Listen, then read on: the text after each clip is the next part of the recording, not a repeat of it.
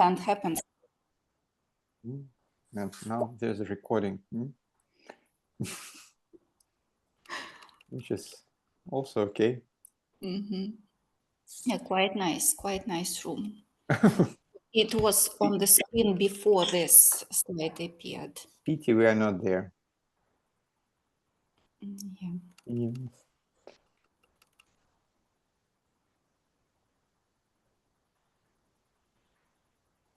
I was in Uzbekistan last week. Very close to us.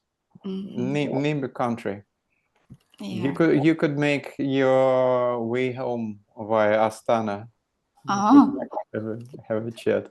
Next time, 3 days conference on migration. Yeah, a little bit too short. In Tashkent?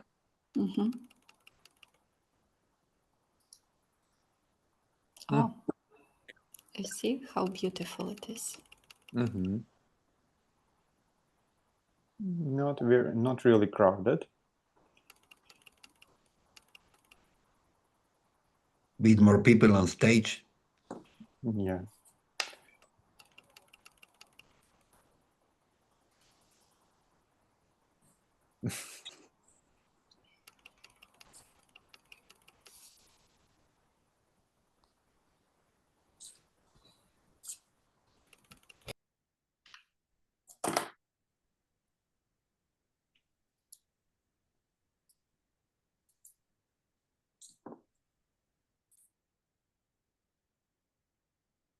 Open.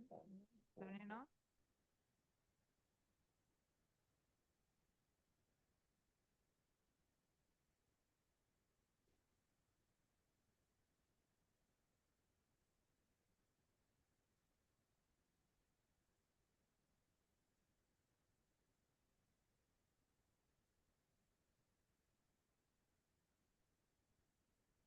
Hi to everyone who is online.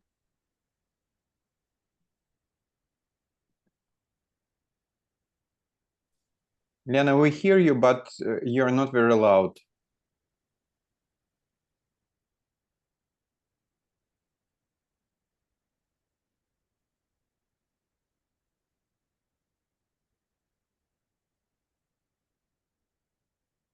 Okay.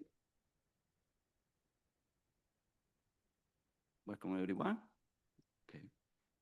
Today's conference marked the conclusion of a project funded by Department of Law Institution of Mercatorum University, entitled Exploring Regional Approaches to Decent Wages toward established living wage standards in Central and South Asia, in partnership with the University of St. Petersburg.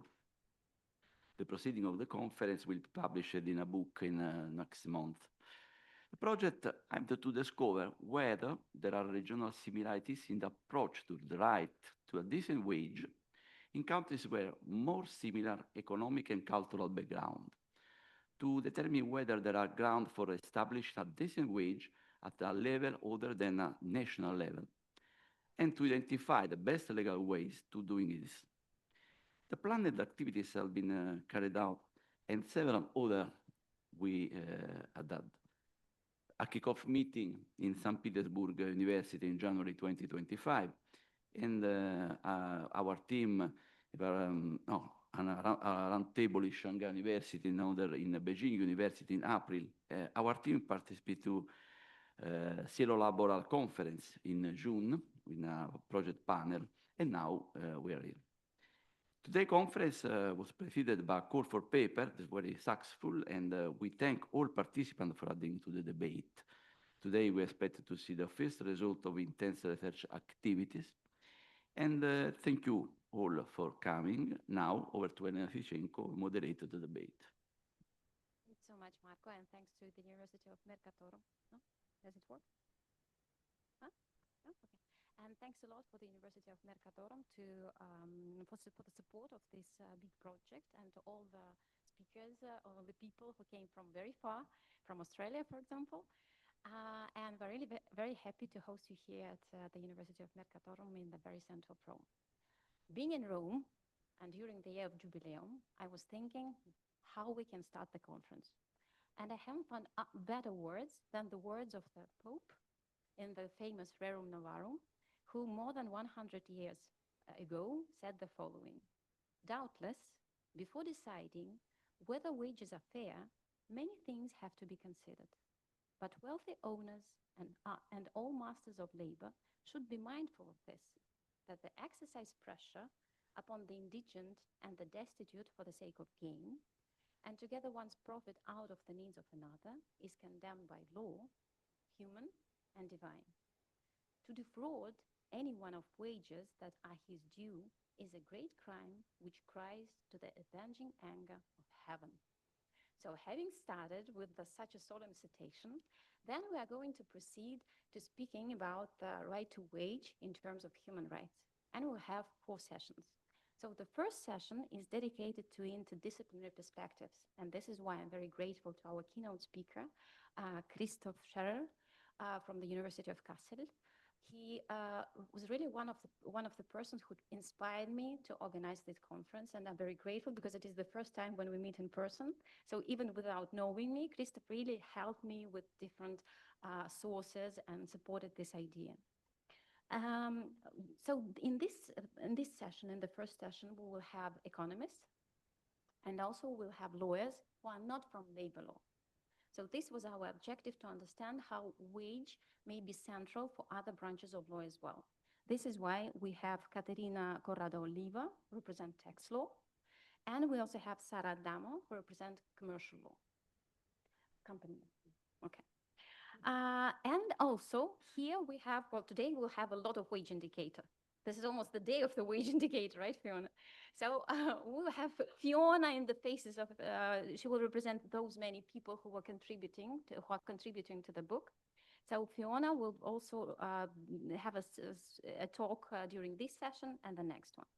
And as I don't want to annoy you with my face, I've asked people who could not refuse to be the moderator for the sessions. So it will be me, then it will be Manuela Menigatti, and Fiona will be another moderator. So thank you all for coming, and we can start with the online speeches. And I'm very glad to say welcome to Alessia Viridiuk, my colleague from St. Petersburg State University, and my colleague from Kazakhstan, Marik Nazarbayev University. You see, Nikita, after so many years, I finally can pronounce the name of your university. Not exactly Nikita, correctly. you are very welcome. And Maksud Nazarbayev University. It was in person, and we will have a pleasure to host you in Rome. So the floor is yours. You have 10 minutes, you know.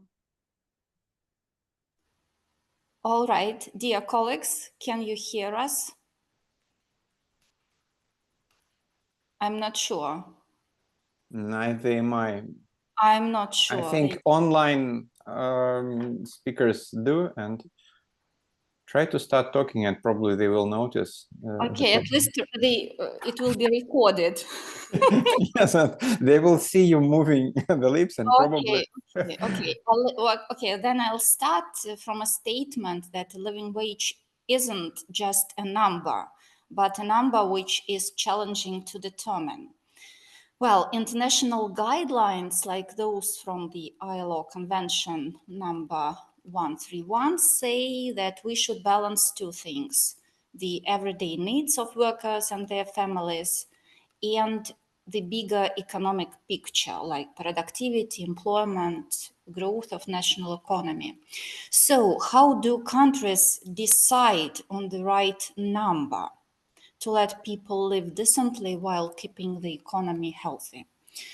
We analyzed laws and methodologies applied in different countries, and this analysis showed that in practice, countries often adjust the minimum wage based on inflation in particular, but on different types of inflation: consumer price or total price.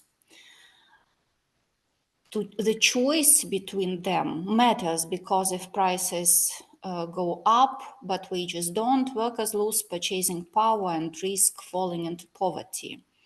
Many countries such as France, Belgium, and Poland use the consumer price index to make sure wages keep up with the costs of essential goods and services. Others, like Turkey or the US, at the federal level, they don't have automatic link to inflation, relying instead on occasional political decisions.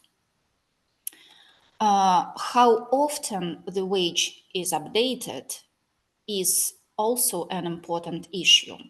Annual or semi-annual adjustments, especially in times of high inflation, help workers keep up with living costs. Well, Germany, France, Poland, fairly regular systems have, while in the United States, the federal minimum wage has not changed since many years ago. Another key factor is how the minimum wage compares to other wages in the economy. Some countries base it on the average wage, others on the median wage, the wage which is right in the middle of the pay scale. Average wage measures can be swayed by very high salaries, while median wage gives a clearer picture of what is typical, though it may underestimate needs in the very unequal economies. So here the big takeaway, kind of our recommendation, is that fair minimum wage policies should be aimed to combine clear rules spelled in legislation, regular adjustments, and methods that sensitively reflect both price changes and common pay levels. So in short, living wage isn't just a number, it's a commitment to keeping work dignified and economy balanced. And now I give the floor to my colleague Nikita Lyutov from the perspective of law. Thank you, Alicia. Yes, my part of our chapter is normative approach towards the minimum wages. Well, we started with living wage indicators, but as long as the living wage in legal terms is regulated by the minimum level of wages, we couldn't do anything but shift to the regulation of minimum wages. So this part of chapter deals with the evolution of the first international requirements towards the minimum wages, starting from Versailles Peace Treaty, going to International Covenant on Economic, Social, Cultural Rights, and Universal Declaration of Human Rights, starting from the requirement of establishment of the adequate minimum wage in the earlier acts, and transferring to specific obligation of the states. The major legal obligation in this area is Article 7 of the United Nations International Covenant, the requirement of establishing it on the decent level, which would allow workers and their families to have this decent level of life. And we both, with Alicia, were following the Article 3 of ILO Convention 131, which is dealing with the criteria. And these criteria, they look as rather abstract requirements from the first glance, but in fact, first of all, they offer a very big variety of factors which are supposed to be taken by the states in establishing the minimum wages. And this variety is, as we understand, is almost never used by the states in their complete form.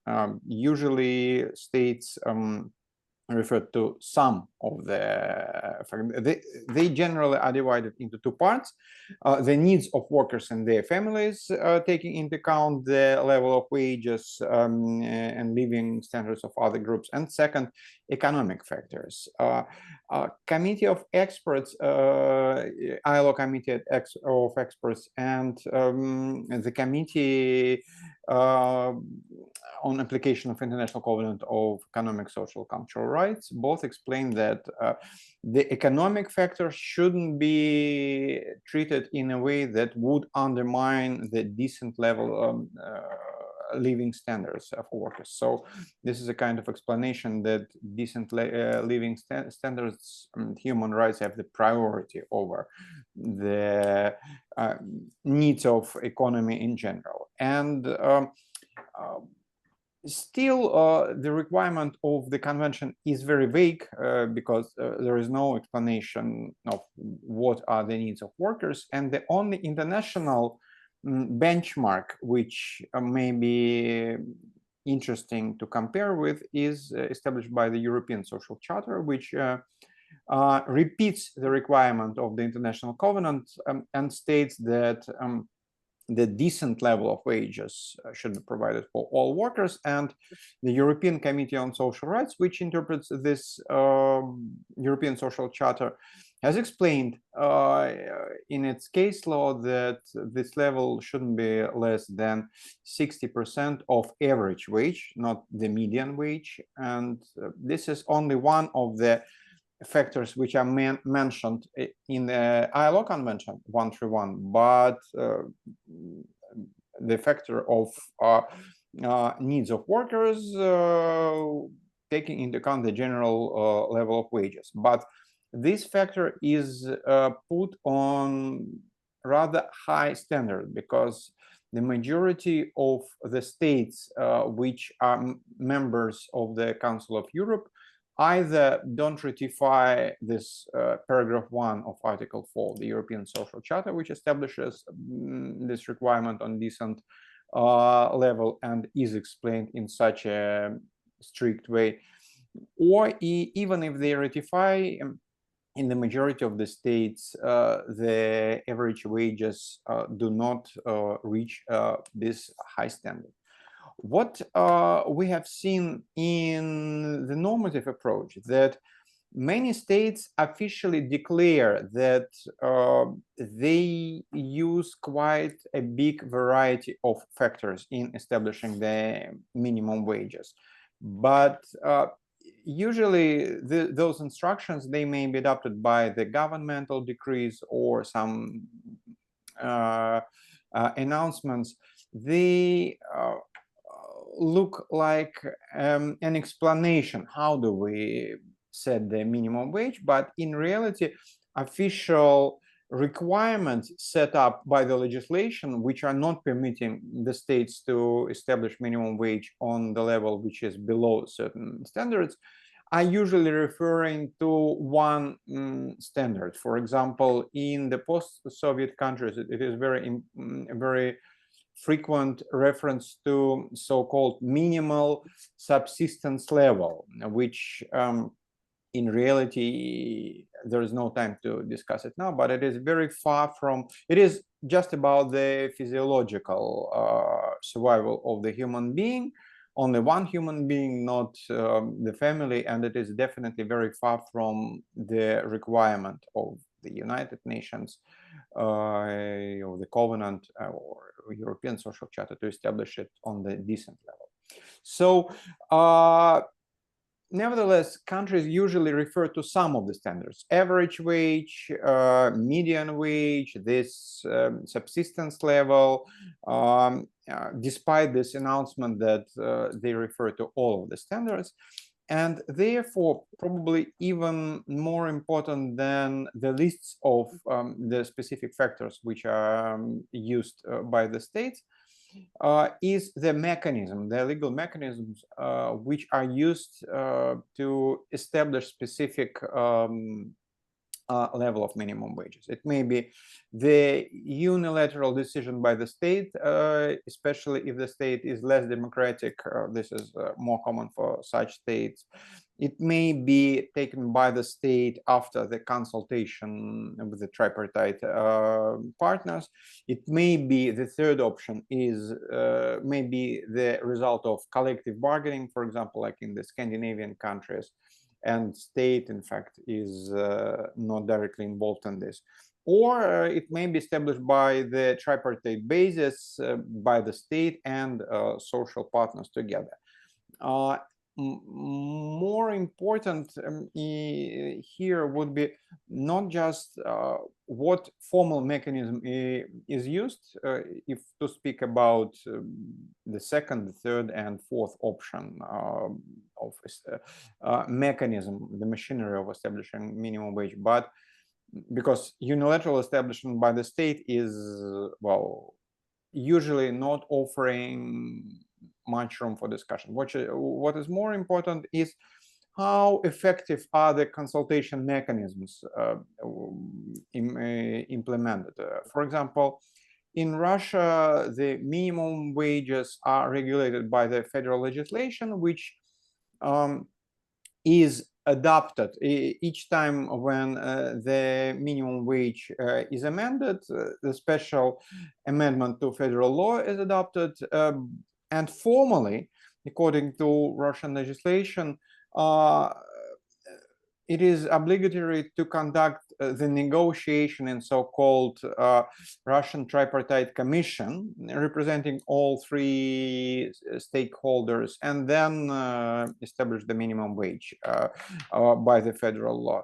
But in fact, both employers associations and trade unions are very dependent on the state. They cannot show real bargaining power, and therefore formally this procedure is different from the unilateral establishment by the state, but in reality the state establishes the minimum wage after the consultations, and currently it is on the very low level. So this is very shortly what are we writing about in our chapter. Thank you. Very good. Thank you, Nikita. You've almost kept the time, and I appreciate that particularly. Okay, like this. So, do you hear me now, Nikita? Okay, so thank you very much, Nikita and Alessia, for your contribution. And I decided to start with this contribution because this is great that there was a collaboration between a lawyer and an economist, because very often we just live our parallel lives and we hardly speak to each other. So this is why I decided to start with these links between economics and law. And thank you very much for this contribution. And please, if you have any questions, keep them until the end of the session. We will have quite a lot of time to discuss that. And now it is my pleasure to give the floor to Christoph Scherer from the University of Kassel. Again, thank you very much, Christian, for coming. Christian has more time and has a privilege to use the PPT as he is a keynote speaker. Well, thank you very much for this privilege. Most economists are not in favor of an enforced living wage. So there is a real controversy out there. And, oops, not yet.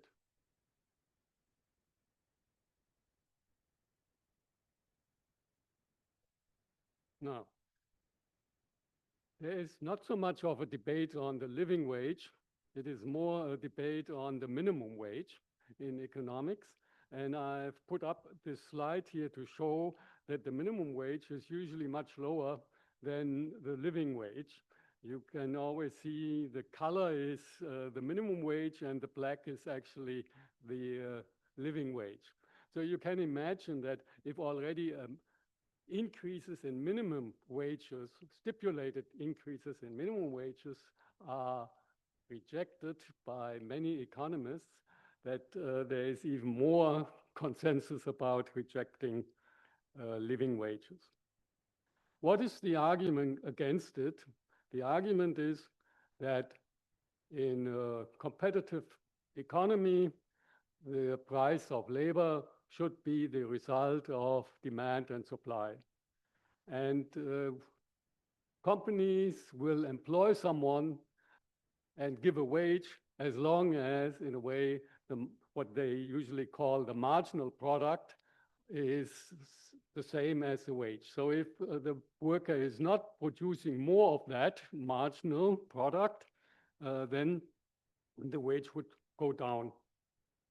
So if one enforces now a minimum wage that is higher than the supply-demand equilibrium, then there will be unemployment. That's the typical argument.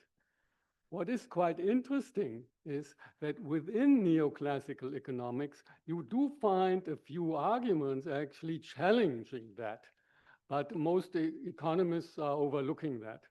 So in quite a number of labor markets, you have a demand monopoly, especially in places where you have a surplus of labor there. And then you have a market failure, which is also part of neoclassical economics then. And it means if there is this demand monopoly, it can happen that the wage is below, much below the marginal product that is produced by the workers.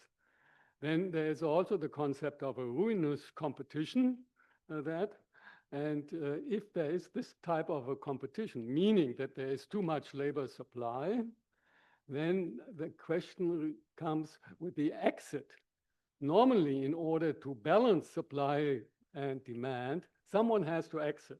You know, if you have too much steel, a steel mill has to close, and then you have again an equilibrium. But for human beings, it's not so easy to exit. That's a problem. And what we do find is that, and we have seen that in specific crises, that if that happens, that their wages go down, then they will usually increase their labor offerings and might even send their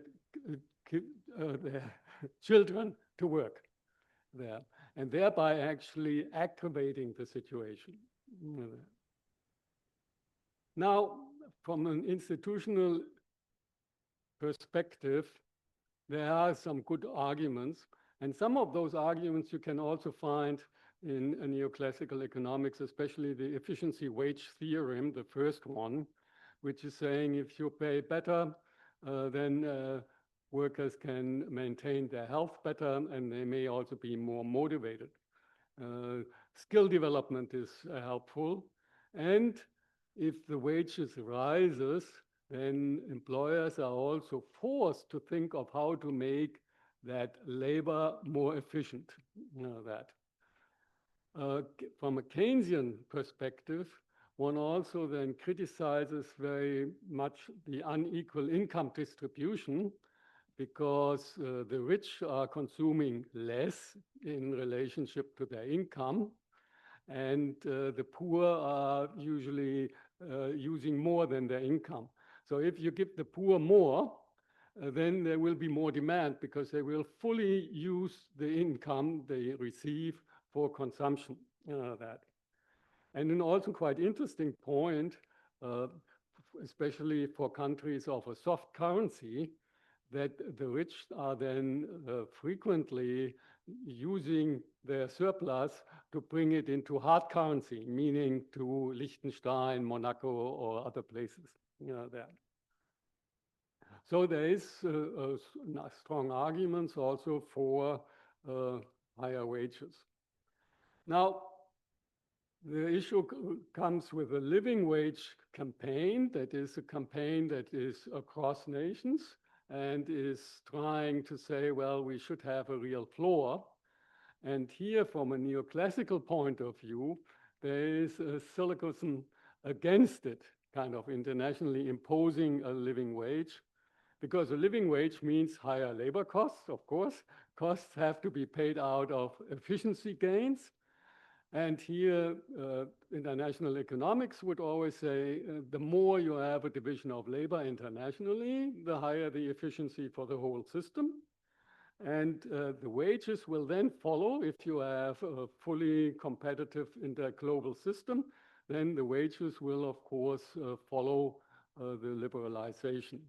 So, but if you start imposing a higher wage before that, before the efficiency has been reached, then you undermine development. So that's the main argument against it. Now, the further theory, and by some famous economists, Stolper Samuelson, who tried to bridge neoclassical and Keynesian economics. They were pointing out at the time that if more countries with a huge labor market, rather low-skilled labor market, are accessing the global market, then in the countries where there is already industrialization and higher incomes, they will then import goods with a high content of low-skilled labor. So there will be then more demand for low-skilled labor in the developing countries. And this more demand will then also lead to higher wages. That's the argument there. However, what has been overlooked is that nowadays in the global supply chains, the nodal companies, they have a lot of buying power, and they are determining, in a way, the prices for the goods they are buying.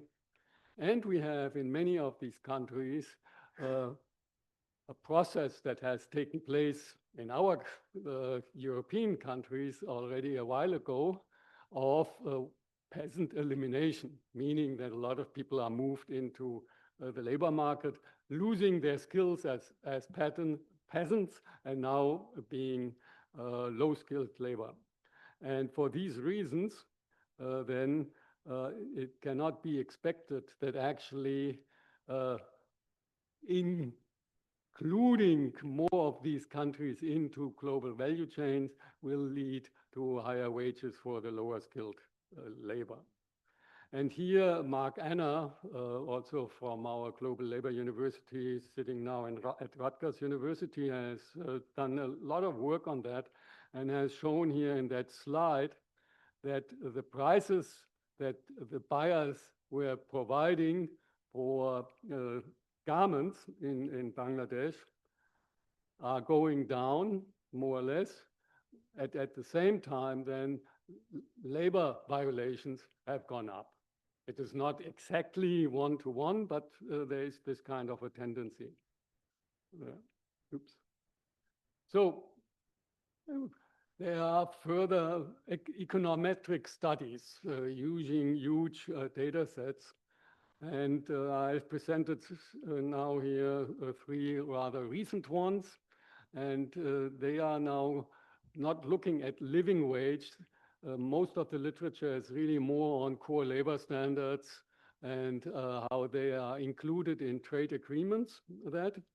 And here the first one is with a free trade agreement comparison, FTAs for free trade agreement, with and without a labor clause. And they found that a labor clause increases exports from developing countries with weak standards, which makes a lot of sense because the free trade agreement allows access for these countries into the rich markets there.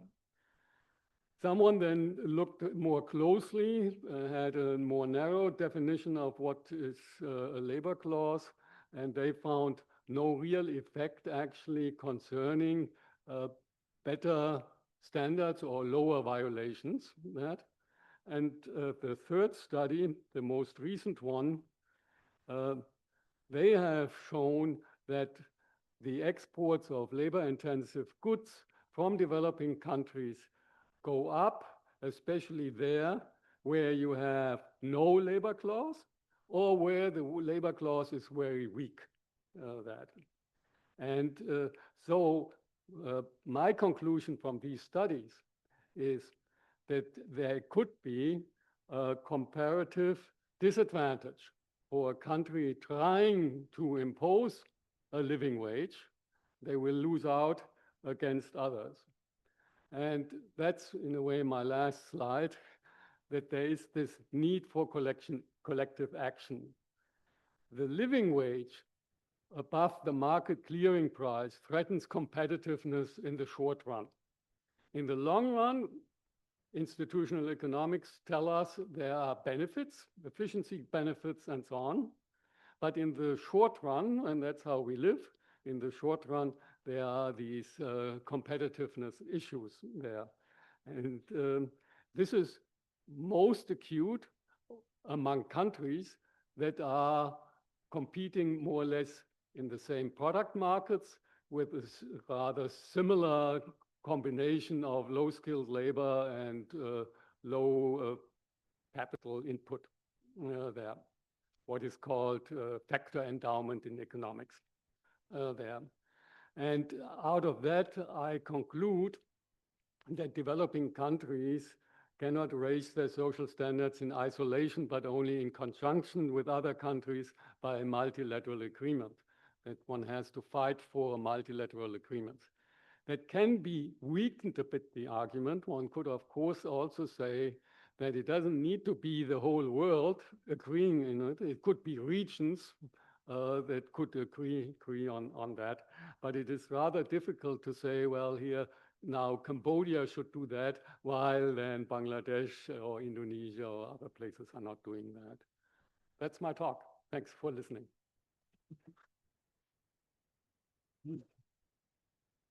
Thank you so much, Christoph. It's amazing because we are going to speak further about living wage as a human right. And therefore, it's not about the agreement, but about the regulation, which is already there.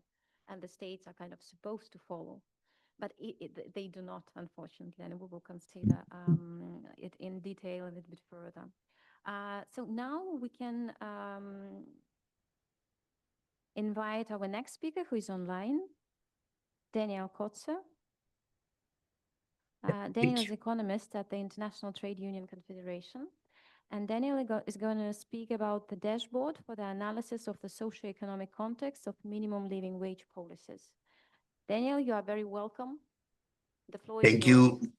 Thank you very much, Elena. I hope that the sound is okay. Yeah, it's okay. Okay, so I'm only I'm only mad because I wasn't able to use the PowerPoint, but okay, no problem. I had the luck that life provided me to be member of the negotiating team. I was one of the secretaries of the workers group in the negotiation of the living wages. And I can tell you that the discussions went very much into some of the things that the other speakers already referred to. So I would like to say something around the analysis of contextual variables.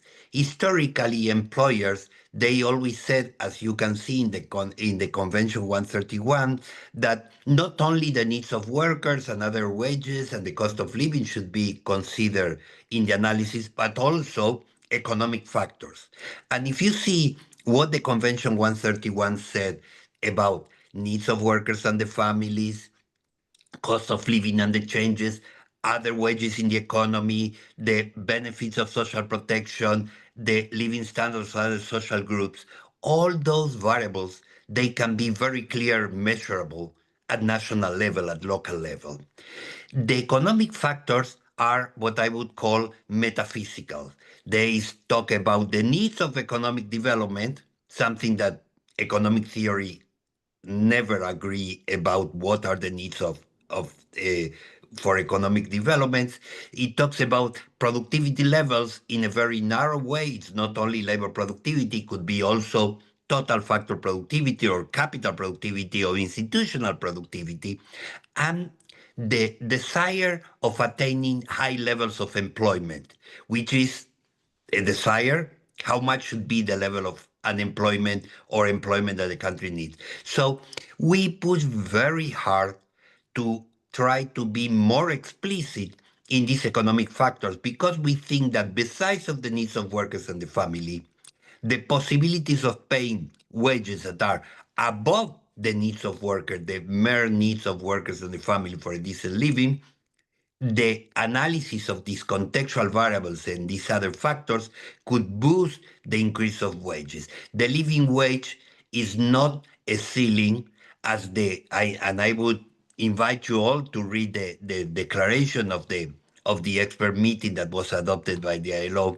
The living wage is the necessary, so it means a floor rather than a ceiling. And as was referred and shows some of the numbers, minimum wages sometimes are or mostly are very under the living wages. So the convention, the declaration of the meeting of experts said very clearly that there should be incremental progression from minimum to living wages in the cases that they are down. Why we think it's so important, the analysis of the contextual variables? Mainly because the labor market is the transmission mechanism through which the economy as a structure, the economy as a whole, links to the well-being of the households, by which means by employment and the wage paid, because the employment and the wage paid, they define the satisfaction of material needs of the household, let's say the levels of poverty and income distribution, and these decisions or these values, they can have long-lasting decisions in the households. The household, based on the satisfaction of the living needs that they have, they decide who goes to study to improve the human capital of the family group, who has to go to work, sometimes beyond the legality or beyond the formality. And those decisions, they can have intergenerational impacts on the reproduction of poverty in the future. Minimum wages and living wages, sometimes they sound similar, but they are different. There are two different definitions with one clear purpose. The purpose is that they should guarantee a decent standard of living for the worker and the family. And we could say that while the living wage is a socio-economic and sometimes anthropological concept, the minimum wage is the legal expression of that definition, sociological, anthropological, or economic. Because in some countries you include certain things in the living wage, in some other countries you include other things. I always give the example that in Latin America you should include in a decent living an amount, a tiny amount for leisure and entertainment, a football match, going to the movies once per month, while in Southeast Asia you have to include ceremonial, the contributions that the people and the families they do for the temples and for their religious practices, and they cannot be defined, and we can talk about this later when we talk about general benchmark, 60%, the Kites index, the median, they cannot be defined in isolation of the other factors of what's happening in the countries. That's why we are very strong in favor of the local determination and local negotiation of the living wage and its legal expression, which is the minimum wage. Why we need contextual analysis? And I think I anticipated a bit. Because we need to provide workers the elements to push into the negotiation to accelerate faster the convergence from minimum to living wages, to expand the conceptualization of living wages. And in that respect, we think that there are some methodological challenges. You know, economics is not an exact science. The independent or despite what the economists tend to say, we tend to think that we are like physics, but actually not. The operationalization of living wages requires a very clear empirical analytics, but there are various methodological challenges. Economics use a lot of partial equilibrium models, but they ignore economic-wide effects, so that's a limitation. And that's what the neoclassical economics does, a partial equilibrium model without taking into consideration risk, something that was particularly changed by the Keynesian revolution almost 100 years ago, and we are still thinking that perhaps you can do a partial equilibrium to define wages because the price of labor, the wages, will define the levels of unemployment or employment. You can use general equilibrium models, but they tend to be quite restrictive, quite summarizing, and very dependent on arbitrary coefficients that they are managed and used, sometimes guesstimates. We could use econometric models, but econometric models, they suffer a lot by structural breaks. And we can see in the last 20 years, we have major structural breaks. The COVID pandemic, we have the global financial crisis, we have localized crisis in many other countries, Greece, Portugal, the UK. So we cannot use econometrics as a way of a unique source of analysis. We could use microsimulations. Microsimulations are great to see the impact of a change in wages or a change in incomes at household levels, but they cannot take into account other factors. The microsimulations, they are somehow a counterfactual analysis that you can do. So in this respect, we have to use something that Kruger using his analysis on minimum wages in the United States, and he got the Nobel Prize a couple of years ago, which are more experimental or different into different type of model.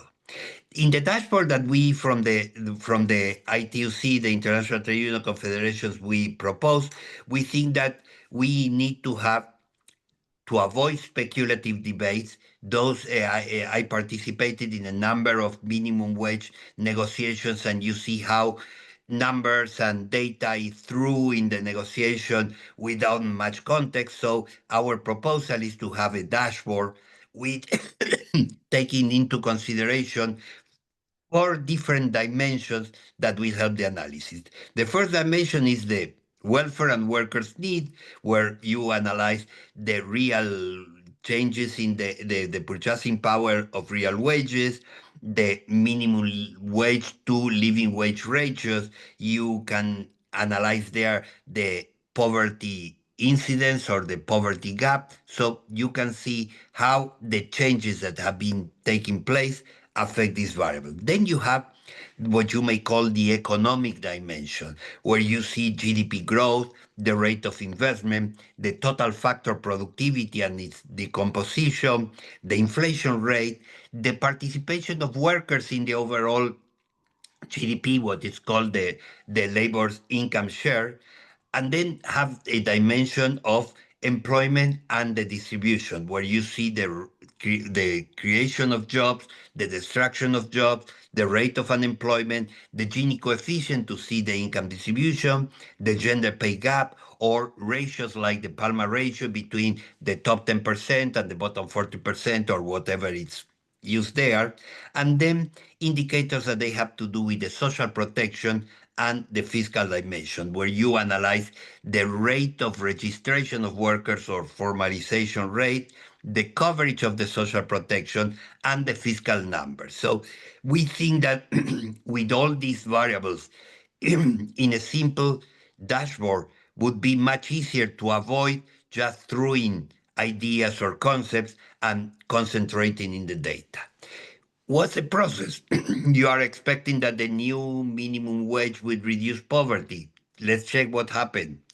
You are expecting that inflation won't skyrocket. Let's check it. You expect that GDP will grow. Let's check it. So you use a methodology that we call it falsification process, which is basically the difference into difference. You see what was the expected results and check if those results were achieved. Colleague, while it's true that, and this is a warning about international benchmarks, while it's true that most of employer workers negotiations involve wages, these discussions also bring to the table other topics such as working time, labor condition, occupational health and safety, etc. Setting a number from an ivory tower, even if it's with the best intentions, will tend to preclude collective bargaining, tripartite social dialogue, and negotiations. Operationalization the living wages is not simply about setting a number. It's about embedding living wages into a dynamic process of minimum wage setting, contextual monitoring, and evidence-based negotiations. ILO Convention 131 provides exactly the normative compass in the Article 3, as was mentioned by the colleagues before. Contextual analysis provides the map, and the dashboard provides the navigation tool to adjust the direction and the course when economic winds change. For workers' organization, embracing these tools strengthens the voice at the table, allows us to translate the living realities of the workers into technical arguments, allows the governments to make employers and their own management accountable to ensure that minimum wages truly become living wages beyond the mere biological subsistence of the individual and the family. Thank you very much. I would like to end saying that the issue of wages is not a minor issue. It's at the core of the social contract that societies have to make in order to have a democratic livelihood. Thank you.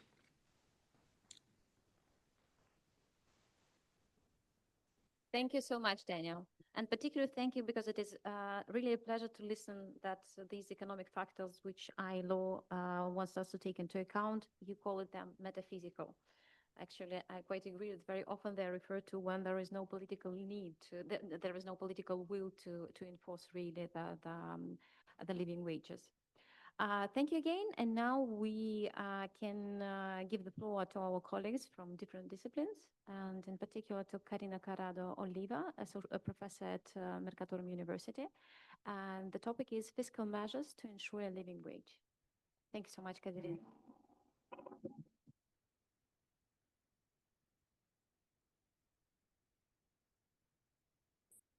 Okay, do you hear me? Okay, thank you very much.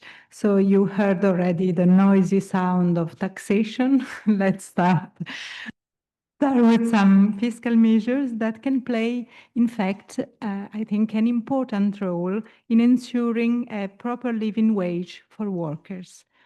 The tax legislator can act following two directives. By increasing the no-tax area or by implementing an automatic mechanism to avoid or reduce fiscal drag. The no-tax area, what is this? The no-tax area is the income part which cannot be taxed as it is considered necessary for the survival of the individual and his family. So therefore, by raising the no-tax area, we can assure that lower labor income is taxed only on the part that exceeds the no-tax threshold. In Italy, for 2025, the no-tax area has been increased at 8,500 euros. That means that up to that amount, no taxes are due. How it is practically realized in Italy? It is realized in Italy by tax deduction, but it can be arranged in other ways in other countries. In Italy, only workers are entitled to deduct a certain amount from their gross income tax. In Italy, they can deduct 1,955, which correspond on the taxes you will pay on an amount of imposable amount of 8,500. So that is the no tax area. Raising the no tax area, we could ensure that for the same nominal employment income, the possibility of receiving it tax-free or with lower taxation guarantees to the worker to maintain a higher net income. So we will ensure a minimum wage and also a living wage, and we will respond to the constitutional principle of ability to pay. We have this principle in our constitutional law, is Article 53 of Italian constitutional chart, but many countries knows that principle, and it is important to say that this principle is aiming to tax according to the ability to contribute to public expenses, not the mere ability to pay. That means that a person can have an economic capacity, but just sufficient for him and his family. So, therefore, he might not have the possibility to contribute to public expenses. It's just necessary for him. So he should not pay taxes according to this principle.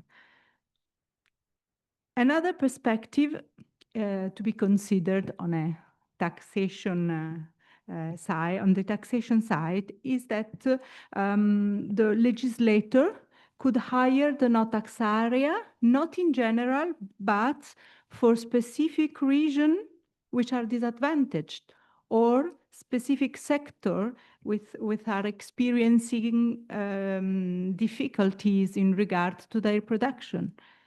So to improve their situation, to ensure a dignified living wage to workers of these regions, of these sectors, we can increase the no tax area for those regions or sectors. This in EU could potentially mean a challenge because it could be a breach of the state aid prohibition, which is ensured by the Article 107 of the Treaty on the Functioning of the EU, because it might distort the competition. Obviously, companies as employers located in those areas, operating in those sectors, they would enjoy a competitive advantage over similar companies, since they, thanks to the favorable tax treatment, they would find easier to recruit labor. But I think that the issue may be overcome by highlighting the difficulties faced by this area or this production sector. And so we can underline that this provision could serve to restore equilibrium, not to distort competition, but to restore it. And so we can enable companies in less advantaged areas, for example, island regions. There has been a very known case in EU Court of Justice about the Azores Island. They are advantaged region. Okay, it is not state aid, it's a compensation, not a breach of competition.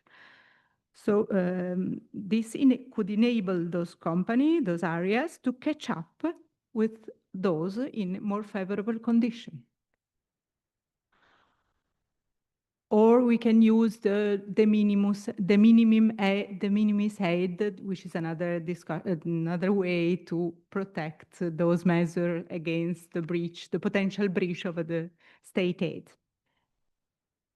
And a second, another aspects where the tax system could help ensuring a living wage is this of eliminating distortion. And in particular, as Professor Kostner said before, we could take action to reduce or eliminate fiscal drag. What is fiscal drag? Fiscal drag occurs when an increase in nominal income, it is not matched by an increase in the purchasing power due to inflation. So particularly in progressive system, in particular where there are brackets, in those countries as Italy, for example, the tax rate increases at the increase of the taxable amount. So, for example, in Italy, and up to 28,000 euros, there is a tax rate of 23%. Until 50,000 euros, there is a tax rate of 35%. Therefore, the new income increased only nominally. If a worker gets a better wage, the new income ends up in a higher bracket, so it is taxed more, despite the purchasing power remained the same. So as you can see, fiscal drag can also operate automatically, even without any increase of wage. The same wage, for example, 23,000 euros, is taxed in the same way, 6,000 euros and around. Even it should be taxed less because of after the inflation, the 23,000 euros have less power of purchasing. And states should decide to regulate, to introduce automatic correction to fiscal drag. For example, changing automatically the tax rates to keep in, to consider this problem. This can help guarantee the living wage by preventing it from being eroded by tax distortion. On the opposite, the states ignore totally the problem on purpose. Why? Because for a politician, in fact, it is a perfect dream, the perfect match. It ensures more money in the public account without people even perceiving it. Because people say, the tax rate has not, didn't went up. It's always the same. So they have calculated that in 2022, 2023, 2024, the inflation in Italy was 17%, so quite high. And only in 2022, because of fiscal drag, without people perceiving it, the Italy got 14 million of euros more on workers' wage. And they are not perceiving it. They don't realize it. They doesn't realize it. So a politician, what will do a politician? He will lower time by time the tax rate and say, oh, how good I am. I have lowered the tax rate. But it is more correct to introduce mechanism to ensure the living wage. So as a conclusion, I would like to underline that an effective coordination of living wage measures with tax provision is key to ensure that increases in the headline value translate into higher take-home pay, of course. And as Elena started with the words of the Pope here in Rome, in the year of Jubilee, I'd like to follow this path and remind all of you that Pope Francesco used to say that not to pay taxes is a sin. But we can also add that tax reduction to ensure a dignified living wage is a good action. So let's work on this direction. Thank you very much. Thank you so much, Caterina. So I have started the trend and you have established the trend. So everyone now is supposed to side the Pope. Thank you so much. It's super interesting and also useful to see how different are the instruments that the state has to ensure a living wage. Thank you so much for this perspective. And now we switch to another perspective coming from the commercial law. And Sara Adamo, you're the researcher? Assistant professor, yes. Assistant professor, almost associate professor, right? At the University of Mercatorum, is having the floor.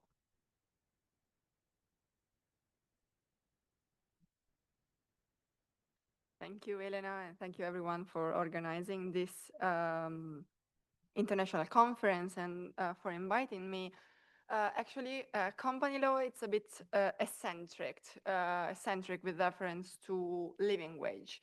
So I ask you to trust the process because I'm going to talk about something a bit different, but I hope to have the chance to deal with the to address the economic sustainability of the living wage, because of course this is an important issue. I'm recalling the keynote speech on this topic. So I believe that the most compelling contribution that company law can make to the debate on fair remuneration is through the study of some instruments that are linked to employee participation in the financial and economic life of a company. So I'm referring to employee financial participation tools. What are those tools? I'm trying to find common definitions because, of course, we don't have an harmonized legislation in the European Union and, of course, in other countries. For example, a first type of employee financial participation instrument is employee share ownership. It means that individual workers acquire shares, so they subscribe shares, and they are paid an additional amount of money through dividends. Another type of employee financial participation tool is profit sharing.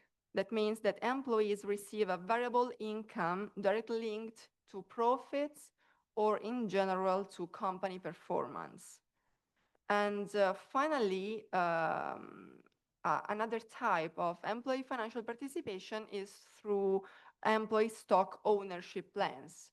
They're more widespread in common law countries because they involved an intermediate entity like a trust, or we can think about foundations and associations in civil law countries. So basically this trust or association will acquire shares and will hold them collectively on behalf of employees. And it's usually financed by the company, contributions or loans. Those instruments are often used in combination, and they are really interesting also for our purpose on the living wage. In fact, the European Union has studied them for many years. Actually, the first report on employee financial participation was done in 1991. Those reports are called PEPPER report. It's an acronym for Promotion of Employee Participation in Profits and Enterprise Results. And those reports are drawn on statistical data made on several large-scale cross-country surveys. And they highlight many benefits of those employee financial participation tools.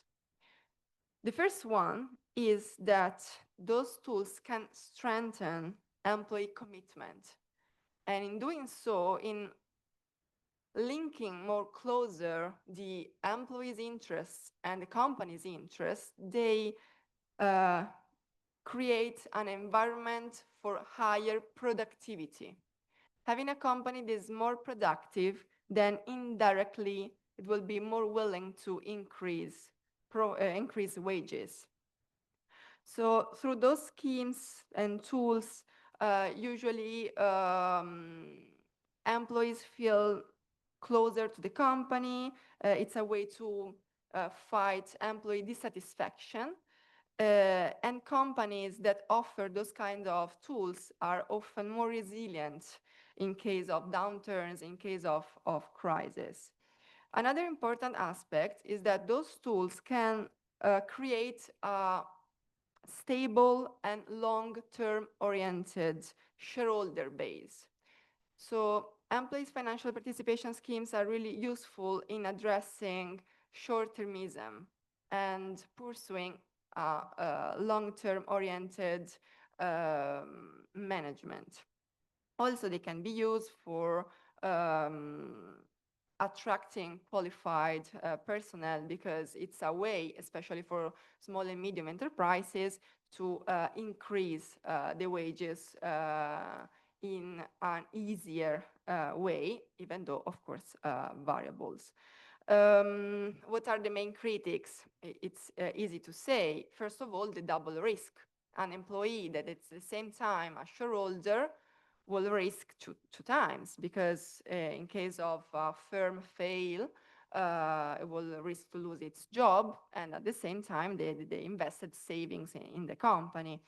Also, usually trade unions are quite worried about employee financial participation schemes, because they believe that this will decentralize and will fragment wage policies, in this way reducing and weakening collective solidarity. And in addition, there are risks that employer will manipulate the profits in order to pay less the employees. The point is that following the empirical data and the research conducted by all the European institutions, the answer is that eventually those instruments are positive. They have positive impact, especially as regards the productivity.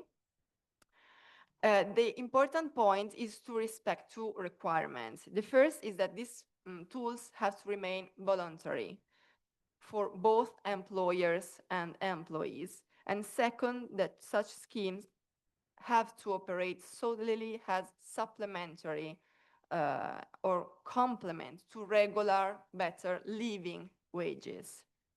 The policy agenda of the European Union was interested in many soft law tools, instruments like recommendations, action plans, that are all soft law measures, but they have created framework in which national member states can operate. And within this framework, some core principles have been repeatedly affirmed. First of all, the principle of voluntariness, the fact that those instruments should be additional to wages, transparent, regular, and also broad-based access, the fact that they should be offered to all employees. Also, the EU legislation on sustainability that will be better dealt with this afternoon has many directives and regulations about, as we all know, disclosure, but also due diligence obligation. And they are linked also to the social pillar and fair remuneration. And actually, if we look at this field, employee financial participation schemes can be really useful, because they help in addressing long-term perspective, long-term sustainability of a company. So, of course, today I don't have enough time to discuss it, but I also believe that sustainability regulations and directives help in affirming how employee financial participation schemes can be useful if used in addition to a living wage.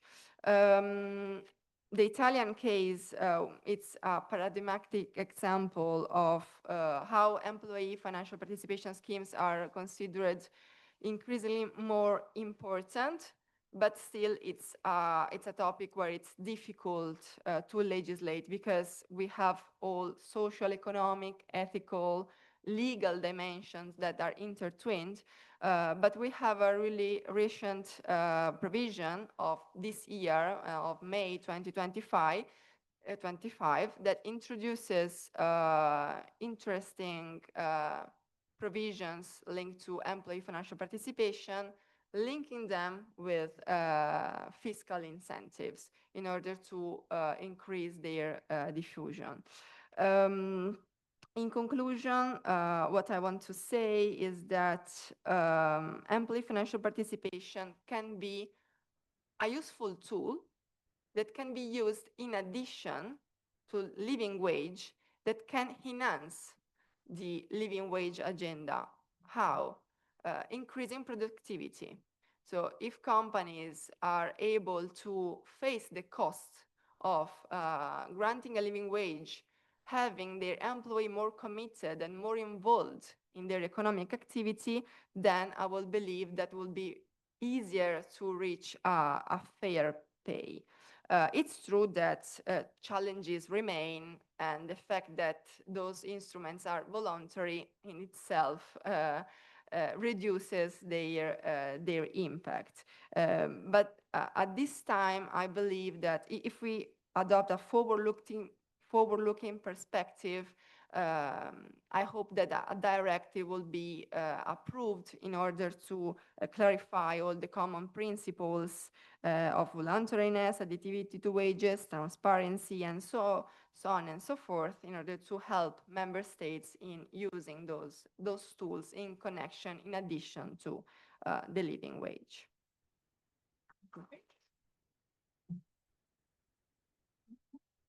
Thank you so much, Sara. It's a very interesting point. And now, last but not least, you see many people in the program. And Fiona is going to present all these people from Wage Indicator. And the topic is Towards a Transparent Living Wage, Methodology and Implementation. Go on, Fiona. Thanks a lot, Elena, and everybody here. And online. Yes. Great. Indeed, I am today representing a lot of different people and a lot of different universities and a lot of experts that have contributed to this chapter, but also the chapter that we will present in the afternoon. And I think the main purpose of both of our interventions today is to broaden our understanding a little bit on what the topic has been about for the past 10 years to a more comprehensive understanding of where we need to go with living wage implementation and for whom the living wage is and the concept is. I have a lot of different analysis to this, but to get started, I want to acknowledge first some of the contributions from this panel before, that my talk also builds on. And a few of the things that have been said is something that we also very much agree with, is that, first of all, the concept of a living wage is not just a number. It's really the concept that we need to embrace and need to work towards and need to build out, I think. So that's our purpose today as well. Secondly, I want to reiterate what Daniel has mentioned about that the living wage concept is not a ceiling, but a floor, and that it needs to be embedded in processes of collective bargaining and not to be set either enforced by somebody, but that it needs to be part of a process of understanding that the minimum wage for many people is definitely not enough to feed their families and have a roof over their heads. And at the same time, that understanding what cost of living is for workers and their families is important in the discussion on what can be increased, what increased wages could do for employee retention, health and happiness, better working conditions, but also better safety at the work floor, because we also know that some workers sometimes have to work 3 different jobs in order to get by. If you look at examples from the US, a developing economy that has a very low minimum wage, especially they have, I think, $7 federal minimum wage, which is ridiculous if you think about the cost of living in the US. So we also want to reiterate that the concept of a living wage is not only to be discussed in production countries or within the value chain, but for all workers in the world. That's just from our perspective of who we are as Wage Indicator. We are a global not-for-profit organization working together with a lot of different universities across the world, researching wages, minimum wages, and since the past 15 years, more or less, also the concept of a living wage in relation to cost of living. We have developed our own global methodology to estimate living wages, and with that we luckily follow the principles as set out by the ILO and negotiated by the ILO last year. And I'll tell a little bit more about that later. But so our chapter that I would like to discuss now is a chapter that would like to argue for the fact that we need to discuss the living wage beyond just the number or the estimate that exists. What we've seen in the past 10 years, where the movement on living wage has been established more and more, is that the talk has very much been about the number and the differences between methodologies getting towards one number. Whereas we would like to broaden and open up the discussion more about what it means to implement a living wage across your own operations, within a supply chain, or within negotiations.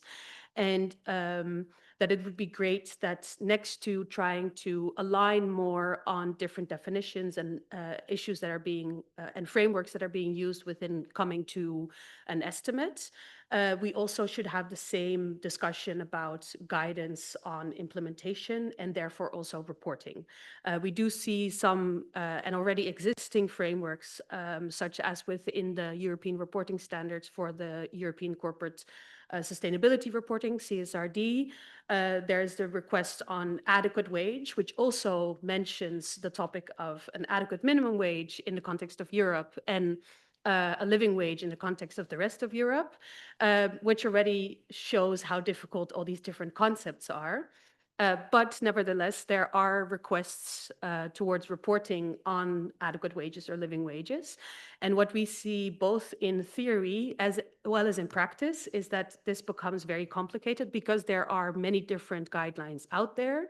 And but we don't talk about them and what that actually means in practice. So our chapter doesn't intend to judge what is the best, but we really would like to make an argument for the fact that we need to talk about what it means to actually implement living wages and make an argument for transparency around this. And as such, that it can also be verified, both by individual workers, by trade unions, or by those that are doing research on this.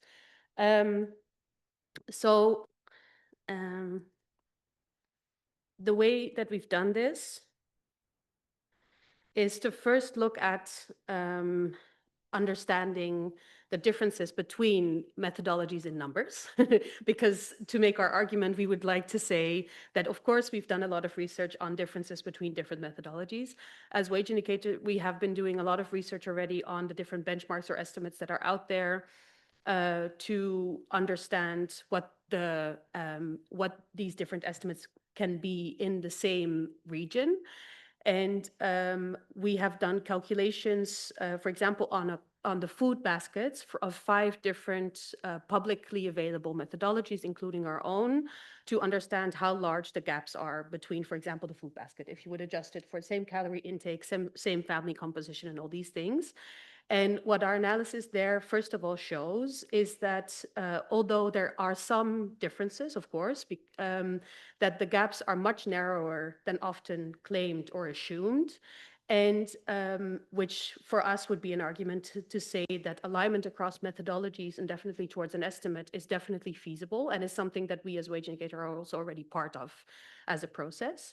But at the same time, we see that the differences, for example, in the food basket often come from methodological choices, such as the definition of a diet or the selection of where you collect your prices, which is something that can be adjusted either statistically or within the way that you collect your prices, and is hence not an irreconcilable difference here.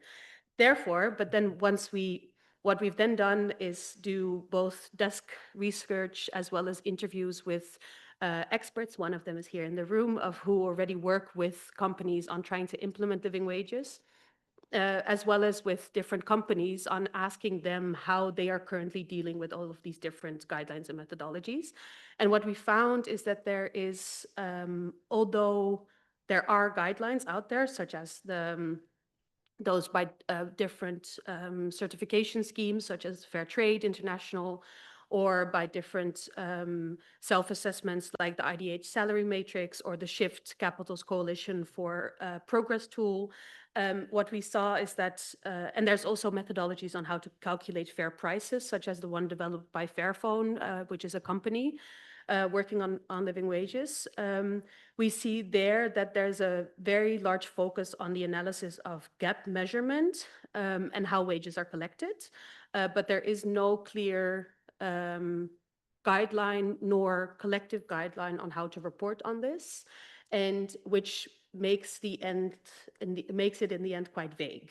And that's nobody's fault, but it is a fact that we see at the moment that is something that we would like to open. So we would like to open up that discussion to see, can we work towards more transparency in that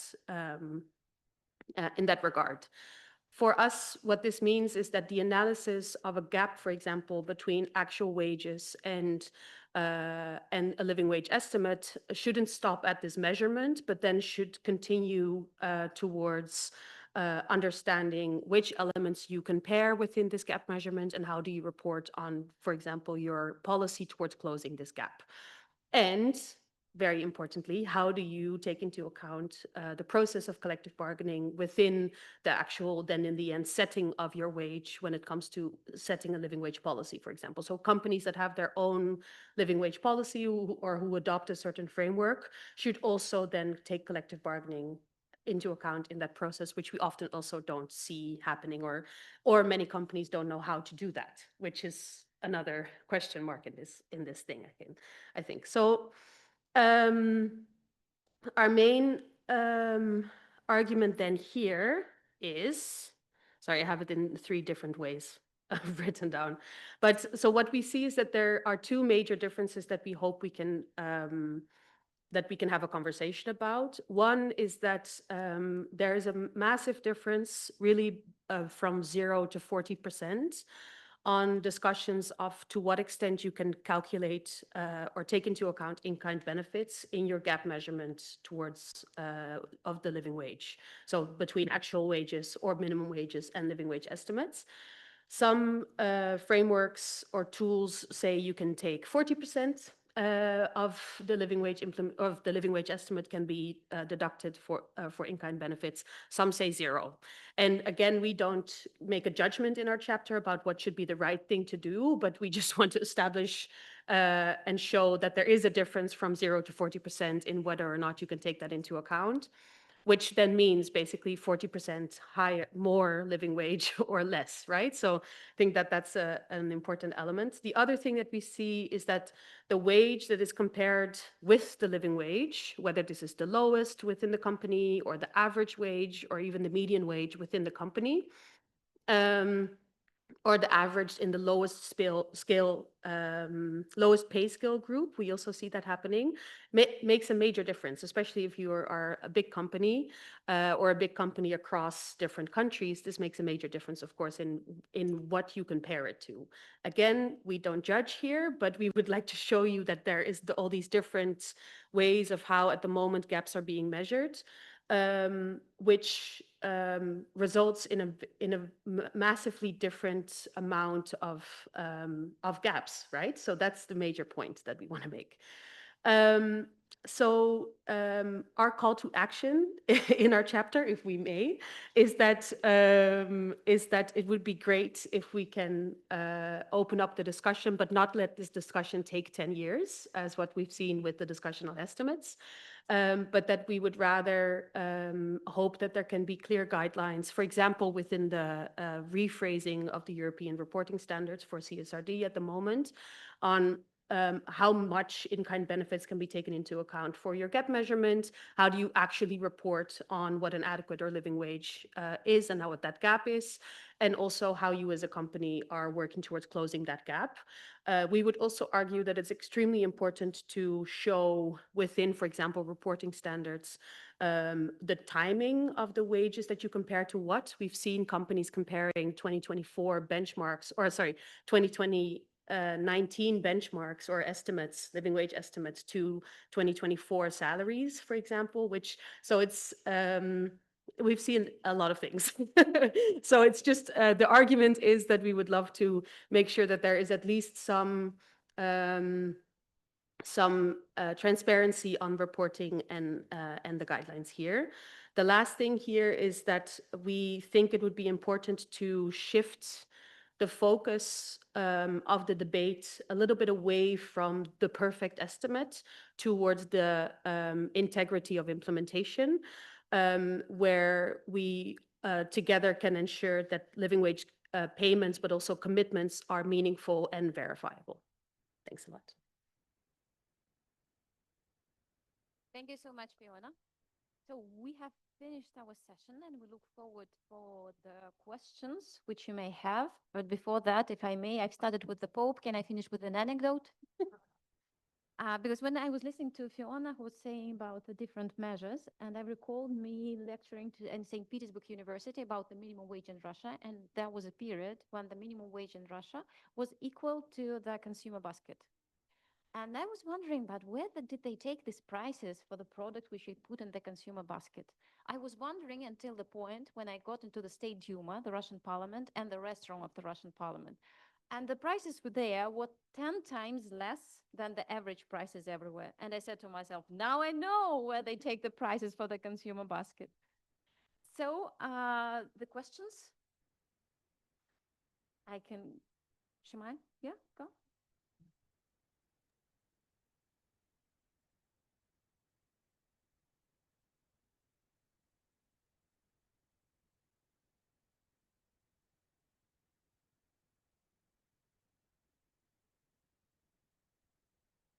Online speakers are also very welcome to make questions. Yes. Can you hear me? Perfect.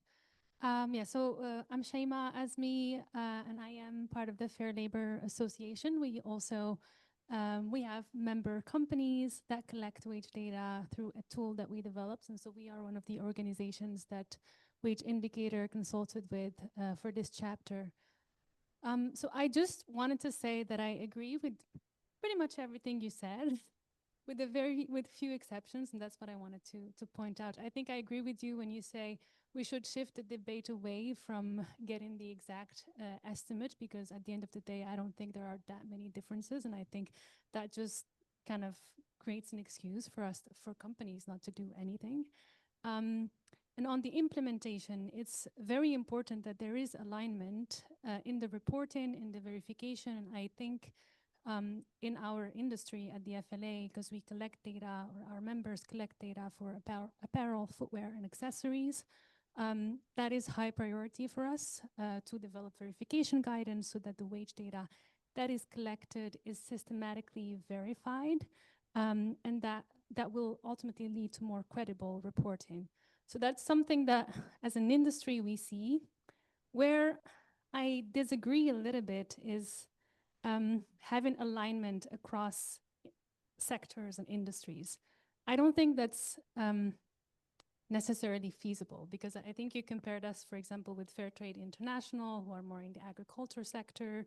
We are really more in the manufacturing sector, and I think that tools should be developed in consultation with the actors that are going to be using them. So I think we need to tailor it to their needs, and we need to tailor it also to the sector's specific conditions. So in manufacturing, we typically have factories, they have a payroll system. You can get that data quite easily. In agriculture, because at the FLA we also have an agriculture program, however, it's focused at the smallholder farm level. At that level, you don't really have any documentation. You don't have payroll systems. Nobody's really watching what the worker is doing in terms of number of hours worked. So it's very difficult to implement the wage data collection in a similar manner. My question, or maybe request for you, as you're finalizing this chapter, is to take into account, yes, I agree with everything you said, but I think we need to be careful in the implementation with approaching it from a sector agnostic perspective.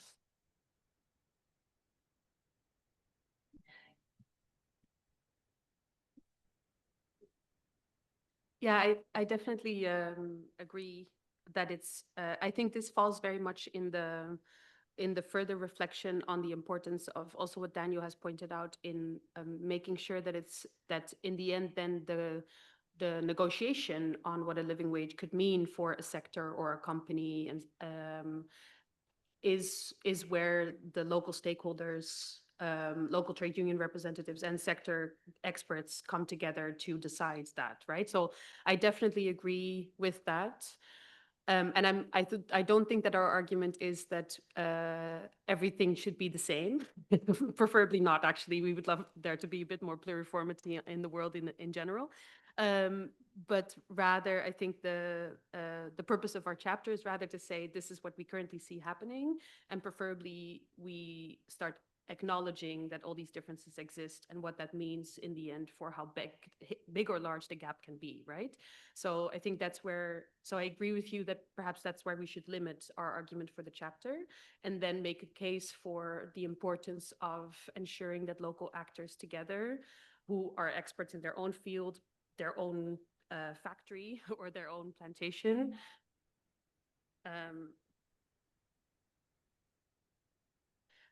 that they can in the end decide together on what their living wage should be, right? So that's deliberately where an organization like ours as Wage Indicator, we would like to retract ourselves completely. So I tend to definitely agree with you on that point, yeah. Questions from those who are present? Yes, please, Sandy.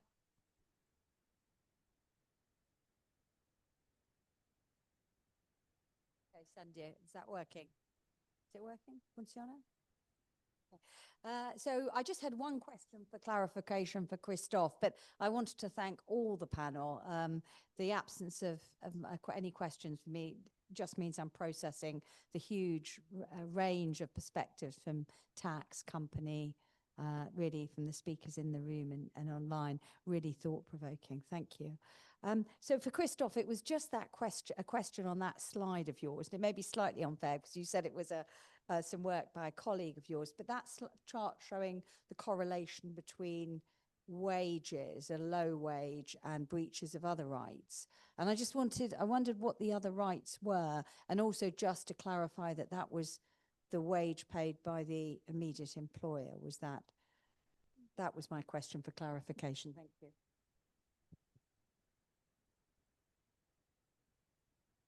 Shall I answer? Yeah. Perhaps I was incorrect in pointing out it is not the wage, it is what the company receives from the buyer for a specific garment. And the violation of rights were core labor rights there. Yeah. But I also have a question to my panelists, and especially to Fiona. When I listened to the person from the ITUC, I got the impression that the living wage should be a floor. But if the living wage should be a floor, then it cannot be just a result of company to labor union negotiations, collective bargaining. It has to be on a broader scale. So it has to be at least for the whole industry in one country, but especially now looking at the garment industry in the South Asian region, where there is a living wage campaign ongoing, there, of course, they try to have it throughout the region.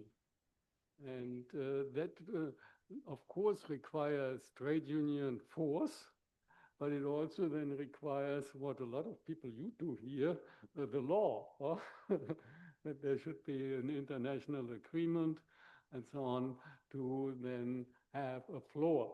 And on top of the floor, then, of course, one should try to increase wages there. So that's my question, the floor question. If I can answer?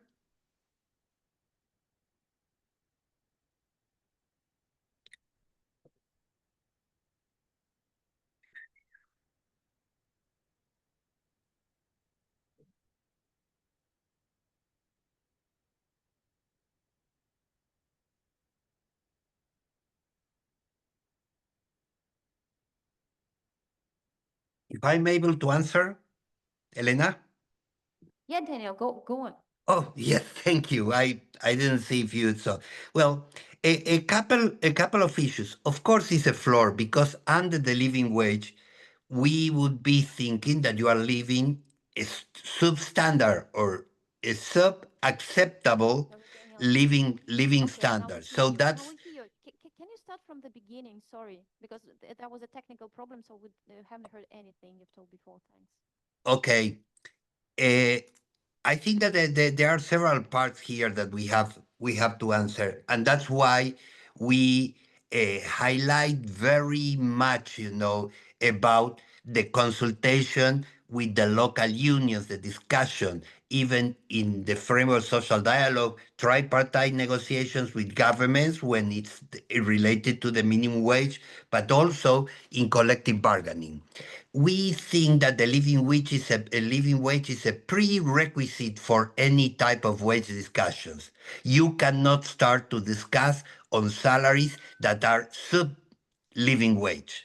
That means that you are precluding, you are limiting the capacity of the workers and the families to have a decent life. Yeah. And here I think that we should go beyond the idea of the concept. I would beg everybody to go back and read the conclusions of the expert meeting. We try to avoid constantly to talk about concept. The definition of the living wage is the wage paid to a worker for normal working hours to have a decent life. It's not a theoretical construction.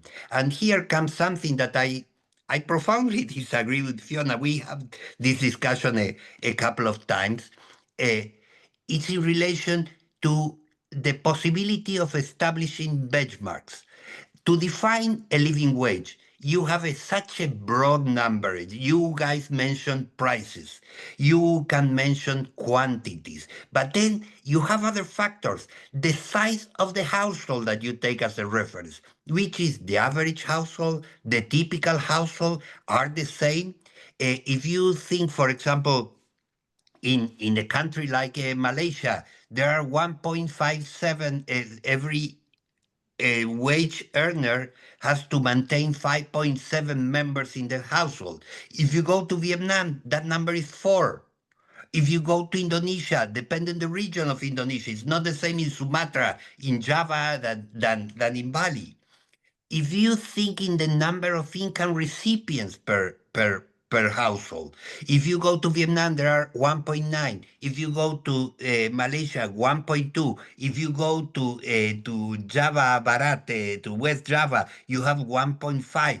So the difference are not only in just the number of calories and a fixed multiplier that you apply to the food basket in order to calculate the rest.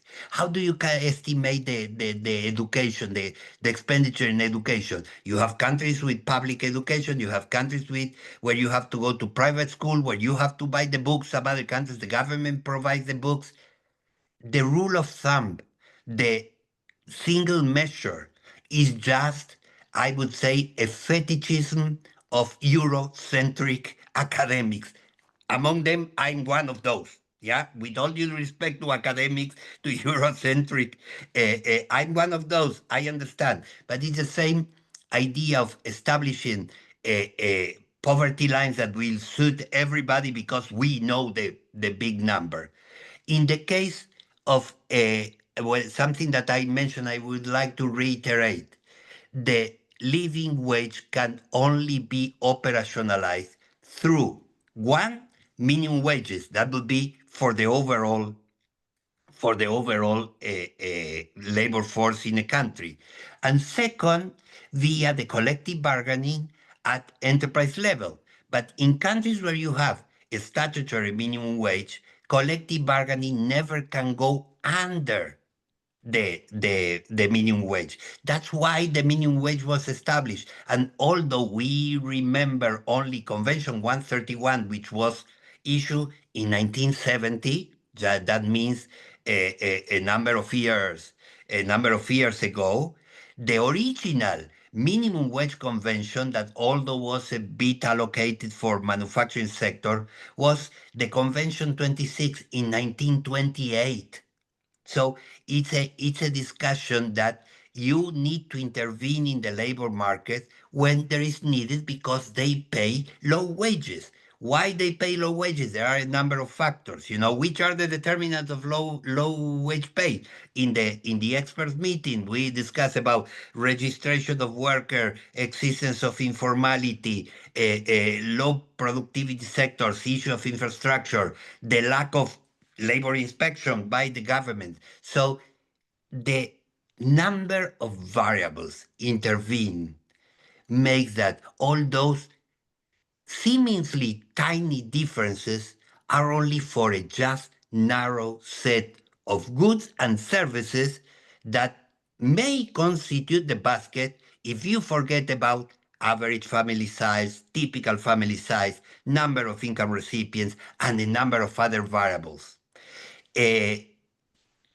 I think that the discussion is very rich, it's very profound, and the only ones that they have the answer to know if that salary is a living wage or not are the workers in their countries or in their regions, in the case that you have differentiated minimum wages. In terms of in-kind pay, you have also a broad variety of activities. If you go to the palm oil plantations in Malaysia, where they bring the workers and put them in hostels or in barracks in order to stay during the period of the harvest, is not the same in-kind pay that a worker in the textile sector in Cambodia, in a very nice enterprise, they give them a daily amount in order to pay the transportation to the factory, or where the factory owner rents a truck in order to bring the workers to work in the factory. So again, 40%, 0% in the early determination should be 0, and then you start to deduct according to what was agreed in the collective bargaining, because those arrangements tend to be not even sector wide, they tend to be factory agreements. So again, the idea of the benchmark, a single methodology, a single measure, is just, I would say, a fetishism that we shouldn't succumb in, because it may leave us very far away from the workers. Thank you. Thank you so much, Daniel. It was very enriching and confusing at the same time. Well, yeah, sure. Just one small reflection on this, and also on what Christoph has said. I absolutely don't disagree with you at all, Daniel. I actually agree with you on this very much. And I think this is also why I think we've even shared with you our data sheets, but our data sheets are thousands and thousands and thousands of data points, especially for the reason that we adjust all of our estimates always to local circumstances, different family types within countries, even within regions, to how people eat within the country. We adjust it for calorie intake on where they work and not, and all of these things. So I don't. So actually, I agree with everything you just said. That being said,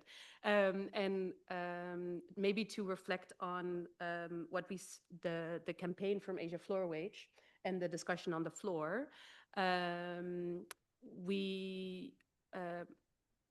We have a lot of discussions also with Asia Floor Wage on their approach, and I think it's more a matter of the approach of what they're trying to do versus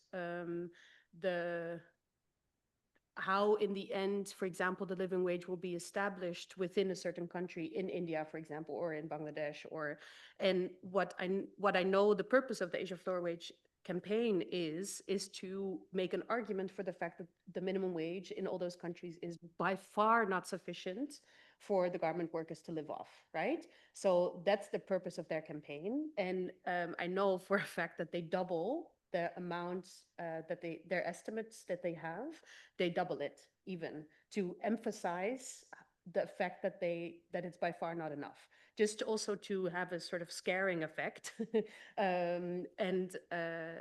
So we've also done some comparisons between our estimates and the Asia Floor Wage estimates, for example. And before they double it, it's very similar to ours.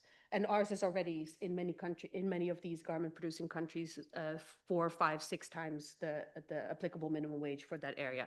And I think what we need to go to for these, even if it's the difference between garment producing countries or palm oil producing countries or other sectors for that matter, is the importance, I think, there is that the discussion on how we're going to go and operationalize the living wage needs to be decided within those countries themselves, right? So I think the purpose of having estimates gives an indication of how large the gap is between existing minimum wages, which is a floor also, and the living wage estimate, which is showing cost of living indication as an indication of cost of living. And then that should be an incentive for how a wage board functions in Karnataka, or how in Bangladesh they discuss the minimum wage once every 5 years, right? To take that in, some of these estimates into account to improve minimum wages. And I maybe as a last point, that the way that we would interpret it as wage indicator is that there should be this discussion of the incremental increase from minimum wages to living wages within the country, within the way that wages are being set within the country or even regional circumstances, right? So it's not up to estimate providers to say this is what your living wage should be. And I therefore also agree with your point on that enforced living wages from a certain area, be it European legislation or wherever, is not going to work because it doesn't fit even in country circumstances. So I think the purpose, for example, of the Asia Floor Wage campaign, and also our discussion now on what the importance is of living wages, should be about how at the moment, in most countries in the world, the minimum wage, which is the floor, is not sufficient for workers to live decently. Thank you, Fiona. For the clarification, I still feel a little bit confused, but I think during lunch I will have a chance to speak to you. And I want to thank all of you, right? You're all waiting for the lunch. Eugen, do you want to have a... Ah, okay. I was thinking that you want to have lunch.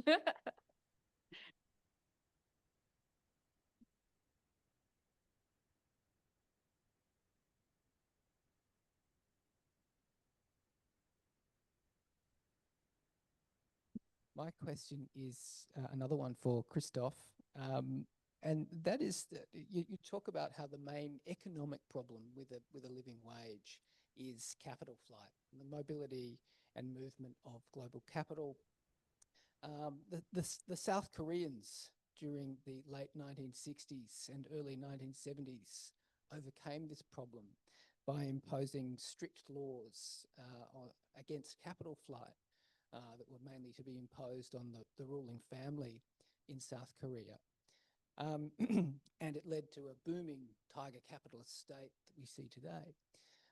My question is, what are your views on the regulation of capital flight more broadly? I know there's a difference between homegrown capital and mobile global capital, but what are your views on the regulation of capital flight?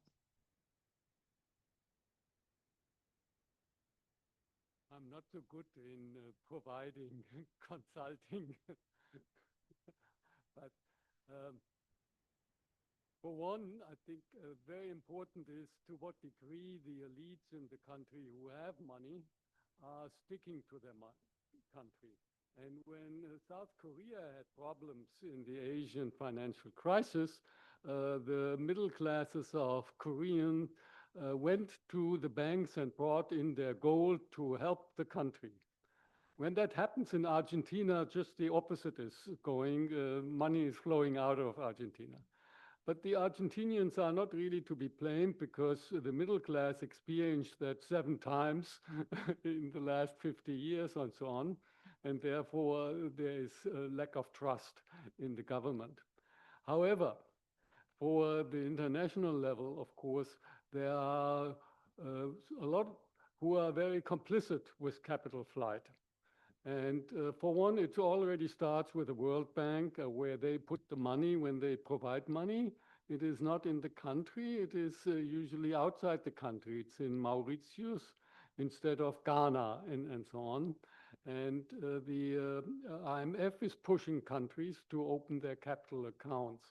So it is pressure on these countries through the international organizations. But of course, behind the international organizations, we have powerful other players, the US, Japan, and the European Union. They're also pushing for liberalizing capital accounts. And I think there are many good ideas of limiting the outflow. Of course, there are differences between a big country like the People's Republic of China and a smaller country that needs to be more open also on the capital side there. But I think there are possibilities to limit it.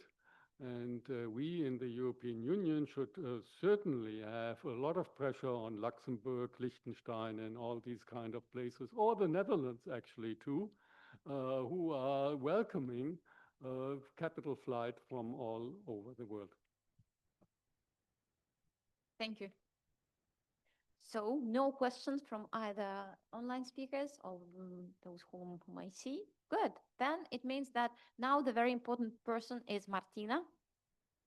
We all are following Martina, and Martina will be bringing us to lunch. Okay? Martina, can you stand up and show us?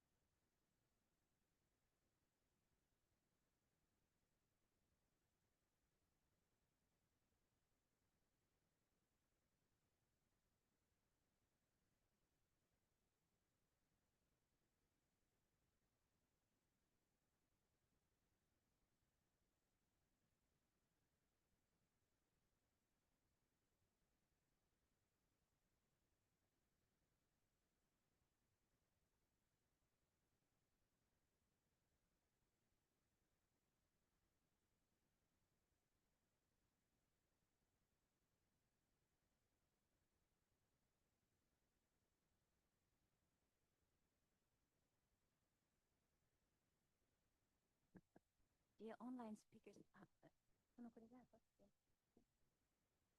Sì.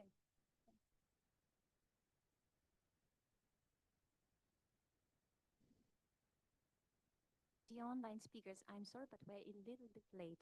Hopefully we will start in around 5 minutes. It's not easy to gather people in Italy after lunch, I'm sorry.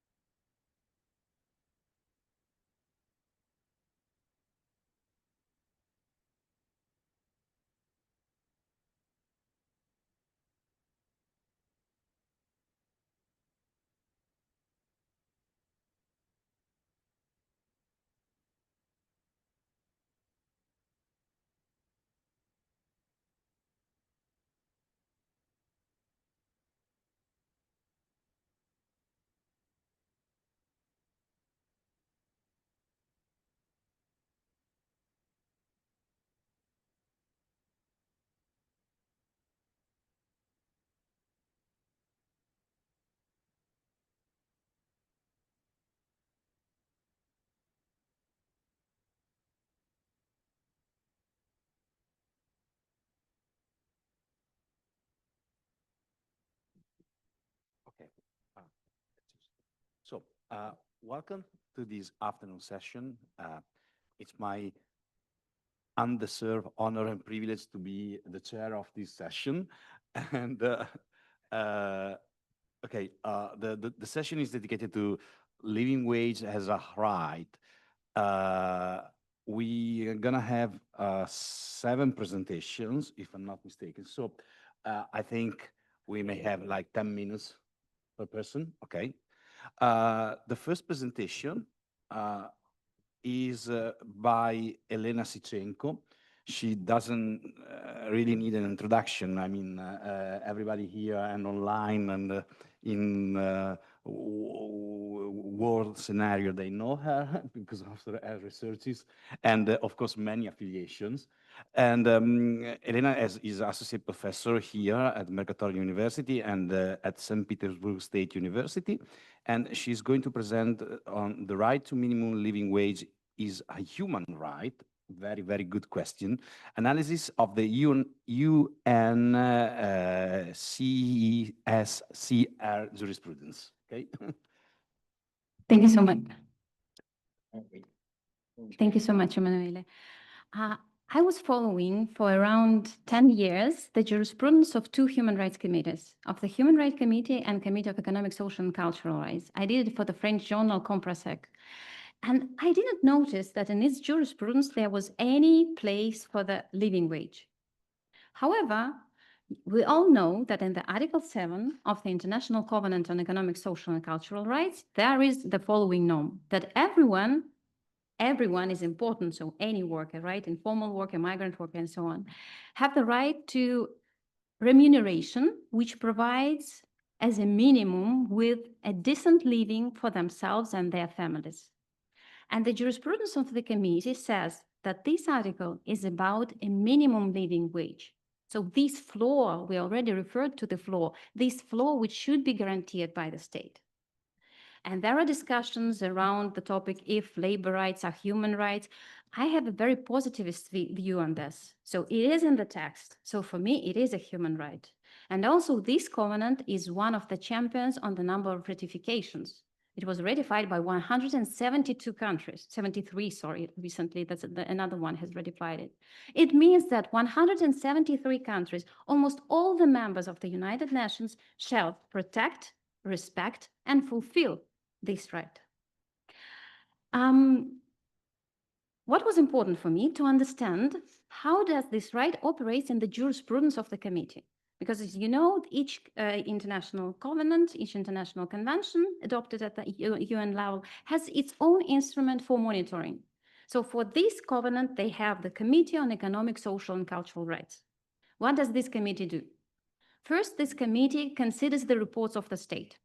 So let it be, Shaima is the president of Morocco, and you send to this committee for each 5 years the report on how you implement these norms, also including the norms on the living wage. Okay, this is the first option. The second option is individual communication.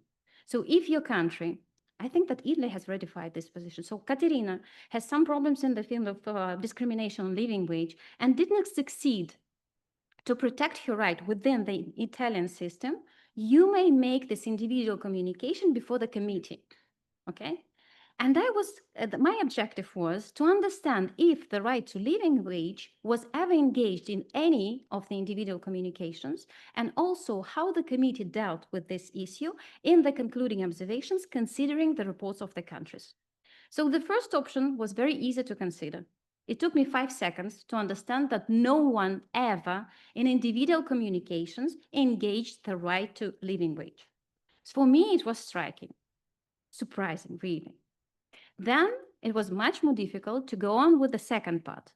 The second part was to understand if the right to living wage or a minimum wage was referred to by the committee, but also not only by the committee, by the states which reported, and by the alternative reports from the NGO.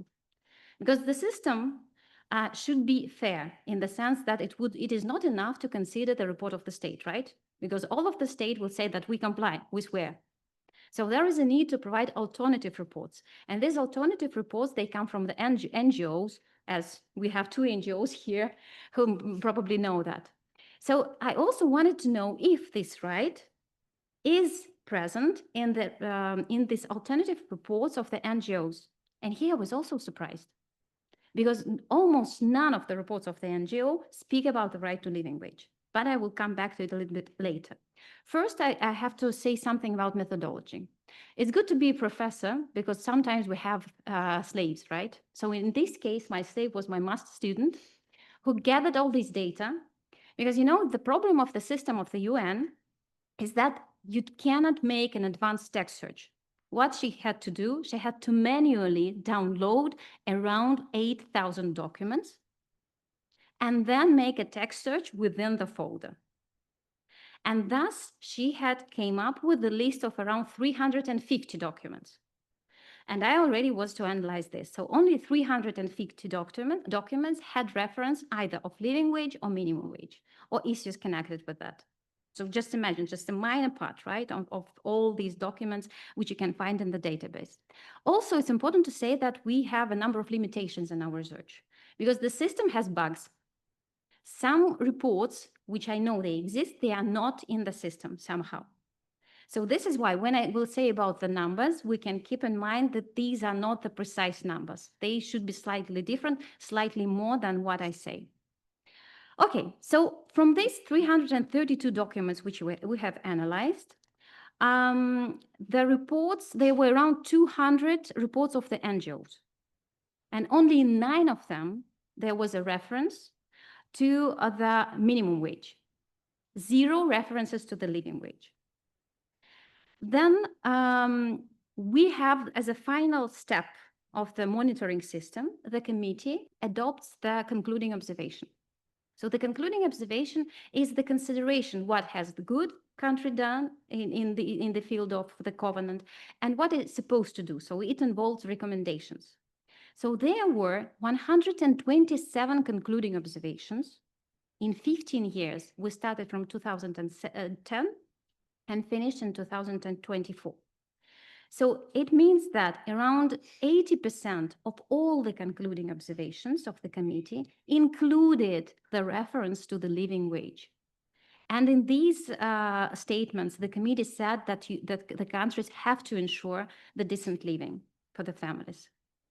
The 113 countries were covered, which is around 45% of all the member states, which I think is also a good number. 13 countries were mentioned twice. It means that this is a periodical review, that the countries report each 5 years.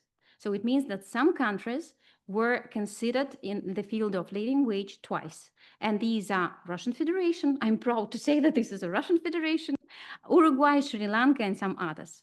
But at the same time, for me, it's impossible to understand why some countries were not mentioned at all.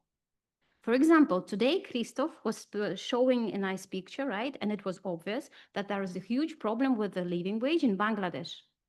No Bangladesh. Then no Belarus, no Brazil, no Hungary, no Colombia, right? You are not experts in, right, in the human rights in Colombia or Hungary, but it's obvious that the minimum wage there is much lower than the living wage, right? The minimum wage and the living wage. And I've checked the database of wage indicator, and I already shared with Fiona that it was not easy to do, just to compare. And all these countries, they fall below the wage, the living wage. And also, I had prepared the wonderful scheme for you, but there were evil people who forbidden the use of PPT. And this is why I will just tell you that it is interesting to see that the number of those concluding observations were changing. The maximum was in 2016, when there were 13 concluding observations on this topic. Then it falls down, and the minimum is just 1 concluding observation in 2020, because which is the reason, in your opinion? That's COVID, right? And it's funny because the COVID is justification for everything. And actually, in this case, it's also the justification of the lack of attention to the issue of living wage. And now we are at the level of five concluding observations mentioning the living or minimum wage were adopted in 2024. So I think that these statistics, particularly if we will take the lack of the issue in the reports of the NGO, speaks mostly about the lack of awareness about this mechanism. And I think this is a crucial thing. Because also I tried to follow if the concluding observations are published in the local language, because according to the covenant, they should be published in the local language, and they are not. So actually, this is a big problem, because how you can spread knowledge about the international development if it's not published at the local language? So I'm finishing with the list of those, how to say that, recommendations or of those factors which should be considered by the countries when they speak about living wage or minimum wage under Article 7. And this is what I deduce from these 127 concluding observations. So first, minimum wage should ensure the decent, in some, in others, adequate standard of living. So already we see that there is some misconception, right? Then, minimum wage should take into account the minimum requirements for subsistence, the third already. Then, minimum wage should be higher than the minimum consumer basket, the fourth. Or it should at least correspond to the cost of the family food basket, fifth. So you see, in the jurisprudence of the committee, they themselves are kind of a little bit lost, because they use different terms, and these are really different concepts. Then it should be periodically reviewed in order to index it to the cost of living. Social partners should be involved in wage fixing. Tripartite negotiations should be transparent. Meaningful participation of trade union in sectoral minimum wage decisions. Then norms on minimum wage, and this is important, Fiona, for you, should not be limited to certain groups of workers or certain types of business. Minimum wage should be enforced by the state through inspections and appropriate penalties. And the state party should collect adequate data in order to ensure that minimum wage allows for the provisions of all basic services. So you see that the picture is quite large, right? And what is good in that, and I come to conclusions, is that it really is aligned with the ILO approach to the living wage, which was adopted recently by the Commission and by the experts. So I think that it has all the key factors which we can also see at the ILO approach. However, the problem is that there is no coherence, because the committee is speaking about different things, even though it is also trying to speak about one concept. So there should be a kind of more systemic elaboration of what really the committee thinks when it uses the notion of the living wage. This is very important. So here I stop. Thank you for the attention.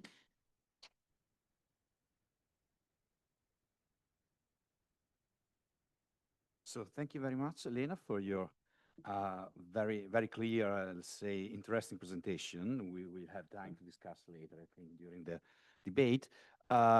So let's move to the next presentation. I think it's online. I see Maria Cozzoni from Princeton University. She's connected online, and she's going to present a paper written together with Ioannis Kasarumpos, who's not here.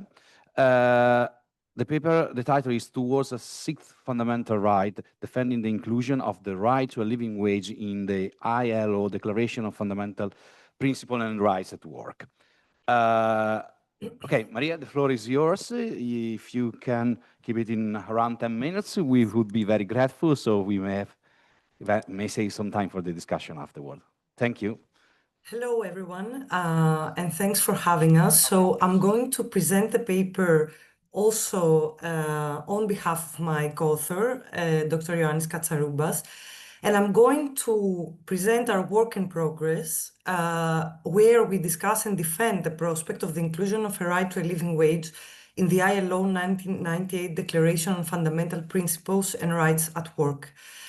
In her final speech at the International Labour Conference session that adopted the recent 2022 amendment to the declaration, the workers' group chairperson expressed her hope that the right to a living wage should receive the priority it deserves, and to put it in her own words, we may see a sixth fundamental right appearing on the horizon.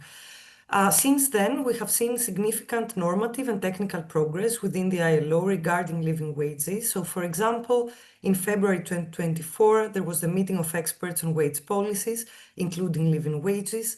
And in the background report of that forum, we can also see the wages, the matter of wages and advancing the idea of living wages taking center stage. And as it was noted, wage policies have been a central subject on the agenda of the ILO since 1919. And over the years, ILO has adopted a large number of instruments. And that is to say that the question of the protection of living wages, while it has been there for a long time within the ILO system, it seems to be gaining some urgent attention, which in turn we think creates momentum to consider how advancing the protection of living wages can look like. And to this question, we suggest that the way of advancing this protection is by including a right to a living wage in the Declaration on Fundamental Principles and Rights at Work. And our argument is based and draws on another recent project that we concluded, where we looked at the most recent amendment to the Declaration. So for the rest of my talk, I'm going to first talk about our findings on the 2022 amendment to the Declaration. And just to remind you, this was the amendment that added health and safety in the workplace in the Declaration. And what this tells us about the overall amendability and updatability of the Declaration as an instrument. And then I'm going to move on to discuss how taking stock of this recent amendment can support the case of the inclusion of the right to a living wage in the Declaration. And on this point, our paper underlines the normative and processual justifications in support of this inclusion. So starting with the 2022 amendment and its implications, we suggest that the 2022 amendment tells us first that the Declaration is an instrument open to textual updating and reform. Second, that the distinction between procedural and non-procedural rights that was originally offered to justify which rights belong to the Declaration does no longer hold following this recent amendment. Third, that the inclusion of new rights in the Declaration can be grounded on two main normative justifications. The first one is a constitutional textual justification corresponding to a constitutional link. And second is a right-based justification. And fourth, that the robust framework established through ILO conventions can lend formulations and substance to a right that is being recognized as fundamental.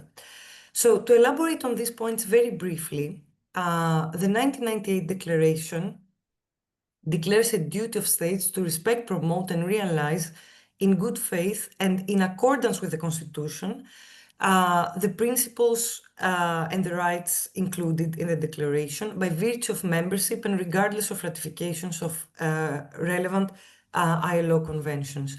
This means that for rights to be considered as fundamental and become part of the Declaration, there must be some sort of constitutional anchor, or more broadly, a constitutional commitment within the ILO constitutional architecture, which also includes the Declaration of Philadelphia. But as we have found in previous work, this does not mean that the right should be explicitly stated beforehand in the Constitution, including the Declaration of Philadelphia, which is the case, for example, for the prohibition of child labor, which even though it was not explicitly stated in the constitutional sources, it found its way into the Declaration when it was originally adopted without much conceptual challenging. This constitutional textual approach as to which rights should be considered as fundamental suggests that the Declaration can be seen broadly as striving to ensure an elaboration of the Constitution. Or from an international law perspective, it can be regarded as an attempt to balance the contractual and constitutional function of constitutions of international law organizations, and to strike a balance between the need for flexibility in a changing legal and political landscape, but also sticking to the bargain struck. At the same time, the 2022 amendment suggests that the constitutional link is not enough for a right to be included in the Declaration. Without going much into detail, in our work, we found that human rights justifications were very central in making the right to health and safety in the workplace a fundamental right. And the fact that external to the ILO human rights sources, like UN documents, the European Social Charter, and multiple constitutions widely protected the right, seems to have played an important role in justifying the inclusion of this right in the Declaration. And then in terms of shaping the actual formulation and content of this new fundamental right, the amendment drew on ILO conventions and in fact declared two relevant conventions as fundamental. Finally, the 2022 amendment, most importantly, breaks the distinction between procedural and non-procedural rights that was originally developed at the time of the adoption of the Declaration by scholars like Langille and Maupin to justify the exclusion of other rights. Procedural and not outcome-reliant rights have a place in the Declaration, the argument went, because these rights of process allow workers to pursue other rights. But health and safety in the workplace, as other labor rights, including the right to a living wage, goes beyond this distinction. They are rights that encompass both procedural and substantive duties for states and employers alike. And the fundamentalization of occupational health and safety, we argue, signals the opening of the Declaration to non-procedural rights. And it is on these points that we argue that the right to a living wage should be the next one to be included in the Declaration. The right to a living wage fulfills the criteria of inclusion that we extracted from the 2022 amendment. And in terms of the constitutional link, we can easily recall that the ILO Constitution itself refers explicitly to the need for workers to receive a just share of the fruits of progress, from which we believe that we can quite easily infer a commitment, a constitutional commitment to living wages. At the same time, like health and safety in the workplace, the right to a living wage is protected widely, varied in numerous human and fundamental rights sources that are external to the ILO, and that the ILO has invoked in the past. The European Pillar of Social Rights, the European Social Charter, we just heard about the UN Covenant on Economic, Social and Cultural Rights, and national constitutions all provide relevant protections.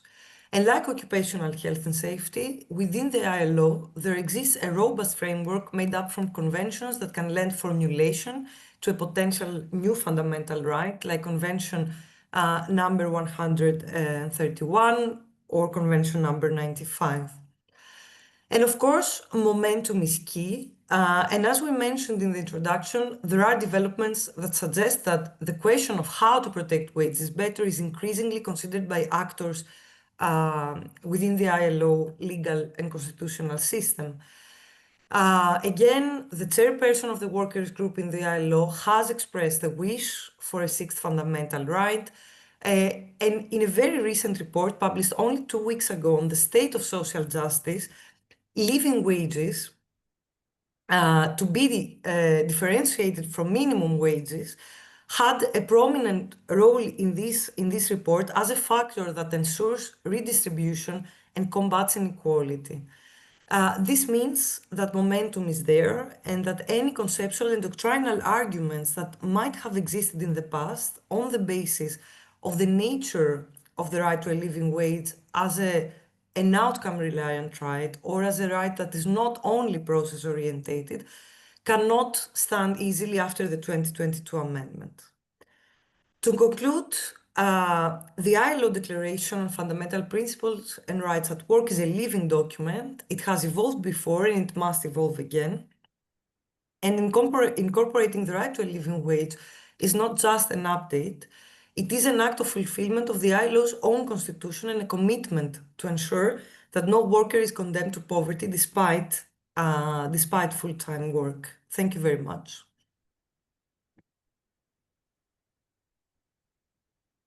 Thank you very much, Maria, for sharing with us your idea and proposals as for the right to a living wage.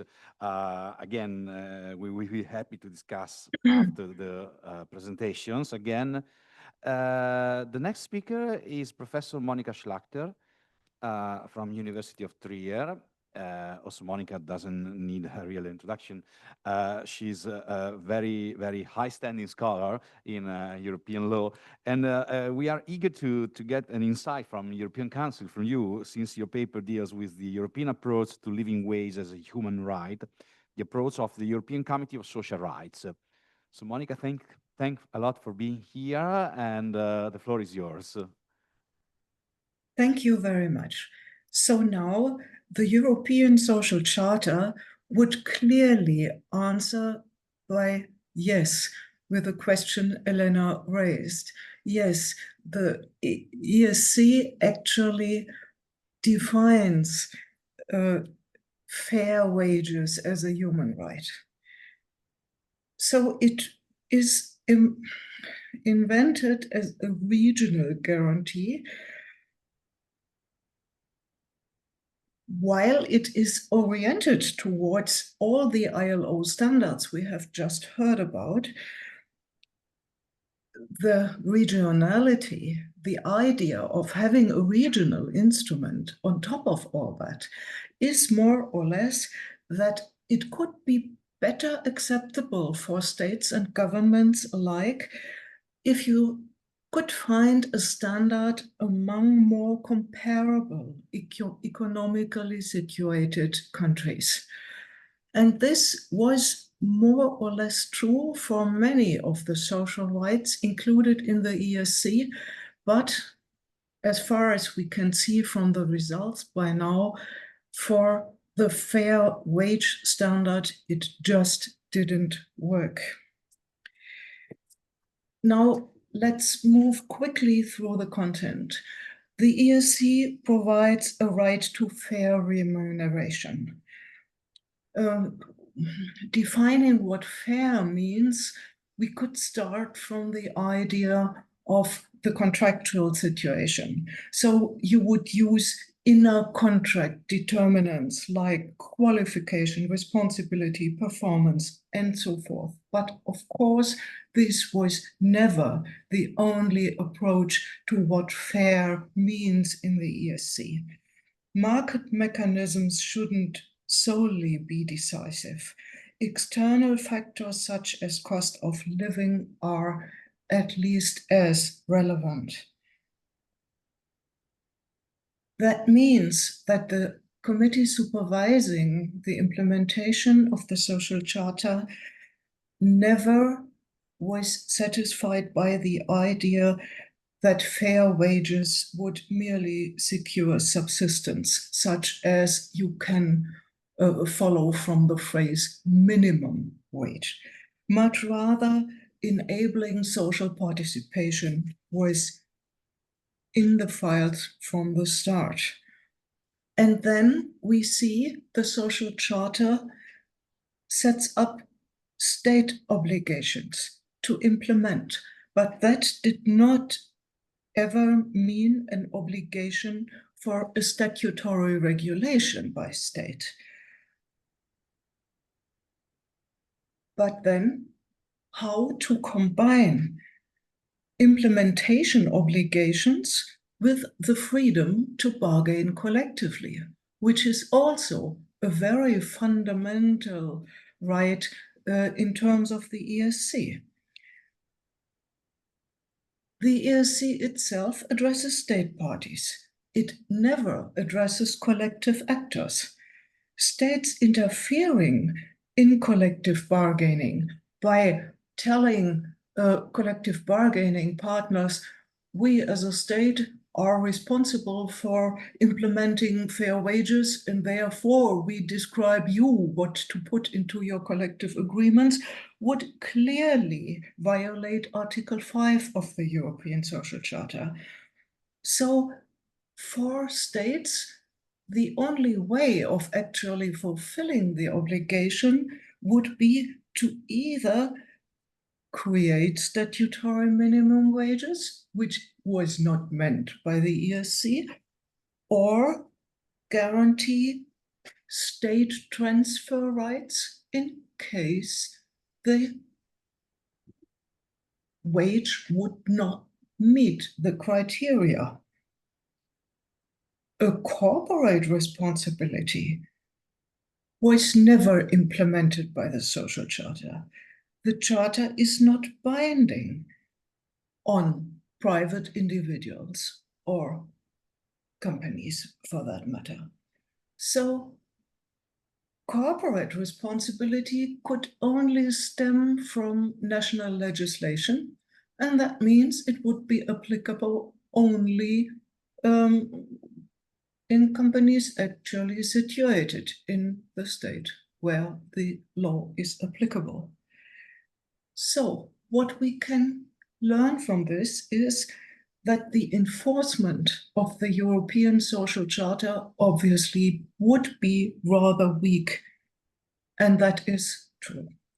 We do have the usual enforcement measures, the reporting mechanism vividly described at international level by Elena, and a collective complaints procedure that would allow collective actors to actually move forward with the complaint, but this one would be applicable to a state only once they have accepted an additional international instrument, the collective complaints procedure. And then, if there was a review via the reporting procedure, well, this is usually the case every 4 years. So we have a lot of such reports, but the committee presupposes statistics provided by the member states. And with such statistics, we have the very same problem that Elena described by state statistics at international level. So states frequently claim that they do not have the necessary information themselves. They can't provide statistics because there are none. Well, of course, it's rather difficult given what is available already at EU level. But on the other hand, if states say that they don't have figures, the committee is in a difficult situation. So what did the committee demand then? They say that the 60% of net median income representing the at-risk of poverty threshold would be enough to suffice a decent standard. And even the threshold of 50% of the net median income, the poverty threshold, could be acceptable if payment-related state transfer payments can make for a more decent level of income. The point is that only payment-related add-ons are included, nothing that is purely social aid, because social aid would be paid to everyone independent from their working or not working. And so it could not be included in the notion of wage. However, the Social Charter is not directly enforceable by individuals. No way. Collective complaints only in those states who additionally accepted the extra procedure, which are very few. So what is left open as a means of implementing the obligations states have undertaken is just the naming and shaming procedure as a sole means of enforcement. And that is the reason why we are rather unhappy with the results. Article 4.1 of the EOC is not overall ratified by all states parties to the Social Charter. If so, if they ratify, insufficient reporting is rather frequent, leading to a conclusion on the reports of we can't say because we don't know. And then once states are non-compliant, are found to be non-compliant by the committee, nothing follows from that finding. And there is just no possibility of enforcement. And this leads to the result that we need a better implementation process in order for an international instrument to become relevant. And we ask whether cooperation with EU standards could help in this perspective. Initially, of course, the EU was without social policy standards of their own, but this changed. Meanwhile, we see several prospects for including social standards into EU policy. And specifically, the minimum wage directive explicitly refers to the social charter as a means of international law where we can find something about decent wages. And if states, having ratified Article 4.1 ESC, actually would fulfill their obligation to implement it, then the standards that the minimum wage directive didn't provide for itself could be easily taken over from the social charter if states have accepted this article.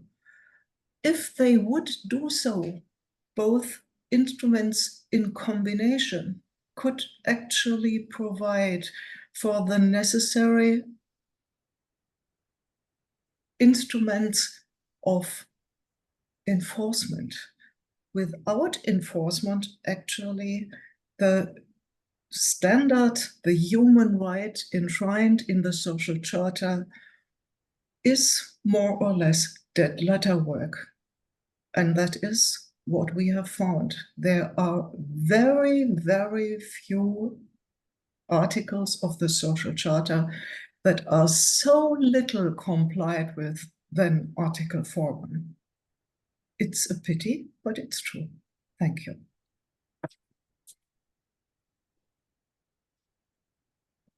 Thank you. Thank you very much, Monica, for your presentation. And again, please stay with us so we'll have the time to discuss with you after the other presentation.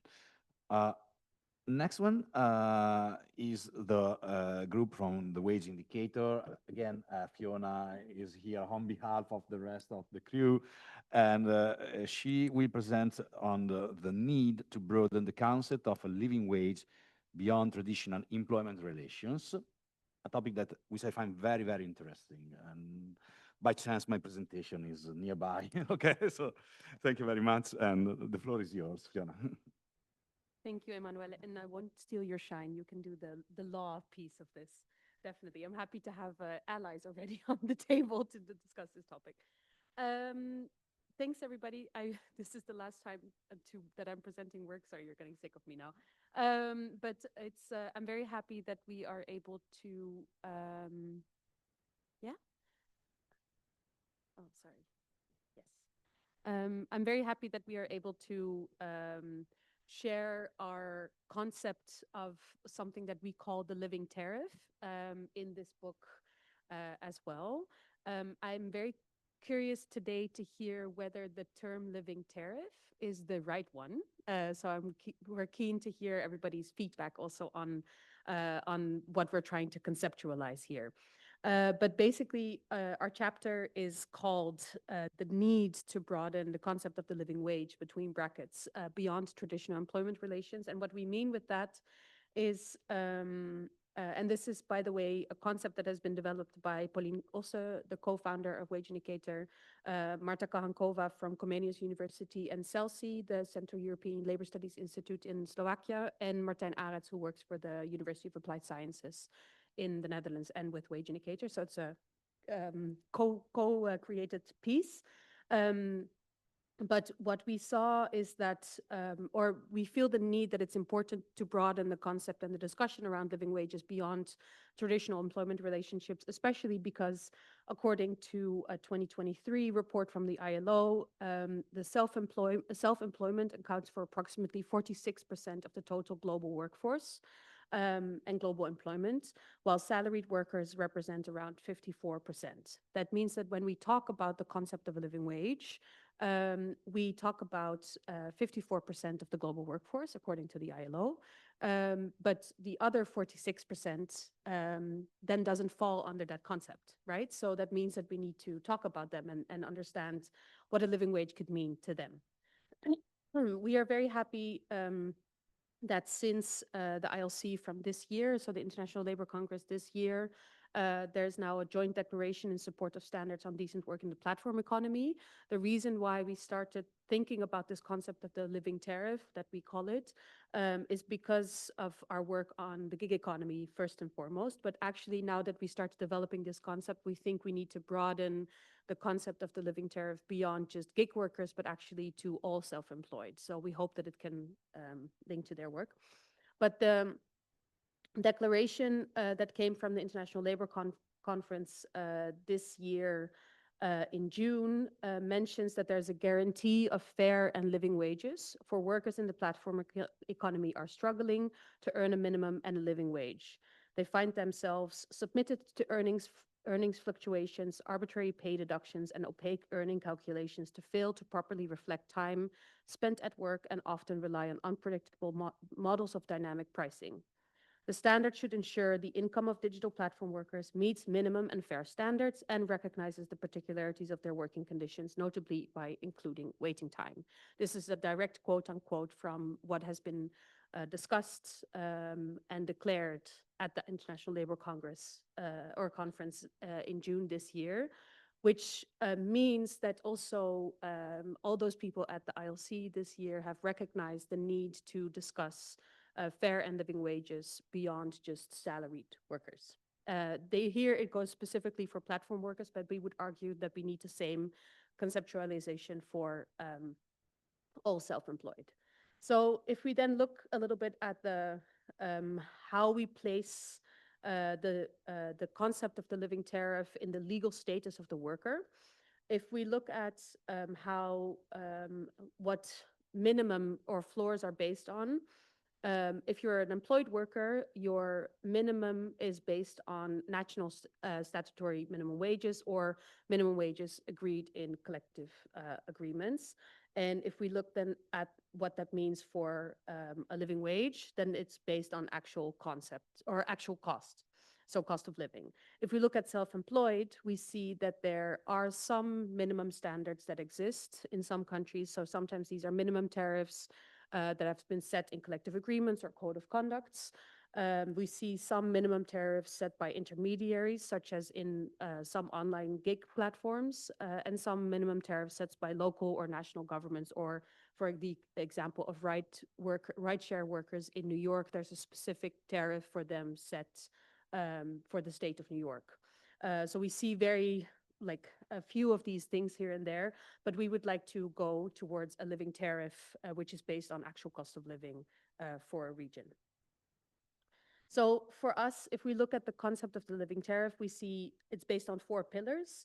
One is the net living wage. So we calculate it on the basis of, first and foremost, the net living wage, which is based on cost of living. And here we take the methodology that takes the year-round working days in a country as a basis and then deducts the annual festive days and annual leave days from this, which results in a net living hourly tariff. It's going to be a bit conceptual here. Then the second pillar is the cost of income taxes and social security contributions for self-employed workers for that specific region in the country that applies to them. The variables that are included here in this part of the calculation are income taxes, insurance, for example, for medical expenses and other provisions for pension costs, hours that cannot be worked due to illness or unemployment, and disability insurance and other insurances that are either mandatory or needed for people to execute their work. Then we look at occupational related cost for example, for equipment. This can contain all types of cost for equipment needed to be able to do a profession. So depending on the job that people have, this can either be a laptop or having access to internet or having a helmet because you're a rideshare worker or any other profession that is executed by a self-employed worker. And we also calculate the occupational related overhead time, which refers to the time that self-employed workers must spend on their profession, which is not directly deductible. Examples of this can be compensation for time spent on, for example, administration and acquisition, but also communication with clients or customers, training to maintain and develop skills, and job-specific variables such as waiting time in the case of taxi drivers and delivery riders, which takes up a huge chunk of their day often. So what we see is then looking at the differences between the living wage and the living tariff for countries where we've calculated. We have a lot of nice graphs that I cannot show you, but the differences between the living tariff or the living wage and the living tariff in many countries is quite large, which means that self-employed workers need to pay many more costs in addition that otherwise the employer would pay, which means that if we talk about what is a decent minimum, if you will, tariff for self-employed for them in order to be able to execute their work, but also lead a decent life and get a decent income. This sometimes is the double of the costs that we see for a living wage, which means that at the current state where gig workers and self-employed workers operate in most countries in the world, this is by far not enough with the tariff that they earn at the moment. If I can give the example of the Netherlands, our living wage is about 16 euros, or our living wage estimate is about 16 euros an hour, and our living tariff is about 38 euros an hour. So that's a bit the difference in what we see. So what we would like to argue is that the lack of a pay floor for self-employed workers is also clear. It doesn't exist in most cases and should be more widely recognized, after which then stakeholders can be held accountable for their responsibilities, be that a platform that facilitates work or for self-employed workers to understand what their cost could be. For the living tariff yet to be effective, it is essential that we first establish consensus on the general components and occupation-specific elements that need to be included in the calculation. We just make a first attempt, but we would love other people to pick it up. Emanuele, where are you? And then we should agree on how these variables can be calculated and interpreted, while recognizing that there's an ongoing debate on this topic at the moment, and that flexibility must be preserved to accommodate for individual circumstances of self-employed workers. For us, the living tariff is not presented as a benchmark, but as a cost of living based minimum tariff that can be discussed. Its primary function would be to provide a protective floor, particularly for the very vulnerable self-employed workers, such as undeclared workers and people working in the gig economy that we often don't see. This also includes workers across the supply chain that are in informal work, but do actually work for formal supply chains, which we see across most of the global south or global majority. Last but not least, pay floors do not operate in a societal vacuum. They intersect, of course, with market dynamics, informal labor practices, and broader societal debates about the valuation and how we value work. Operating in an informal or low-wage market does not exempt clients or employers from their responsibility to fair compensation and offering self-employed a decent standard of living. Thanks.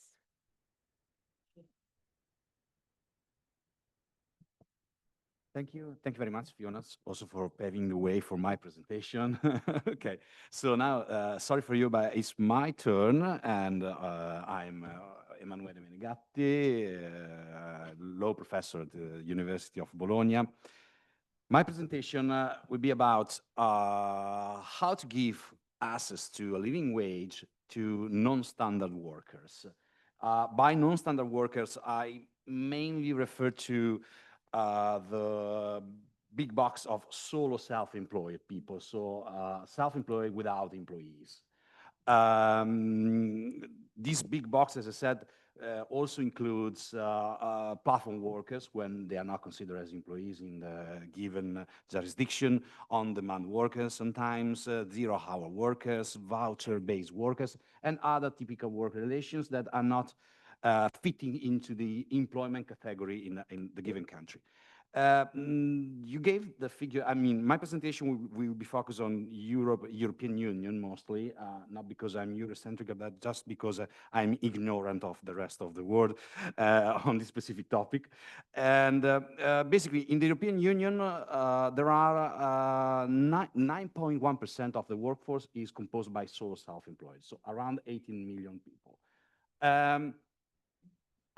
Who are solo self-employed. Basically, they provide predominantly personal work without any significant organizational assets. So basically, they make a living relying on their personal work only. And they often are vulnerable self-employed in the sense that they are integrated into the client's production cycle in relation to whom they are often operationally dependent and very often also economically dependent, since it's the main contractor. So they are in this position of weakness. And interestingly, if we look at the figures about the risk of poverty or social exclusion for solo self-employed, not only vulnerable self-employed, but solo self-employed in general, so the 18 million people in the European Union, the risk of poverty and social exclusion is 22% compared to 9% for employees. So the conclusion is that solo self-employed are more at risk of poverty than employees. And these figures, this gap is increasing over the time. So why not including them under living tariff, as you define it, living fees, kind of minimum wage? And of course, in order to grant them a living wage, we should start from the minimum wage. Fiona gave account of some people are already covered by kind of minimum tariff or minimum wage. However, I checked in the various member states, and I mean, the scenario is rather disappointing, but I'm going to say something more about that. So if we want to include them, that's my question. If we want to include them under the minimum wage, so statutory minimum wage and collective bargaining minimum wage, basically we have to face a couple of obstacles inside the European Union law, and there are also some facilitators recently provided by the European Union. What are the obstacles? First obstacle, if we consider a statutory minimum wage or statutory minimum fee or tariff, we have the freedom to provide services under Article 56 of the Treaty on the Functioning of the European Union, which could be an obstacle to the extension of a minimum wage to solo self-employed in general. The Court of Justice told this to us in a couple of times, the Cipolla case, 2006, and Commission versus Germany, 2009.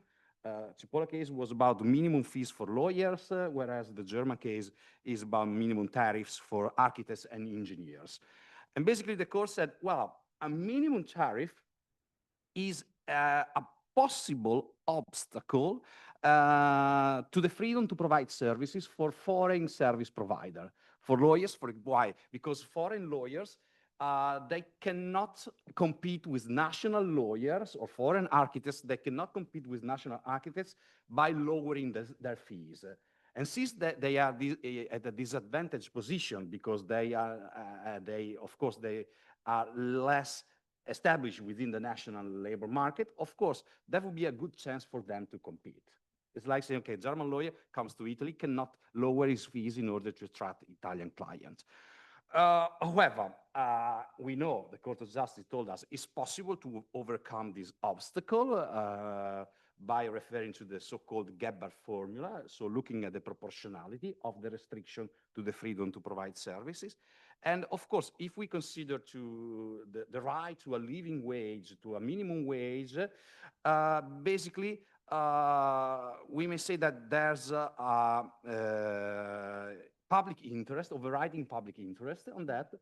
The figures about the poverty of solo self-employed is the explanation, the justification of this public interest.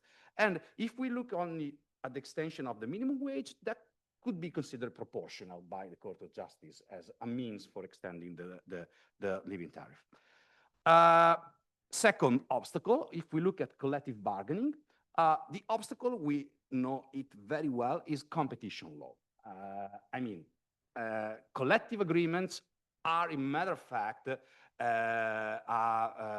practice restricting competition. So it's a kind of cartel. So it's against Article 101 of the Treaty on the Functioning of the European Union. However, the Court of Justice told us in the Albany case that, of course, if the collective agreements are aimed at improving the working conditions for employees, that falls outside the scope of competition law. FMV Constant, the same for self-employed, and said, okay, self-employed are considered undertaking by EU law, so they are subject to competition rules. However, whenever the self-employed is not able to determine his own conduct on the market, is entirely dependent on a principle, and is operating as an auxiliary within the principal undertaking, then it could be considered as a false self-employed and so exempted from competition law. So it's possible to have collective agreements for those people. In this definition of the Court of Justice, we may say not only employees are false self-employed, of course they are, but also self-employed people who are operationally dependent from a client, they are economically dependent from a client, are functionally integrated into the client's business, they deserve to be protected by collective bargaining because they are not able to determine their own fees alone. They need, to be protected in some way. Okay, so we may say it's possible to have minimum fees for self-employed. The EU is moving in this direction. Directive about adequate minimum wages that has been mentioned before. The directive gives to its provision a broad scope of application by referring to the concept of worker to the Court of Justice. The concept of worker of the Court of Justice, as I said, can be considered broader than so not only refer to employees, but also to self-employed, to some kind of self-employed. So the directive provisions could be applied also to self-employed. So statutory minimum wages, collective agreements can be applied to self-employed. However, our expectation about this directive should be modest, not only because the directive is under the scrutiny of the European Court of Justice because of the annulment action promoted by Denmark, but also but mostly because the directive is weakly prescriptive. I'm very sure that directive is not going to increase the statutory minimum wages or increase the scope of collective agreements, or at least it's mostly based on voluntary commitment of the member states, and we are assisting to this voluntary commitment in the transposition of the directive. So some member states are really operating towards adequate minimum wages, other member states are just ignoring the directive. So I'm not really optimistic about that. Then, of course, I'm going almost to conclude, we have the Commission guidelines on the application of, on the possibility to have collective agreements for self-employed workers as a derogation to competition law, exactly what I said before. Again, also in this case, the Commission guidelines, they apply to self-employed workers that are in a situation comparable to employees, which are the same as defined by the Court of Justice in FMV Constant case. So the Commission is stressing on the fact that collective agreements should be extended also to self-employed. Again, our expectations should remain modest because the Commission guidelines are just soft law. They are not binding on the member state. They are not binding on the antitrust authority in the member states. And for example, Denmark is not complying with the guidelines. The Danish antitrust commissioner is saying, okay, and every collective agreement for self-employed is against competition law. So again, not a big deal. So what's the general situation here? I'm concluding in the member state. Some member states, they do recognize statutory minimum fees for self-employed, as Fiona said before. However, I checked what are these cases, and mostly they are referred to liberal professions. So engineers, architects, lawyers. So not exactly the people that need to be protected by a living wage. I mean, lawyers, yes, I would say, yeah, especially in Italy, your lawyers need to be protected. But I mean, engineers, architects, doctors, they can make a good money even without a statutory minimum wage.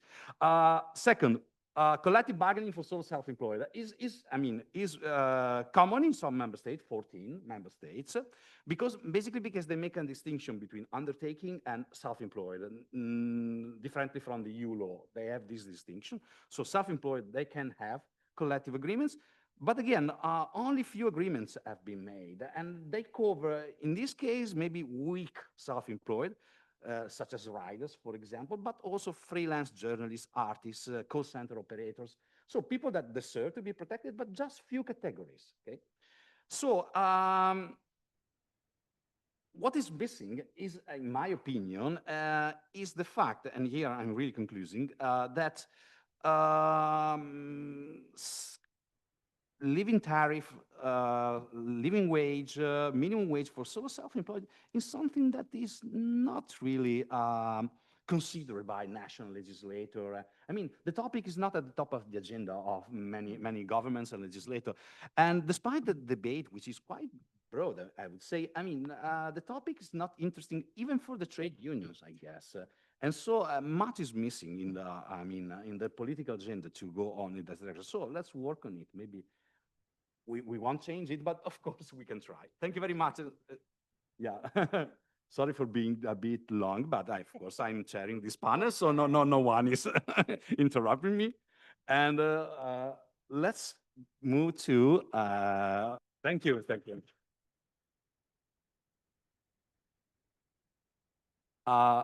Next speaker is going to be Sandhya Drew. She has many affiliations, as you can see. I'm not going to mention them all, but she is going to present the human right to a living wage for informal work at the start of the value chains in India. So we are moving outside Europe eventually. I'm going to have to think of a thank you. That chapter. Sorry. Should I go back? Okay. I've started by obeying Eleanor's request to quote from a pope, and my chosen papal quote is Pope Paul IV, who in 1555 issued a papal bull which was headed Cum nimis absurdum, because it is absurd. What injustice is he pointing up? And actually the injustice he was pointing up was that the Jews of Rome were able to go around and have habitations and living when actually they ought to be in slavery. And with that bull, the ghetto in which we're sitting was built at the expense, I should say, of the Jews of Rome. So I suppose the moral I draw from that, and that hopefully will segue into my talk, is, look past the rhetoric and see what's really going on. And I think that looking at the living wage enables us all to do that with specificity. And thank you so much, Eleanor, for organising this. Emanuele, could I have a 1-minute warning, please? So I'll take you over to India, as Emanuele said. In 2019, the Indian Lok Sabha, the People's Assembly, passed a wages code, which replaced a huge raft of legislation on wages, including the Minimum Wage Act 1948, all of it heavily influenced, of course, by British law. And in debates, the Minister of State of Labour and Employment declared, to all sections of society who were hitherto outside the purview of the minimum wage, especially the people in the unorganized sector, whether they are agricultural workers, whether they are hawkers, head loaders, working and painting in houses, working in dhabas are roadside food stores, women working in homes, or watchmen guarding neighborhoods and various establishments. All the workforce will get the right to the minimum wage after the enactment of this law. And later he said, wages below the minimum will not be paid to any labourer in any state. 6 years on, the code has not yet come into full force. India has a system of double competence. The centre sets a floor wage, which is basically a direction to the states. It used to be advisory. It's now of legal effect, or will be when it's decided upon. And it's really in the states that the thing happens. The wage mechanisms are set and where the individual can enforce their right. States have almost all, I think even West Bengal has done something now, passed rules under the code, but the centre has still not set the floor wage. The previous floor wage, I think Christoph gave us the monthly figure, it was 178 rupees a day, which is about €1.73. There was a Satpathy committee which recommended over doubling that some years ago, and that hasn't been done. In my chapter, I examine really this promise that was made against the structural, socio-economic, legal obstacles which informal workers in India face, and I assess whether human rights law can provide some solution. Before that, I ought to say, you know, people have already referred to India, but why might India be of broader interest?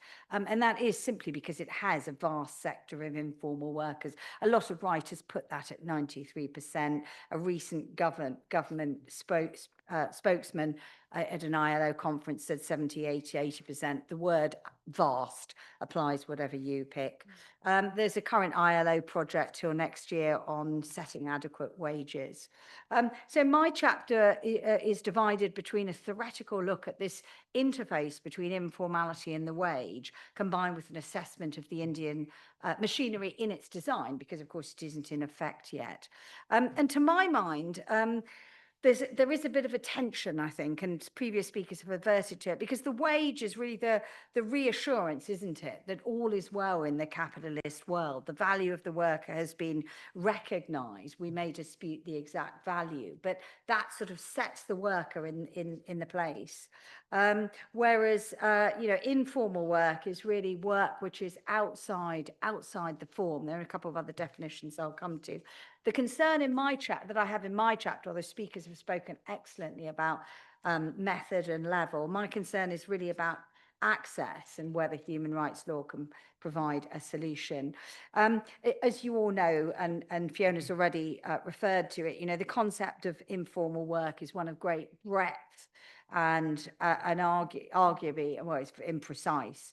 The ILO have obviously said a lot. We've got Keith Hart's early identification, and more recently, Professor Chang arguing that actually there's a lot to commend informal work in the global south, which exists outside the structural, the standard employment relationship, and shows new ways in particular of organising. But I think, you know, there is still, I don't think access to the wage really requires, you know, answering that question about the identity of informal work. There were a couple of different definitions which I discuss in detail. In India, and you saw it in the quote, what is generally referred to as informal workers is the unorganized workforce, the Sengupta term. And then more recently, I think many of us read the term invisible, quite often used by, I think, management thinkers about corporation trains and also about home working. I think, you know, these different terms can, I think, also point us to particular solutions about access. So in terms of the difference between a human rights approach and the current approach, I argue that I think there are three really to my mind.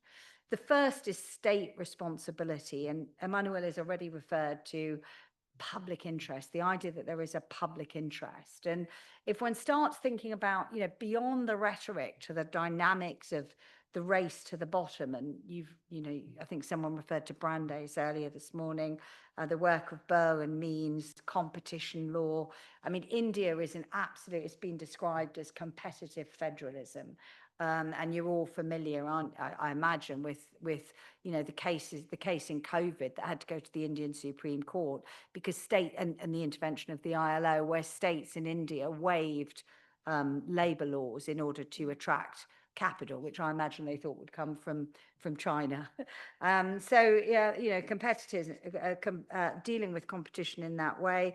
But I suppose what human rights law can add is this state, and a lot of the studies on informal work in India say people become, and I'm not even sure I agree with solo self-employed. I think it's, I mean, I absolutely agree with Emanuela, it's dependent self-employed, you know, the dependent self-employed. Hart calls them petty capitalists, you know, and a lot of the studies of informal workers say they're doing that because actually the state isn't providing them with any protection. And so with the human rights approach, and I agree, in a country the size of India, you know, was a huge leap of optimism. But I think it changes the sort of role of the state where you're dealing with the wage rather than just a sort of moderator of a private bargain. And I think that's the first concept, that there is a different concept of state responsibility. And maybe that's why there's been such a delay in setting that central wage, the floor wage, which is intended to be set at a living wage level.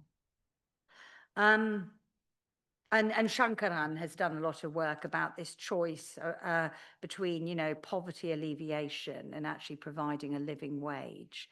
And then my second point was really following from Fiona and Emanuele, which is that I think a human rights approach shifts responsibility for the living wage. And I agree, I don't think we need to make it into a living tariff. I think, you know, we're looking at the responsibility. Who has responsibility for this wage? And I think there is scope for crafting a responsibility along consideration of who is extracting the value here.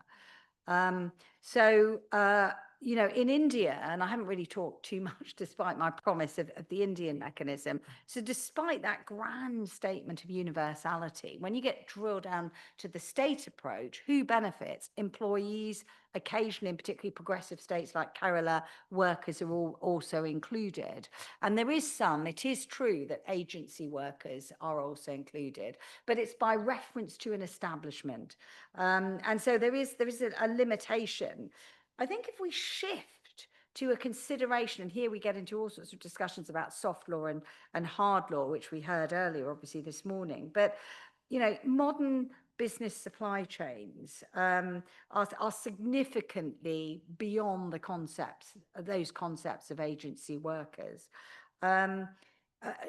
So I mean, India is characterized by social and economic stratification. So the immediate employer, who the law says is, you know, responsible for the wage, is very often just a middle person, you know, and that's why, you know, Christoph's graph was of such interest to me, because the idea that the price you pay for the garment then determines what happens down the chain is absolutely important. I mentioned in my paper, and I stupidly brought along the judgment rather than the pleadings, but a case called Limbu and Dyson of Nepali and Bangladeshi workers who were sent, I'll use a neutral term, to Malaysia and paid less than the local minimum wage.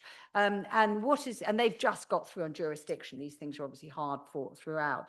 But they are arguing both in terms of the minimum wage, but they're also arguing unjust enrichment. And the case hasn't come to merits. But in support of that, they argue that the supply chain, they argue that the value chain is characterized as a set of single transactions operating in a coordinated way which formed a single scheme. And I think, you know, if we start to craft something that actually extends responsibility, there's a lot of obstacles in the way. There's the ILO recommendation, which obviously the claimants in Deliveroo came up against.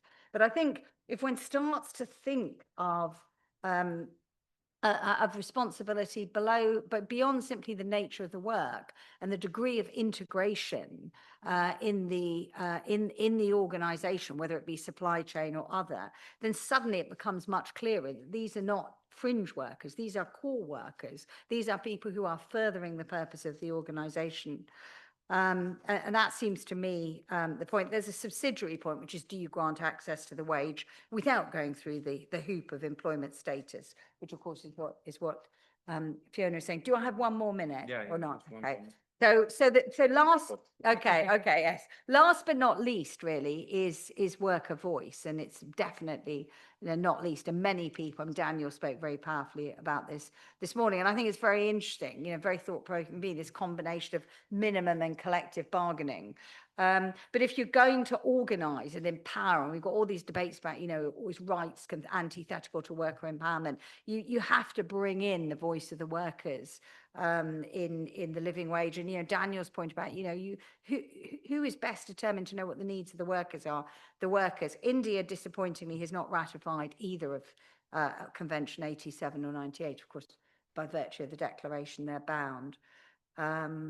But I think that was really all. And then I sort of come back to the start, and then I really will shut up, which was, you know, so why is a politician saying this is universal? Well, the new system replaced a system of scheduled employments in the sense of a list of particular employments, which were targeted, as was the Trade Board in the UK, you know, in 1909, at particularly vulnerable employments.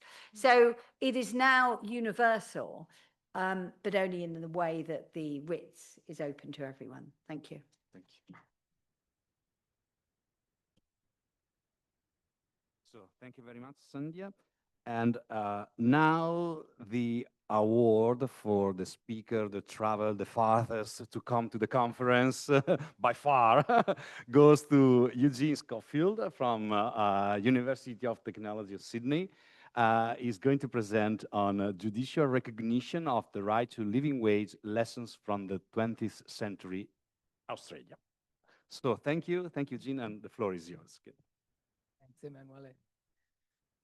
So Australia pioneered the idea of a living wage in the early 20th century, defining it as the income necessary for a worker and their family to rent and maintain a home and live in frugal comfort. That's my papal reference for the day. Again, it comes from Pope Leo XIII. Made it into the judgment, frugal comfort. This concept influenced minimum wage policies in both the UK and the US, and underpinned Australia's reputation as a relatively egalitarian society throughout much of the 20th century. Yet by 2023, the adequacy of Australia's minimum wage had collapsed. Essential workers like ambulance drivers, aged care staff and nurses could scarcely afford 3% of rental properties in the Sydney and Melbourne property markets.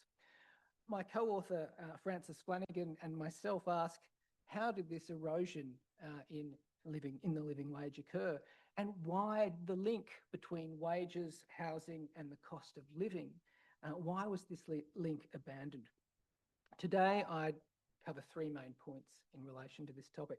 First of all, the establishment of the living wage and its international influence, the role of wage indexation and price controls in maintaining the living wage in the 20th century, and then third, contemporary minimum wage setting in an era where housing is no longer a simple item of consumption, but a mechanism of wealth and inequality. The conclusion here argues that restoring a meaningful living wage requires renewed state regulation of housing, not just wage setting. It requires rental caps, expanded public housing, and tax reform. So in the 1890s, Australia and New Zealand faced severe economic depression, exploitative sweated industries, and intense industrial conflict. Reformers responded by creating the conciliation and arbitration systems, which in each state and colonial jurisdiction, which compelled labour and capital to bargain before a court. The Victorian colony did things slightly differently. They implemented a system of wage boards in 1896, the first in the world. And the wage board system was less ambitious than the conciliation and arbitration system. It resulted in subsistence wages, minimum wages that weren't comparable to the higher standard of the living wage. The turning point across Australia and New Zealand came in 1907 in a thing called the Harvester Judgment, when the Justice Higgins of the Commonwealth Court of Arbitration defined the first national living wage as a result of a process of bargaining in his court. Just to put a bit of context on this, Justice Higgins was a progressive jurist influenced by Catholic social thought and teaching, especially Pope Leo XIII's encyclical. And he set a wage sufficient to meet, as he put it, the normal needs of the average employee regarded as a human being living in a civilized community. And the calculation of this living wage was based on evidence from workers' wives. The wives entered the courtroom and they gave evidence to the effect that rental accommodation amounted to about 30% of a labourer's salary. Rent was the foremost living expense. So Higgins fixed a wage that made rent about 18% of the minimum wage, of the living wage. That wage also included provision for food, shelter, clothing for a family of 3 children, sickness, unemployment benefits, money for recreation, union fees, church collections, recreation and family support. So other key features of this wage included an attempt to create industrial peace between labour and capital, incredibly difficult time in Australian industrial history. It was also, it has to be said, a fairly patriarchal notion. It contained notions of gendered and racialised ideas about nation building, and the idea of giving men enough money to have houses in the colonial frontier was part of what was known as the White Australia policy at the time, which was designed to expand the frontier across Australia and settle the continent with white workers. But fundamentally, housing was at the heart of the living wage. Housing was at the heart of the living wage. And the Australian model attracted global attention. In the UK, debates emerged between Fabian socialists like the Webbs and liberals like Winston Churchill, who introduced the Victorian Wages Board model in England in the Trade Boards Act in 1909, essentially to combat sweating in selected industries. And the reason the British didn't go for the more ambitious harvester model of the living wage was, of course, because the working class did not have the vote in England until 1916.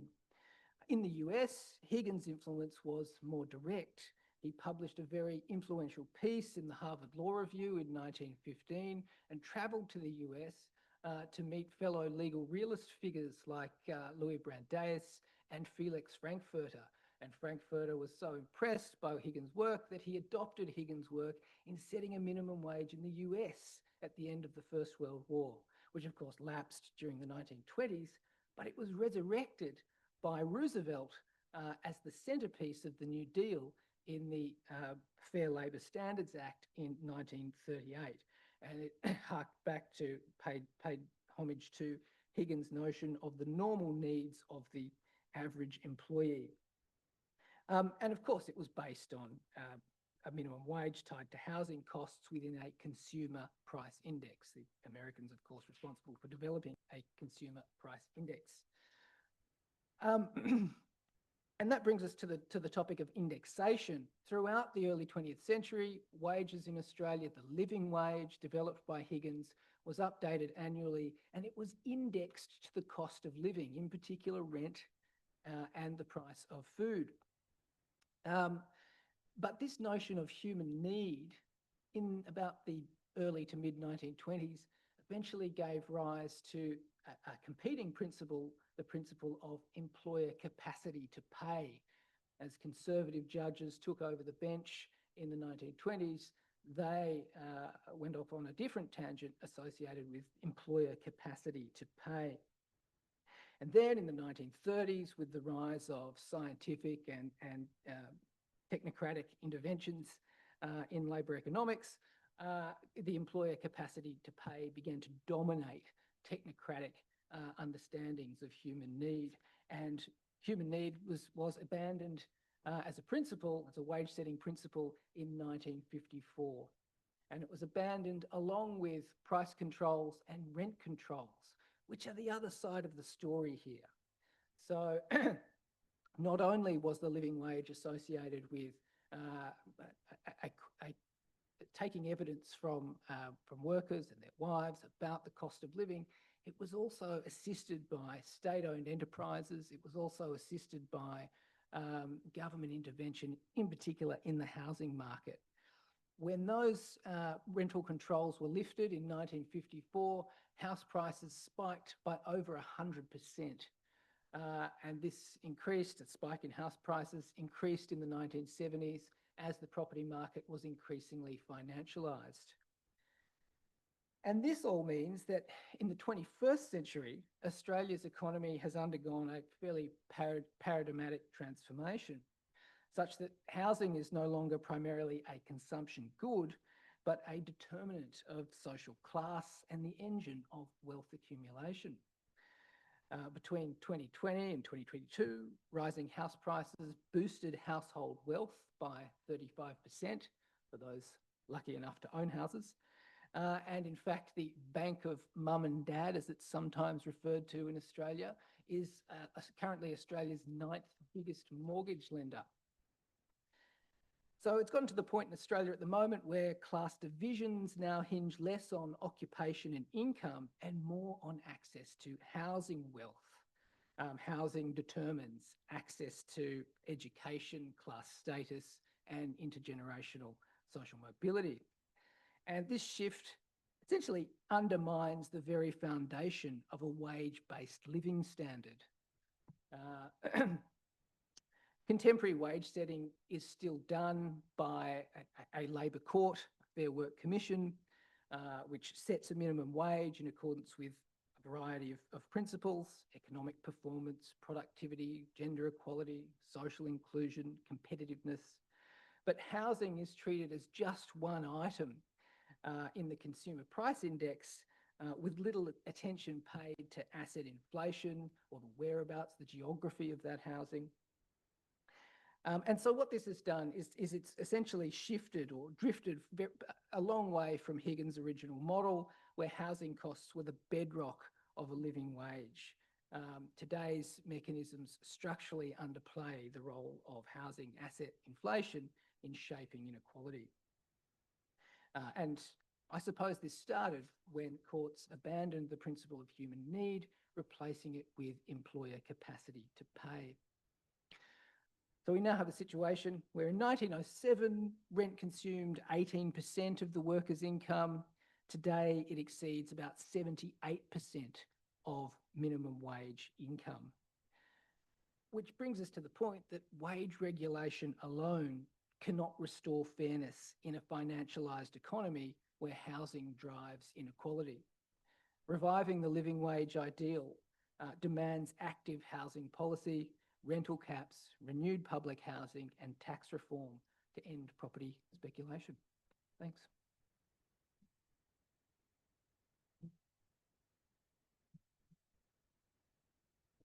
Okay, thank you very much, Eugene. Now I think we can take 10 minutes for the debate. Yeah, we. Okay, is there any question from the audience here or from the people connected online? Yes, please. Maybe we can.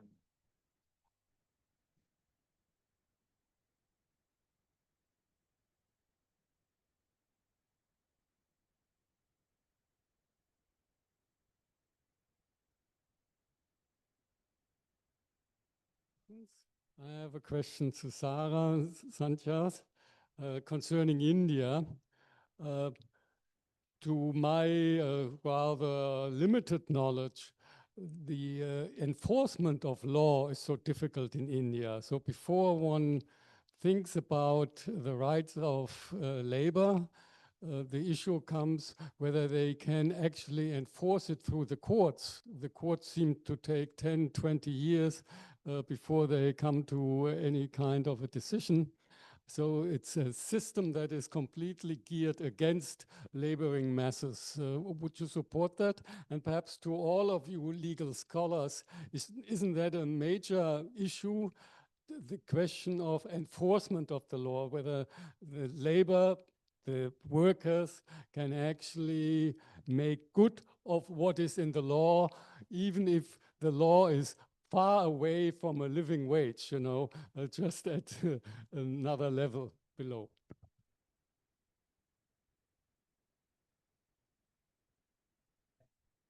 Your question then.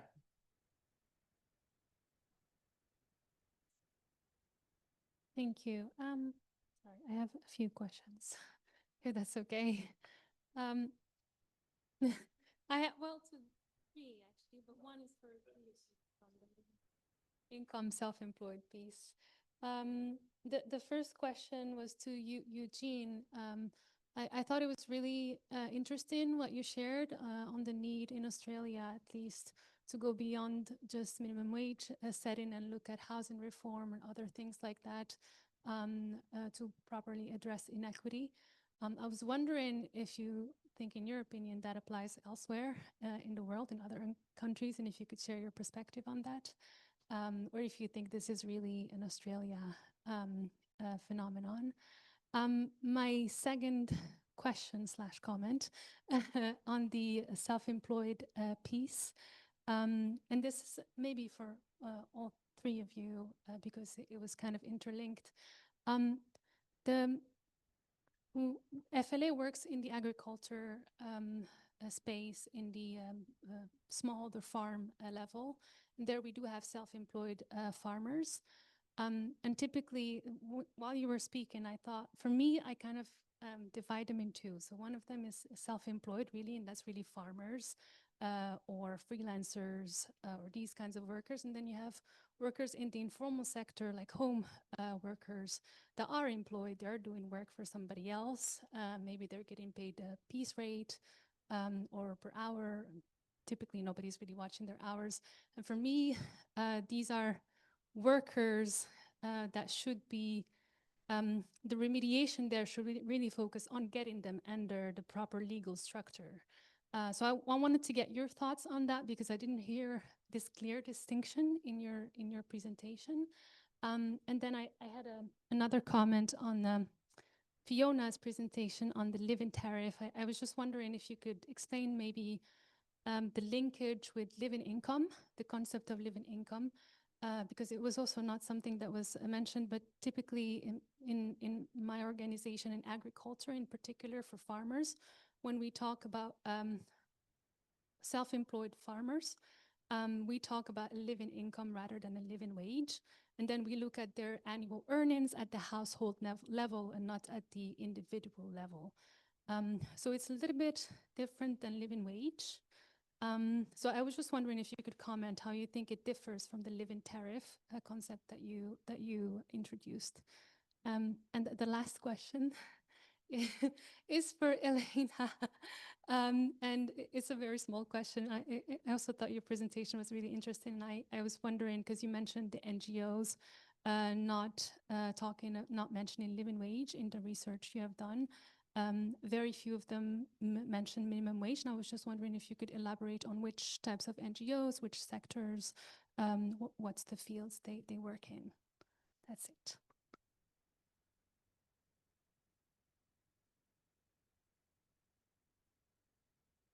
Sorry, but I have a question. It's a question for both Elena as well as Maria and Monica, actually, on the legal frameworks. And the functionings of UN and how we can utilize them better, perhaps, to advance this. There's the upcoming World Social Summit in Qatar in a month, which is organized by the UN.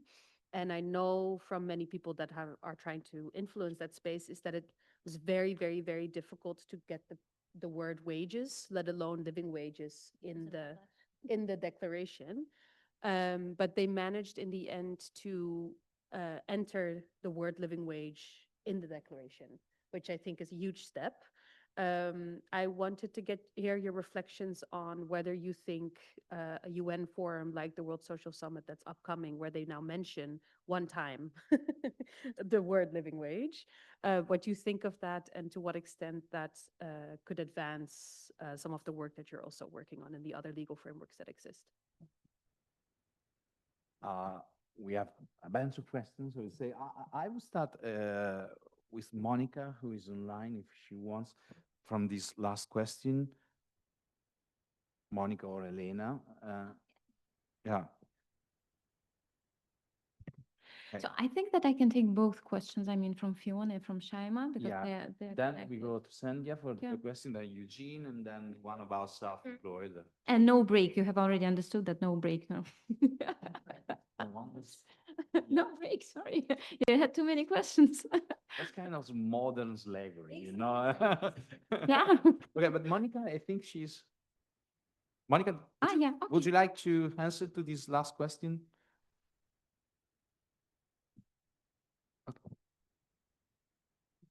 So for the question, precisely what do you mean with a social charter as a standard applicable also to self-employed persons? That's at the core. So then, the answer would be no, you don't find any mentioning of the self-employed persons in the Charter, unless for one article that has to do with foreign labor and is, well, not really at the core of the matter. But then the interpretation of the committee always was that in principle, despite the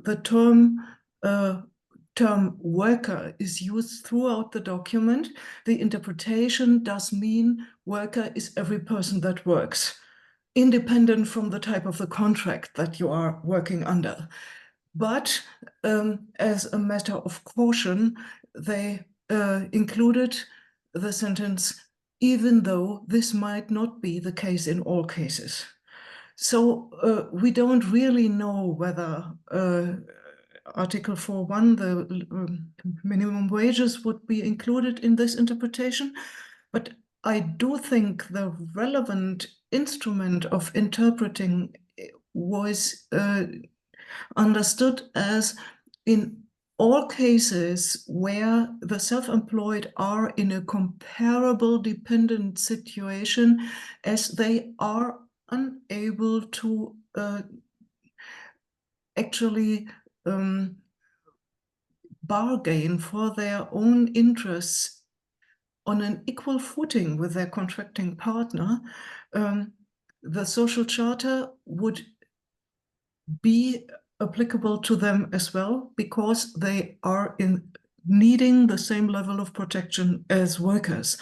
And then they are considered to be workers. Should this line of reasoning be applied also to Article 4.1, I don't see how we can exclude solo self-employed persons from the scope of Article 4.1.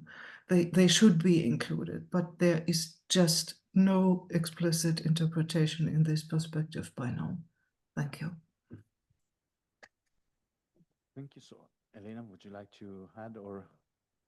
Yeah. So I will just respond to your question, Shaima, together with Fiona. What about NGOs? Any NGOs, if we speak about alternative reports? So normally there's a human rights NGOs, and either international or national ones, most often international. And as to Fiona's question, I don't think, Fiona, that mentioning living wage in these very soft documents may change anything, because living wage is already in the binding treaty of the United Nations.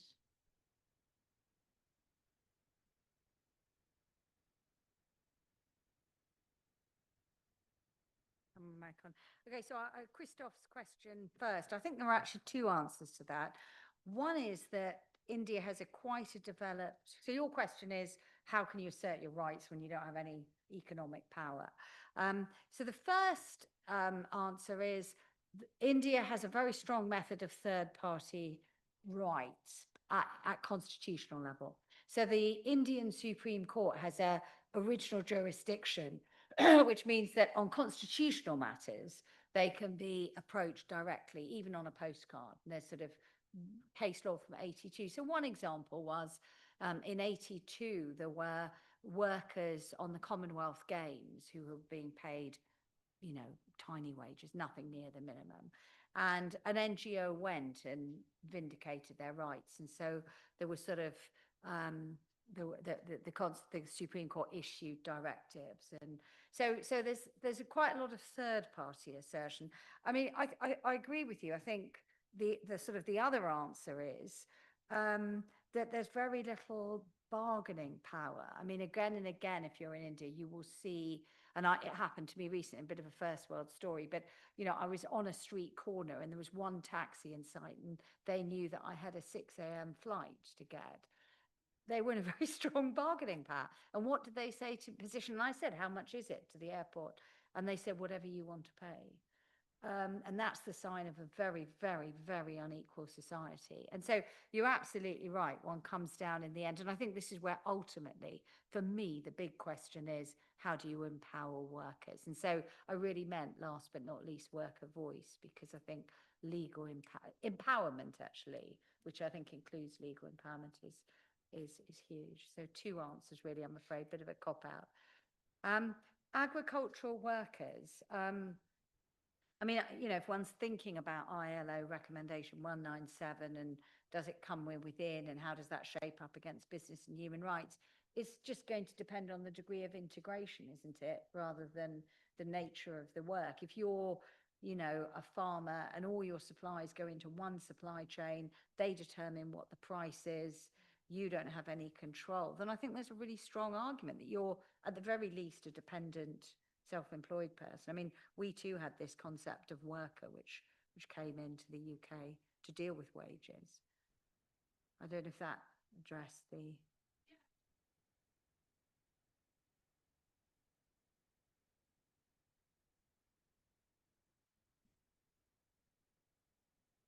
Yeah. Just let me add, I mean, if the farmer is the owner,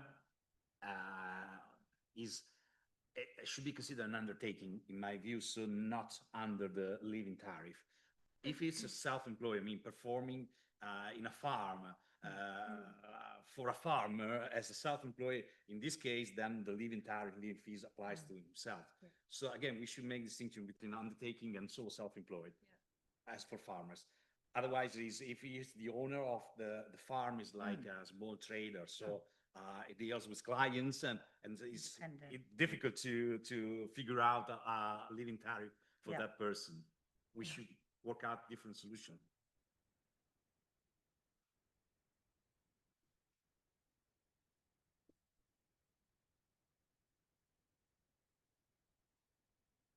Yeah. Yeah.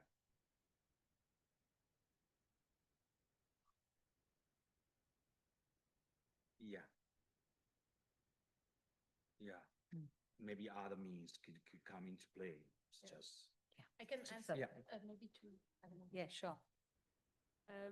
I think the major argument that we would like to make is that it's important to understand all of the different costs that workers have to make, depending on the type of work that they do, right? So, and with that also Social Security, mandatory Social Security and taxes that they need to pay, that are part of the type of job that they do. So it might be indeed that there are farmers that should request a living tariff, or it might be that there are farmers that could request a living income, for that matter. But and then it depends on. So I wouldn't want to make the distinction that the living tariff cannot apply to agricultural workers. Rather, it depends on their situation. And in addition to this, I think one of the reasons why we came up with the idea of the living tariff is that we often see that the concept of living income is only used for agricultural workers, whereas actually, so that's why we try to distinguish, and it's maybe too simplistic, but it's an invitation to debate about what the cost could be, right? Or what the cost is that workers have to bear at a minimum, which is why we make this distinction of cost of living, basket of goods for the wages, and then for the living income, we would then argue it's a plus mandatory taxes and Social Security that otherwise the employer would pay, which then fall on top of the worker. And then for the living tariff, we then add mandatory cost that you have to make in order to be able to execute your work. and do your job. So for a farmer, that could mean buying equipment, right? Or doing the back and forth and in acquisition time to meet your clients or your customers that buy seeds from you, can be part of that tariff that you request as part of your hourly rate, for example, right? So I think that's the distinction that we are trying to make. And as far as we are concerned, that idea can then be applied to whatever sector. But what we try to make clear what the costs are, and then divide these wage, income, or tariff concept on the basis of the type of cost that workers have to bear. Okay, and then Eugene, last, please. Yeah, okay, thanks for the question. Where else can the Australian model apply? Anywhere where property speculation exists, I think, is the answer to that. Look, the conciliation and arbitration model of wage setting was very particular to Australia and New Zealand in the early 20th century. It was its own little curiosity as far as the rest of the world was concerned. But that system has ended. It ended in the early 1990s with a deregulated neoliberal model. And the current system of Australian wage setting bears close resemblance to almost any other common law liberal democratic jurisdiction. So anywhere where there is property speculation and wages do not keep pace with rents is where that former system could be introduced to good effect, I would suggest. Okay. Thank you very much. So thanks to all the speakers for this panel presentation. And just to conclude, allow me a quotation. Work is for men, not men for work. St. John Paul II. No matter the employment status is my addiction, okay?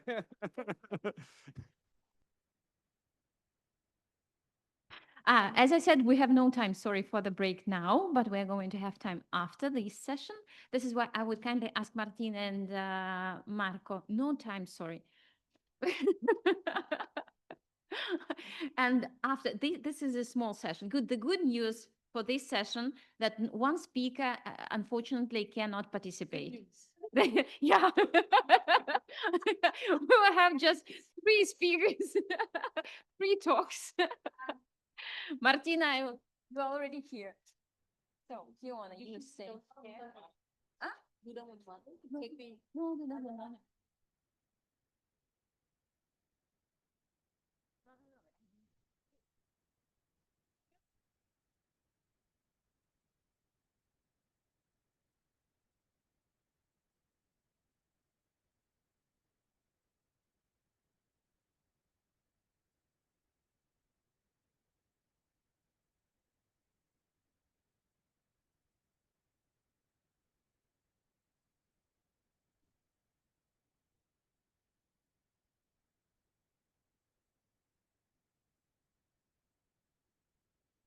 So just 3 talks, guys.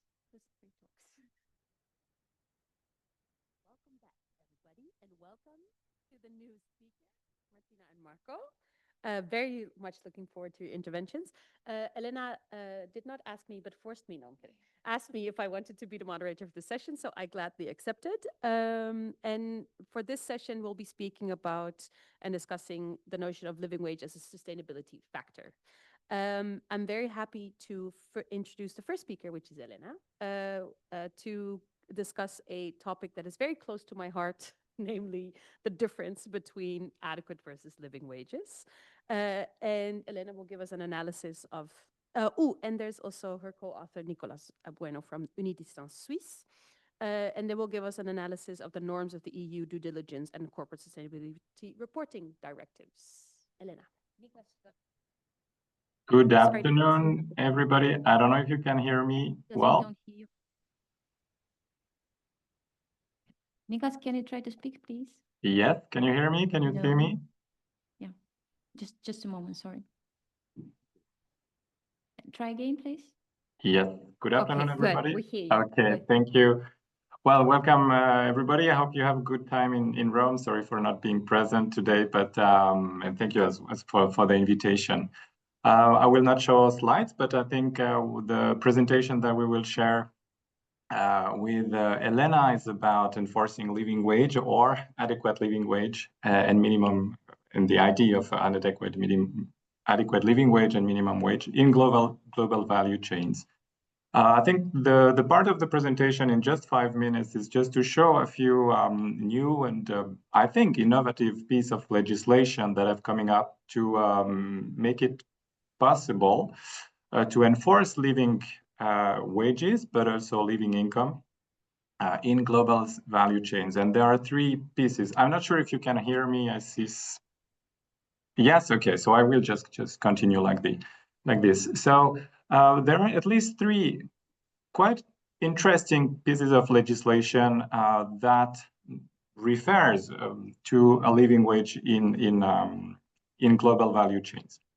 So the first, if I take it historically, is in 2017, where we don't have any reference to a living wage specifically, but the French due diligence law of 2017 was the first law that imposes some due diligence obligations regarding human rights in general to very large companies in their global operations. And all these due diligence legislation, what are they exactly? Well, they are basically all designed in the same way. So the French due diligence law, for example, is imposing obligations to large companies that have more than 5,000 up to 10,000 employees to do what? Well, to respect human rights and how it describes in the French law, like severe violations of human rights, which would also include severe violation of the human rights to a living wage in international human rights law.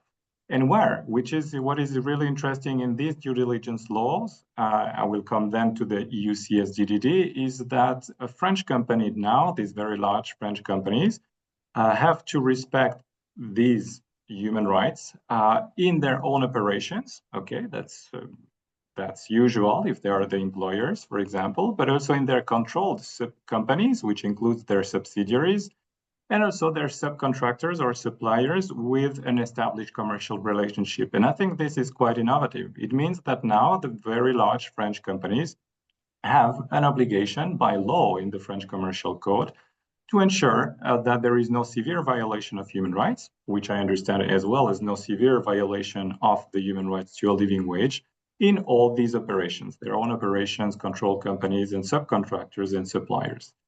A few years later, in 2021, Germany adopted its own due diligence law with the same principle or the same idea that very large company, or at least here a large company with more than 1,000 employees, have to do what? Well, they have to respect a list of human rights that is listed in this German Due Diligence Act adopted in 2021. And this is quite historical because I think, to my knowledge, this is the first piece of legislation that really requests companies expressly to respect an adequate living wage by this very large company of more than 1,000 employees, and those companies that are that have their seat in Germany. If we go a little bit more into the detail, what do they mean by an adequate living wage? This is a bit the problem of the German law, is that only an adequate living wage.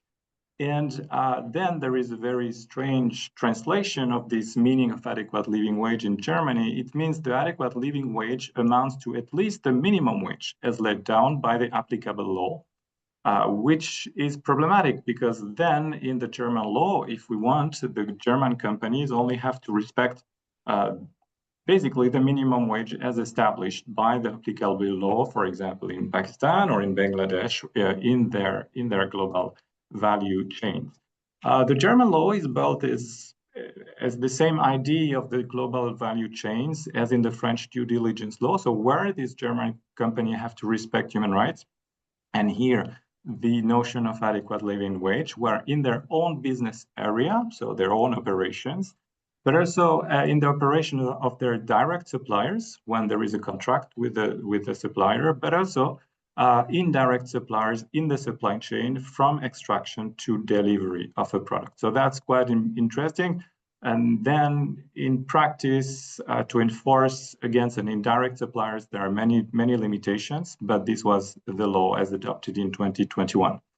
And after these two laws passed in the 2010s, the European Union decided, well, it would be good to maybe have a level playing field regarding obligations for very large companies across the European Union. And this is how, after many years of discussion last year in 2024, the European Directive on Corporate Sustainability Due Diligence, the so-called CSDDD, was adapted based on the same structure. So the structure of this CSDDD first establish which company have due diligence obligations for those who are not familiar with these terms. It means for a company to make steps, identifying steps, taking the adequate measures and report and account regarding specific human rights. So in this CSDDD, this is also applicable now to, in its current stand, to companies that have a seat in the European Union, as well as in certain circumstances, third country companies who have more than 1,000 employees and a worldwide turnover of 400 million euros. What do these companies have to respect? So what is the material scope for the conference today? This is discussed, or this is listed in the annex to this CSDDD. And regarding the topic of today's conference, these European companies, large European companies, have to respect, interestingly, this time, an adequate living wage, as well as an adequate living income for self-employed workers and smallholders. And Elena, I think you will come back on these notions. And both notions have to be interpreted in line with Article 7 of the International Covenant on Economic, Social, and Cultural Rights, which goes, to my understanding, further than the German law. Where do these companies have to enforce this, or to respect this right to an adequate living wage and an adequate living income? Where, as well, in their own operations, in the operation of their subsidiaries, and in the operation of their direct and indirect business partners in the chain of activities. There is an entire literature on what it is, the chain of activity, but mainly this is as well from extraction to delivery of the product. And just a few words to conclude, because Elena told me I only have 5 minutes to discuss this. There is, of course, a debate. You know about this probably if you work on business and human rights, but there is this omnibus proposal by the European Commission. There was a vote yesterday at the Parliament, but the idea is really to water down this EU CSDDD with only one element that I think very worthwhile mentioning is the obligation to limit the due diligence obligation by companies according to this omnibus proposal only to direct business partners and not as well indirect business partners. So it means only to ensure that there is an adequate living wage here, an adequate living income regarding to direct partners, usually with whom there is a contractual relationship, which is a very huge cut in comparison to the current EU CSDDD as adopted in 2024. There are other discussions on the omnibus proposal, but I think I will just pass now to Elena, was just to give you an overview of new mechanisms, and I think this will be then enforced with the help of NGOs, of trade unions, to ensure that there is this possibility, this new possibility to adapt, to put these laws in practice and legislation in practice regarding as well adequate living wage and adequate living income. So thank you. And Elena, the floor is yours. Thank you. Thank you, Nikos. Do you hear the applause? All these applause are for you. So my part, the second part, is dedicated to the reporting directive. And here I'm going to speak about the magic transformation of legal terms. Because if we will take the due diligence directive, and we can understand that the reporting is the part of due diligence, right? So these are kind of two coherent parts of the one entire process. And the due diligence directive refers, as Nicholas said, to the covenant. And I've already presented you what does the covenant mean when it says about the wage that it should guarantee the decent living, right? So we have in the due diligence directive the reference to the covenant and also the reference to adequate living wage. Then we have the corporate sustainability reporting directive, which speaks about adequate wages and doesn't define it. So what does it mean, adequate wage? To know what does it mean, in the opinion of the European Commission, you have to go into the European sustainability reporting standards. And here it's also tricky because now they are on the way of reconsidering these reporting standards, and the part on adequate wages was rewritten completely. I didn't like the previous version, but at least wage indicator was mentioned. So I thought, well, okay, not that bad, might be worse. But the new version is much more awful than the previous one. So I will start with the actual version, which is most likely to be reconsidered very, very soon. So what did they understand under adequate wages? So in the application requirement 73, the European Sustainability Reporting Standards said that the adequate wage benchmark shall not be lower than, and then it divides. In the EEA, so in the European Economic Area, it is one thing, and outside, it is another thing. So what is it in the European Economic Area? The minimum wage set in accordance with the EU Directive on Minimum Wages, which, as Emanuele said us, it's about the process. So it's not about the substance. It's not about the sum. It's not about what should be guaranteed to the workers.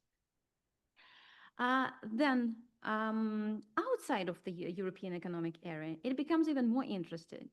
The wage level established in any existing international, national, subnational legislation, official norms, or collective agreements, but it's not all, based on assessment of a wage level needed for a decent standard of living. So the question is, who is going to consider, is it assessed or not? So it's a super complex thing, right? And it's not me to say to you that it is a very complicated thing.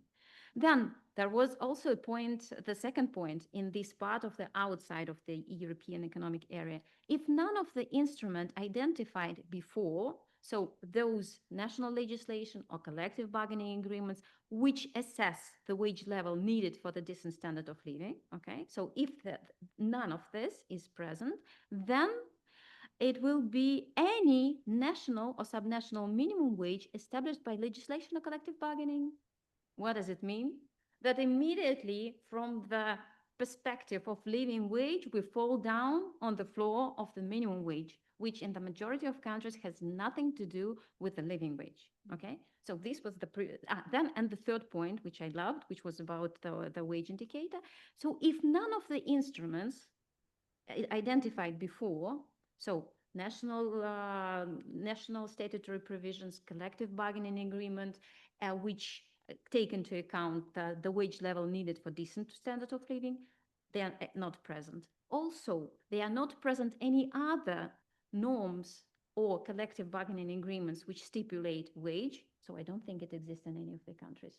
So in all of the countries, there is either some norm, right, or the collective bargaining agreements. So, but if anything of this is not present, then any benchmark that meets the criteria set out by the Sustainable Trade Initiative, including applicable benchmarks aligned with the anchor methodology or provided by the Wage Indicator Foundation or Fair Wage Network, provided the primacy of collective bargaining for the establishment of terms and conditions of employment is ensured. So in no case, we are going to refer to the benchmark developed by those very prominent and very acknowledged companies, NGOs, as anchor or wage indicator. Now the new version, and I understand that it's difficult to perceive the legal text without the slides, but we will manage, right? So the proposed version is the following. So the adequate wage benchmark used for the companies, now they shifted from the European Economic Area to the European Union. So in the European Union, this is the wage level established through collective bargaining or statutory minimum wage set in accordance with the directive. Point. So there is no option that the directive is not implemented. It's not clear. So, and if the minimum wage was not established in line with the directive, what are you going to implement? Because there is no sub-point which says, in case if it is not present, you should do in this or that way. It's just point, so it's just the closed clause. Then, outside of the European Union, it is the wage level established through collective bargaining or the statutory minimum wage established by legislation or collective bargaining agreement, which is periodically adjusted and takes into account the ILO wage setting principles. Okay, good. We all seen the ILO wage setting principle adopted recently, right? But the point is, it's too complex. There are so many principles. Who is going to follow which principles were implemented? So it's absolutely impossible to understand how these provisions can be put into practice. I can understand the company, just imagine, those people who are doing these reports and companies, they have no idea about the principles of the ILO, right? It should be maximum clear. So in this case, the reference to, I don't know, wage indicator, anchor, whatever, but those already established approaches to calculating living wage might be very helpful. No, you will not find that. So outside the European Union, this thing, or if it is not present, if the adequate minimum wage doesn't exist, any living wage estimate produced by an institution mandated by the public authorities of the country where the workers are based and which takes into account the ILO principles on estimating a living wage. And here might be a big problem because we all know how all these things might be decided in countries as Bangladesh, Malaysia, I don't know, so where there is a lack of democracy, right? I'm the government, so I say, well, okay, there is a nice company, they are going to make the living wage estimate for me. And they will state that they will take into account the ILO principle. Isn't that great?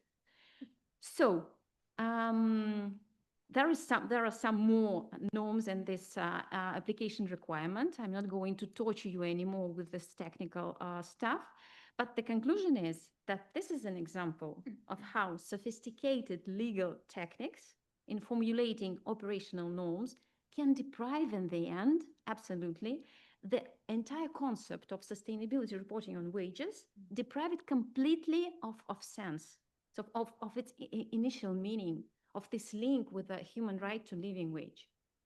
So here I stop. Thank you.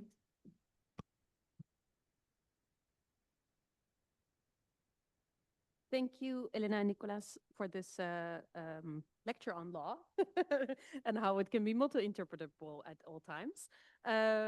Just to say that on coming Wednesday, again, they are negotiating on these texts. So it's not a given yet on what these texts look like, but most likely they will be as vague as Elena was just showing to us. So fingers crossed it becomes a bit more clear, but who knows.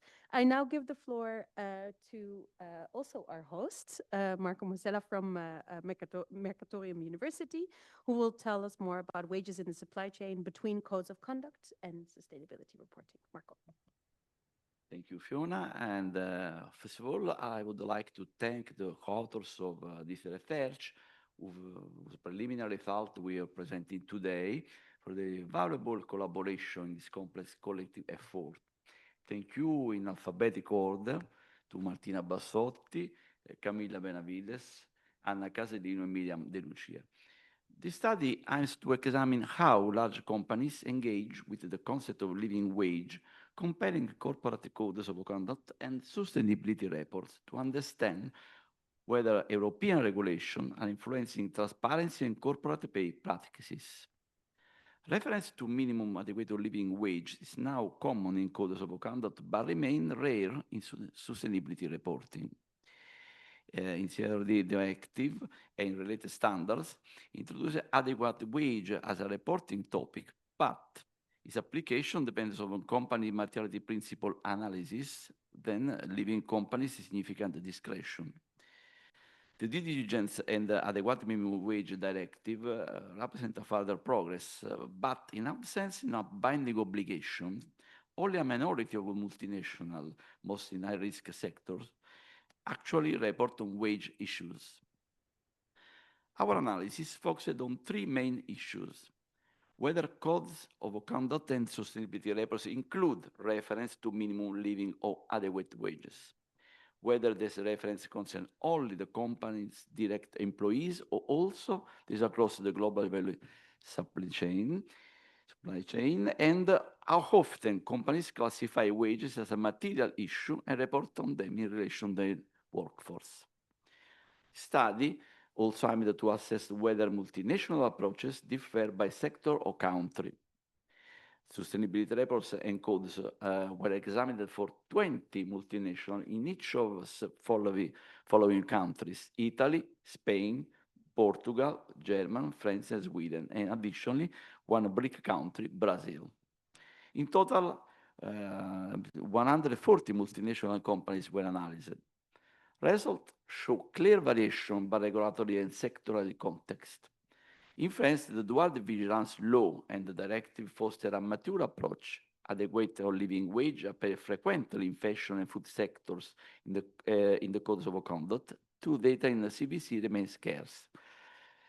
In Germany, codes generally comply with the legal minimum, but without operational detail.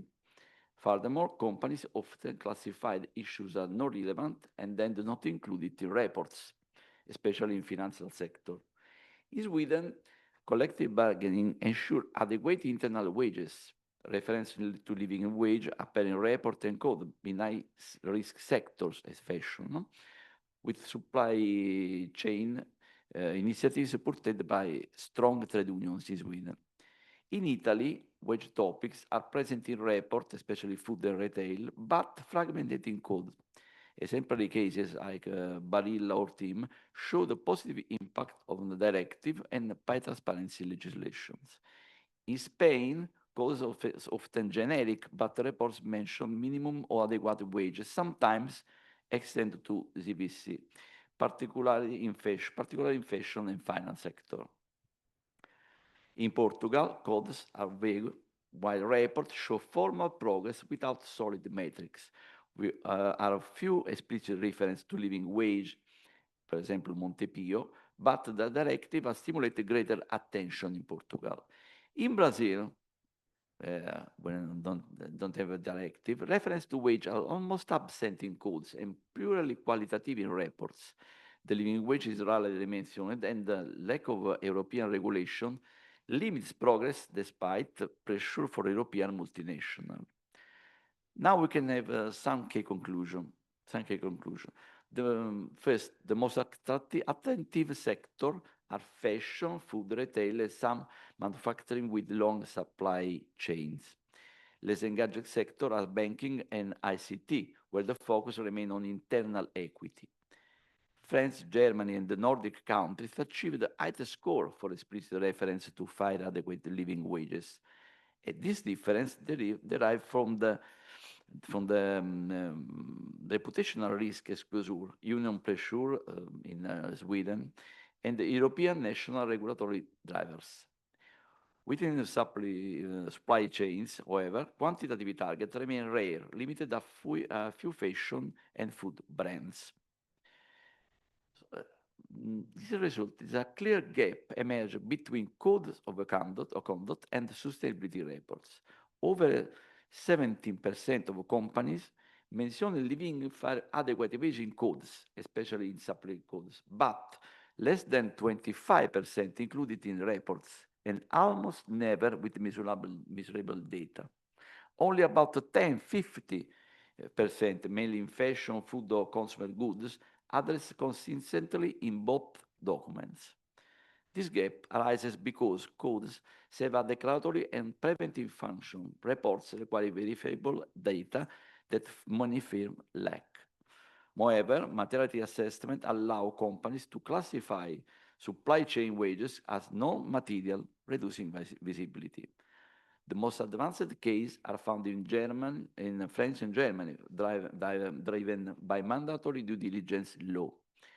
In Sweden, attention focused on global supply chains, while in Italy, Spain, Portugal, and Brazil, the issue remains sporadic.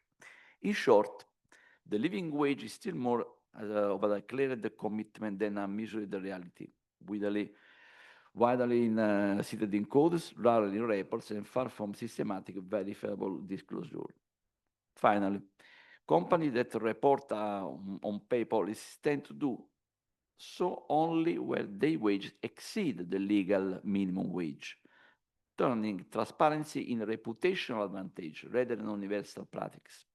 Overall, the current framework reveals a selective and asymmetric reporting landscape, where wage transparency remains largely voluntary, driven by reputational incentives, obstructed by absence of a common European rule, ensuring mandatory, comparable, and verifiable wage reporting, especially in global value chain. Thank you. Bye.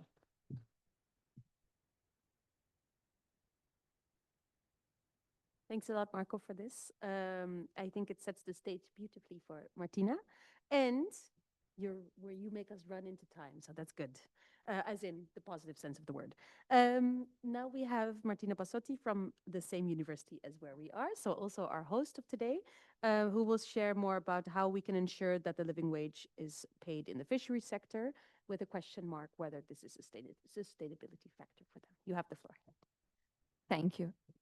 Yes, my presentation addresses the challenge of ensuring a living wage in the global fishery sector, considering that in contrast with the ILO Maritime Labour Convention, the Working Fishing Convention does not stipulate the level of wages in the sector and does not provide a methodology for the calculation of the wage.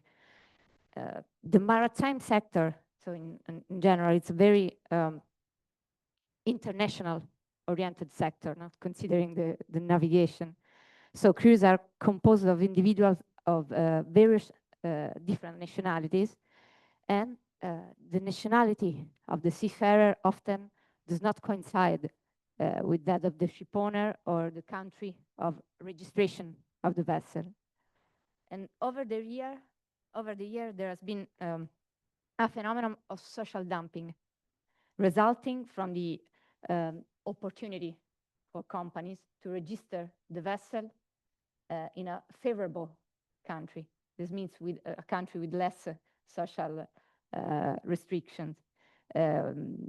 So the problem is that the response of many countries, such as the European countries, which saw their fleets reduce, was to introduce encouragements to keep ships under their own register. So they opened to what is called the international registers. And this means that now it's possible to recruit foreign workers, because before it was really national, the crew.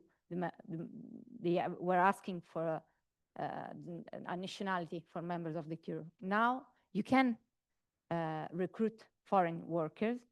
And the problem is that how are they paid? So very often foreign seafarers are not granted the minimum standards of treatment afforded to national seafarers. And this is why the aim of international register is to prevent ship owners from changing the flag of their vessel in order to take advantage of less costly social regulations, as I said. So is this legal? It's constitutional regarding, for example, European states. In fact, the French Constitutional Council in 2005 stated that seafarers residing outside France are not in the same situation as those residing in France, given the specific economic and social conditions of the countries where the center of their material and moral interests is located. So for this objective difference, for the legislator, it's possible to apply to the foreign workers minimum rules on remuneration and social protection that differ from those provided for seafarers residing in the state. So it's not really the nationality, but the fact of the residence of the worker. So within this framework, it is essential to guarantee minimum standards, such as those established in the Maritime Labour Convention. Referring again to France, the Transport transport code, for example, states that regardless of the law chosen by the parties, because we have this problem of international labor law, so deciding the law applicable to the contract. But so regardless of the law chosen by the party, the maritime employment contract shall be drawn up in accordance with the provision of the Maritime Labor Convention.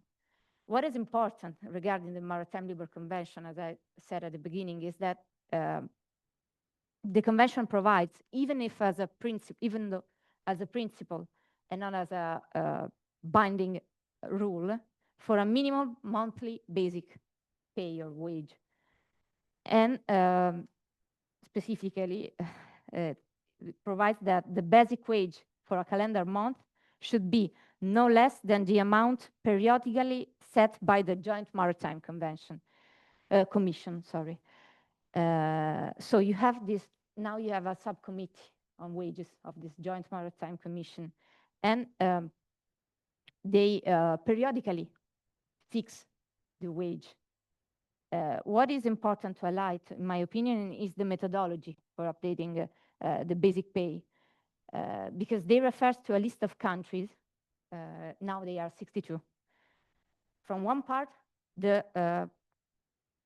most representative maritime nations, so those with at least 2 million gross tons of shipping. So you have, from one part, maritime nation in the sense of the fleets. And on the other part, you have the countries which are major suppliers of seafarers. So such as Indonesia, Philippines. So those with at least 10,000 seafarers. And for each country, you have, for just the minimum wage fixed before, you have to consider the inflation, so the change in consumer prices. The aim is to establish, calculate the number of US dollars that, for example, in 2000, as for the last agreement, the number of US dollars needed in 2025 to make the same purchase with $673, that was the minimum wage in 2022. And the ultimate aim is to obtain the median value of purchasing power in those selected countries. Now the minimum wage is around 700 euros. And it is fixed from 2025, 26, and 27. So in a sector that is highly exposed to international competition, the establishment of a system for determining a global minimum wage is of particular significance, even though its definition is based on a non-binding provision. And it can be a model, no, for all the problems today we have with the global supply chains. But why it is not applied for in the fishing industry? So the problem, coming back to fishers, is that the Maritime Labor Convention does not apply to them. And but we have a really important convention, that is the 2007 ILO Convention for work in the fishing, concerning work in the fishing sector. The problem is that you don't have a mechanism for determining a minimum wage. With regard to the payment of fishers, the Article 23 of this convention merely states that each member, after consultation, shall adopt laws, regulation, or other measures, providing that fishers who are paid a wage or are ensured a monthly or other regular payment. So fishers who are paid a wage are ensured a monthly or other regular payment. This means that there is no minimum obligation. And why they say that who are paid a wage? Because it is important to highlight that in the fishery sector, it is common for workers to be remunerated wholly or partly by a share of the profits. So, and while in some countries, such as Italy, the status of the fisher is classified as employee, and you have a minimum wage guaranteed by collective bargaining. In other nations, the share fisher is considered a self-employed person. And this is certainly a significant difference compared to the maritime sector, but does not justify the absence of minimum standards. And of course, they are solo self-employed if we consider what we said before regarding the scope now of a regulation. So another problem might be that the fishery sector is more territorially grounded, but it's not always true, because you have a lot of vessels that frequently operate in international waters. And in fact, it's really a known problem in the European Union, having having foreign workers on the vessel and having a different treatment. The assumption as for the seafarer is that if the working status do not grant migrant worker the permission to reside in the state, their financial needs would generally be those of the state of residence. So the visa is in this case a loophole for exploitation. But anyway, beyond the issue of the international composition of crews and the fact of this different treatment between members of the same crew, it remains that in a globalized market such as that of the seafood, the discussion might be in terms of global value chains in any case. So in sustainability terms, and the problem is that in a global perspective, if we don't have a wage standards for fisher, it's important to consider, for example, UN guiding principles on business and human rights and the voluntary action of the businesses. But the problem is that I analyzed a lot of certification programs, and even those who are who have social components, not usually refers to wage for considering the labor compliance of the company. So this might be a challenge for also for those certification programs. And maybe a solution might be referring to the maritime minimum wage in collective agreement or in other legislation. I can, for example, I can refer to the sustainable fisheries partnership agreements that are agreements between the European Union and some of the African, Caribbean, and Pacific group of states. So you have French and Spanish vessels that operates in those states, and so they employ foreign workers, African or Asian workers. And these agreements are implemented by protocols, and now these protocols have a social clause that states that where no collective bargaining agreement has been reached, the wage shall not be below the ILO standards for seafarers. Anyway, the problem is that coming to referring to certification programs, as I said, is that within the fishery sector, sustainability is discussed primarily in an environmental issues. So the really problem is considering a sustainable vision, the conservation of fish stocks. And as a final remark, considering that, I want to spend some words about the European framework and the Italian one. And I think we can say that the challenge is that environmental concerns often risk being adopted with workers' interests. So specifically in a share-based payment system where workers can directly profit of the productivity of the company. And the significant reduction in fishing effort is now shifting the issue of guaranteeing a living wage to a social matter, social security matter. So is the state intervening to cover extended periods of unemployment? Because we have, during the year, we have a long period where companies cannot be in production. So this might change the question and the issue. So we have to balance sustainability in an environmental position view and in a social view, for what may concern the Italian framework. Thank you.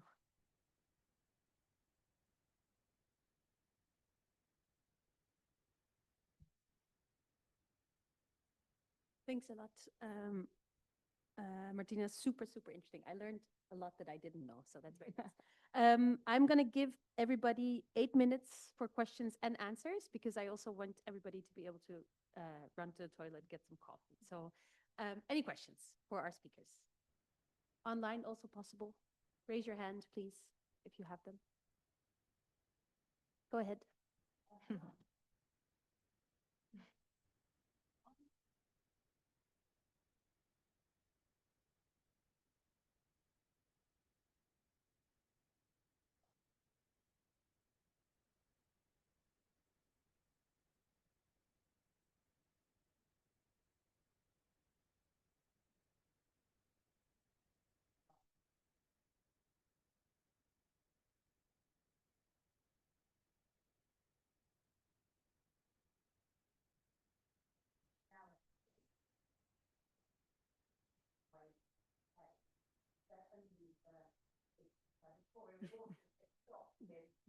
After 12 miles, it's international water.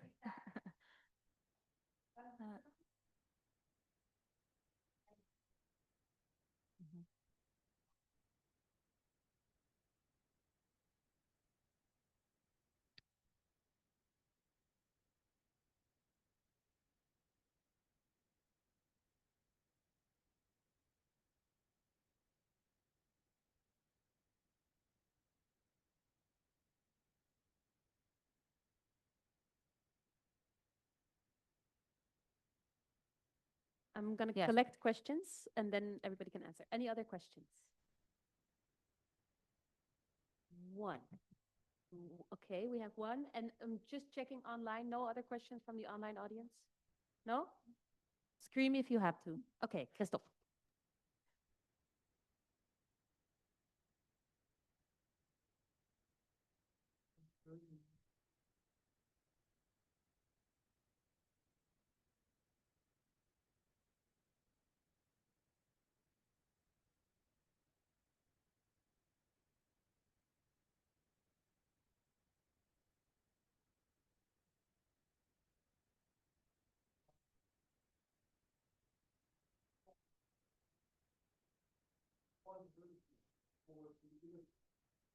I'm talking about this because we have done a study on the shipping lines. Shipping lines are using charters. The charters are using management companies to hire the workers for the ship and so on. And so you no longer have the shipping line, but the individual directly responsible for the crew on the ship, but there are a lot of companies in between. So my question is, to what extent do you see that also for other industries? And suddenly new companies come in between to water down the impact of the Martina, you want to take the first question? Yes. I agree. I agree with you, because for what I learned, the problem is that it's not just a question of international waters, because usually with fishing vessel, you don't have a vessel that part from Rome and then ends in New York or in Senegal. They're coming back, and the problem is they will stay in Italy or not, and they just for what I said about the loophole of the visa. Maybe the problem of the exploitation might be that they live on the boat, they live on the vessel, and this is how they can guarantee this. They continue to profit of this system. I think not in Italy, for example, the fact that fishing vessels are not able to be registered in the international register, you don't have the same visa as for the maritime. You need a permission for the fisher, so the seafarer, but in the fishing industry, to stay in Italy. You have to guarantee to show them the contract, guarantee that he has a place to stay. But the problem is that if you don't have a state port control and you don't have control, this can be really a threat to living wage.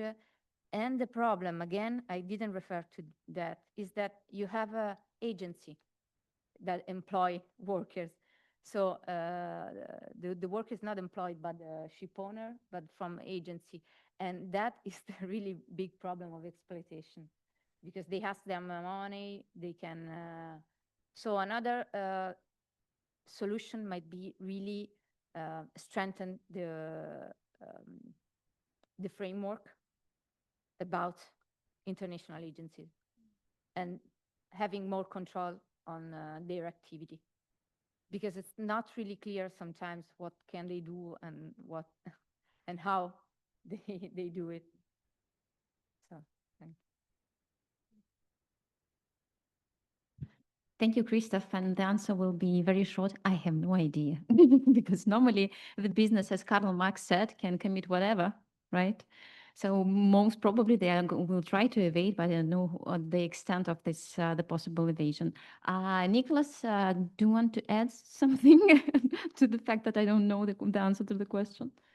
It's really unfortunate, but I didn't hear the questions from the public, so I have to pass to you. Because now you are muted and they are just arranging the sound, sorry. No, I just said it was really unfortunate, but I couldn't Sorry, hear. we still cannot hear you. Yeah, try please. Yes, can you hear me now? Okay, good. Now it works. Sorry. Yeah, Well, it's just to say it's very unfortunate, but I couldn't hear the questions from the audience.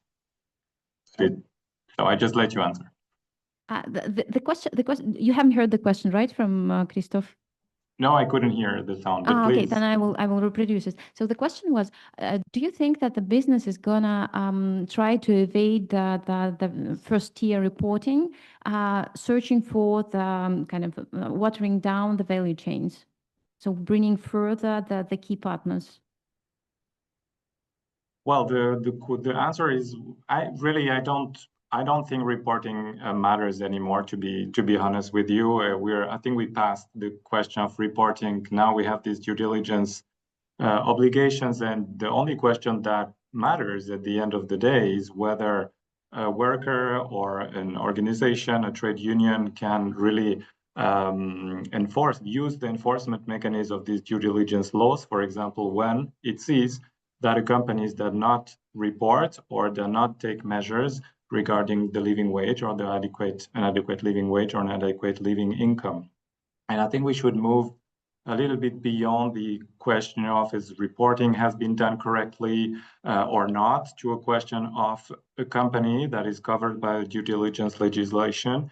Does it really respect this its obligation to ensure a living wage, an adequate living wage through its supply chains? And there are now enforcement mechanisms in France that goes through a civil lawsuit, and another mechanism in Germany, it goes through a public authority that will check whether the company has conducted its obligation to respect the living wage or the minimum wage. And we have already organization, especially here in Berlin, the European Center for Constitutional and Human Rights, working with Pakistani trade unions and Bangladeshi trade unions to make sure that companies do respect these obligations, due diligence obligation regarding an adequate living wage. And I think this is where we have to think maybe more. How can we really make sure that the companies who have now obligations in these laws can be really make sure that they respect them correctly?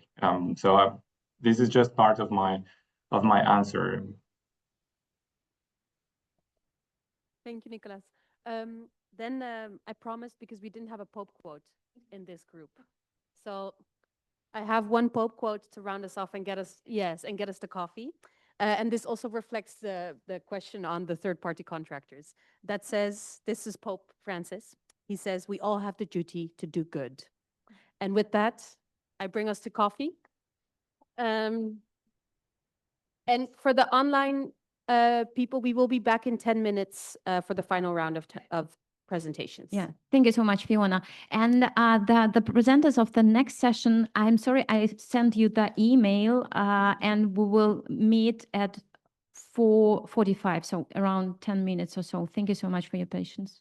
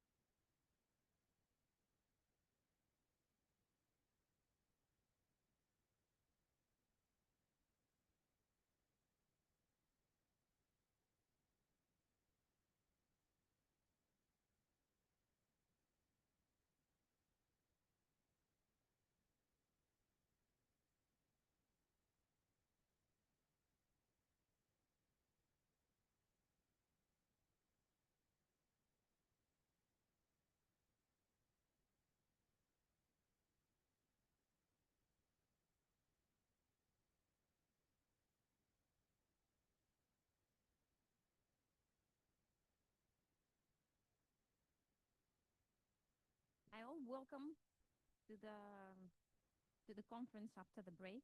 I'm sorry on both ends that you cannot be here in person because pizza was really delicious. So I promise that the next time when you will have time to join us, we will have this pizza again. So we start the last session of today's very long conference, and we are going to consider living wage as a contractual clause. And I'm really very happy to have in this session Anne Davis from the University of Oxford, and Anne did a lot of research on public procurement. And I was very, very happy when you've accepted my proposal to write the chapter and to take part in this conference. And the floor is yours, and thank you so much. Thank you. Can you hear me okay? Yep. Okay, great.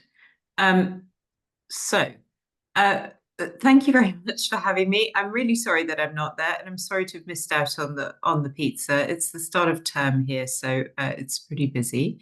In this paper, I talk about EU procurement law. That's just because that's what I know best. It's not because I think it's better than anybody else. It's procurement law.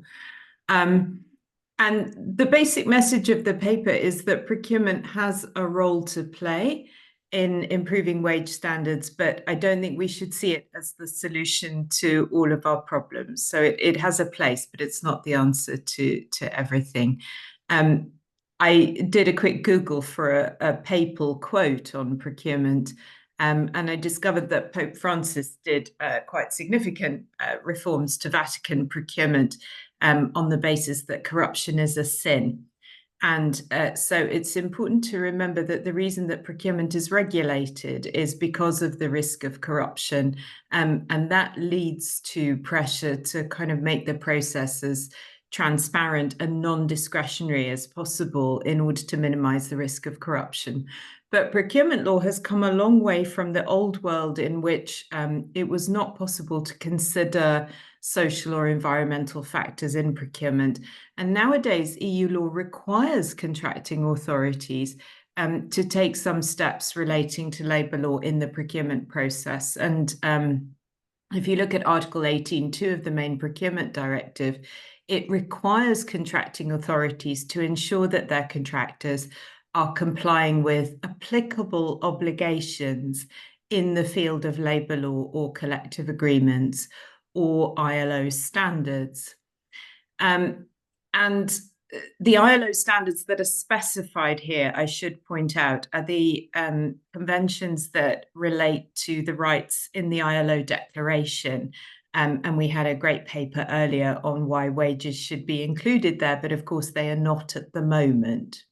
So what we've got in Article 18.2 is this requirement to get contractors to comply with applicable obligations. And that is quite significant in terms of what we can do with this clause in relation to wage standards. So if the contract is going to be performed in a place which has, for example, a statutory minimum wage, then it's relatively easy and in fact an obligation for the contracting authority to insist that the contractor complies with the statutory minimum wage that is applicable in its location. And I should say that you need to bear in mind with government contracts that sometimes they're performed in the jurisdiction. So if it's a service contract providing care for the elderly or something like that, it'll be performed in your country where you know what the minimum wage is and you can insist on compliance with it. But of course, if it's a goods contract for, I don't know, IT equipment, then you're looking at a complex supply chain and components could be coming from anywhere in the world where it's much more difficult to know what the minimum wage applicable might be. And of course, there may not be one at all. So Article 18.2, as I say, obliges contracting authorities to take an interest in labour matters. There are some requirements here to be aware of. So it must be transparent. So in the tender documents, it must be advertised in advance that there are labour requirements. It must be non-discriminatory. You can't design wage requirements in a way that would favour companies in your own jurisdiction. So you can't insist that everyone complies with the minimum wage that's applicable in your country. That would be discriminatory. It must be proportionate, so it must relate to the contract. You can't, as a procurement authority, as a contracting authority, insist that a company modifies its entire labour practices around what you want. It's only the workers that are delivering your contract that you can take an interest in, and that's something people often overlook. And as I said earlier, the crucial requirement is applicable obligations. So if the contract is performed outside your member state, then it's the norms that are applicable in the place of performance. So that's what contracting authorities are required to do. The procurement directives also permit contracting authorities to go beyond that. And you do find examples of socially aware and enthusiastic and interested contracting authorities that want to do more. And I think this is a promising option where you're looking at products being sourced from states with no statutory minimum wage, nothing to enforce under Article 18.2, but you could go beyond that and specify a living wage. You could specify some kind of due diligence obligation on the main contractor to investigate what's going on in its supply chain and what wages are being paid. Again, though, you've got those general obligations to comply with. It must be transparent. You must advertise in advance what your requirements are going to be. You must not discriminate against firms from outside your own member state. And it must be proportionate, so it must be relating to the contract. And I think with these kind of more ambitious clauses, the proportionality thing is a little bit more tricky. If we're talking about a product with many components, it's going to be quite difficult in the end to identify where all those components are coming from, how much time particular workers are spending on those components that are going into the product that you're buying. So that can be a bit of a catch. So there's plenty of scope actually to use procurement to address wage issues, but I want to drill a little bit more deeply into what that means. So I'm sure in general terms, what we all think of is the contractor, the bidder, wanting to get a government contract, being willing to do all sorts of things in order to curry favour with the government and get that contract. So good, strong bargaining power on the part of the contracting authority in this scenario. But in fact, there are lots of stages in a procurement process, and you can do different things with wages at different stages. Sorry, I'm starting to rhyme now. And the leverage that the contracting authority has differs in those different stages. So strong bit of leverage is early on in the process. You can exclude a bidder from bidding for non-compliance. And you can do that using Article 18.2. So if you know that the bidder on a previous contract or in other aspects of its business has breached minimum wage legislation, then you can exclude it from bidding. That's not a permanent thing. There are self-cleaning provisions which allow firms to get themselves back in, but you've got that option. You can also exclude an abnormally low bid. That's not a wage-specific issue. It's where you think that the bid is just dodgy because it's so low, it can't possibly be delivered for that price. And of course, paying very low wages could be a factor in an abnormally low bid. Again, big leverage there, just knocking out a bidder completely because the bid is abnormally low.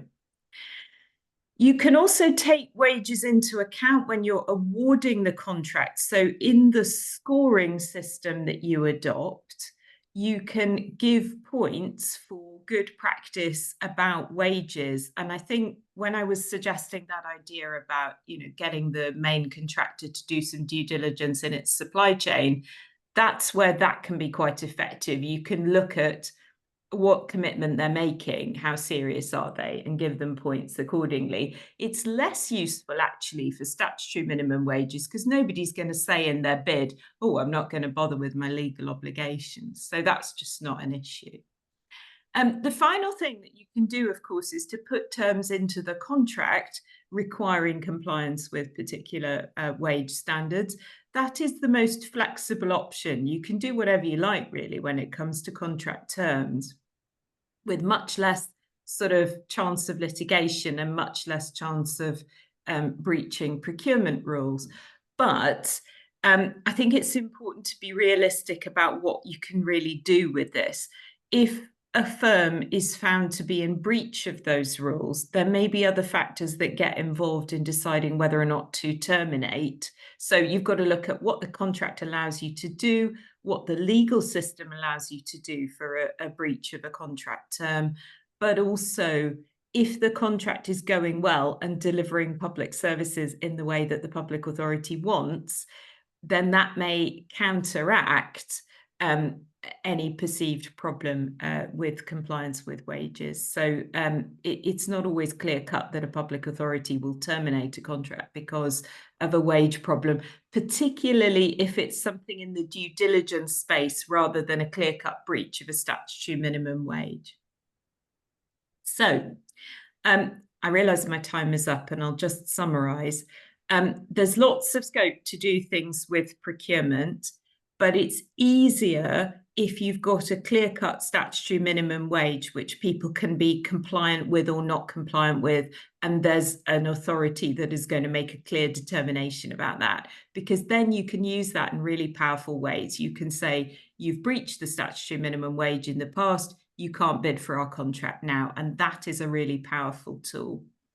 It is more difficult to use procurement for vague standards, vague requirements like, please do some due diligence in your supply chain. It's not impossible, but it's just not as effective because you can't use it in that exclusionary way because it's much softer. And of course, don't forget, disappointed bidders will litigate. So public authorities are under pressure here. They have to do the right thing. And the final thing to say, and this is the reason I distinguished at the beginning between what's required by EU law and what's optional, is that procurement officials are busy and stressed, and they don't have a lot of money, and they have to deliver public services and public goods. They have a lot of other stuff to think about. They're not experts on wages. And some of them will get enthusiastic about this and you'll get pockets of really good practice, but bear in mind that not everybody's an expert here, and it's asking quite a lot of them sometimes to enforce labour standards through their contracts. So we have to be realistic about what we can achieve in this space. So procurement, useful, but not the solution to everything, every problem. Thank you. I hope you hear the applause, Anne. Thank you so much. Thank you for the explanation of how complex the issue of wage and the public procurement is. And now it's my pleasure to give the floor to Jill van der Waal from World Benchmarking Alliance. Jill is going to speak about the commitments her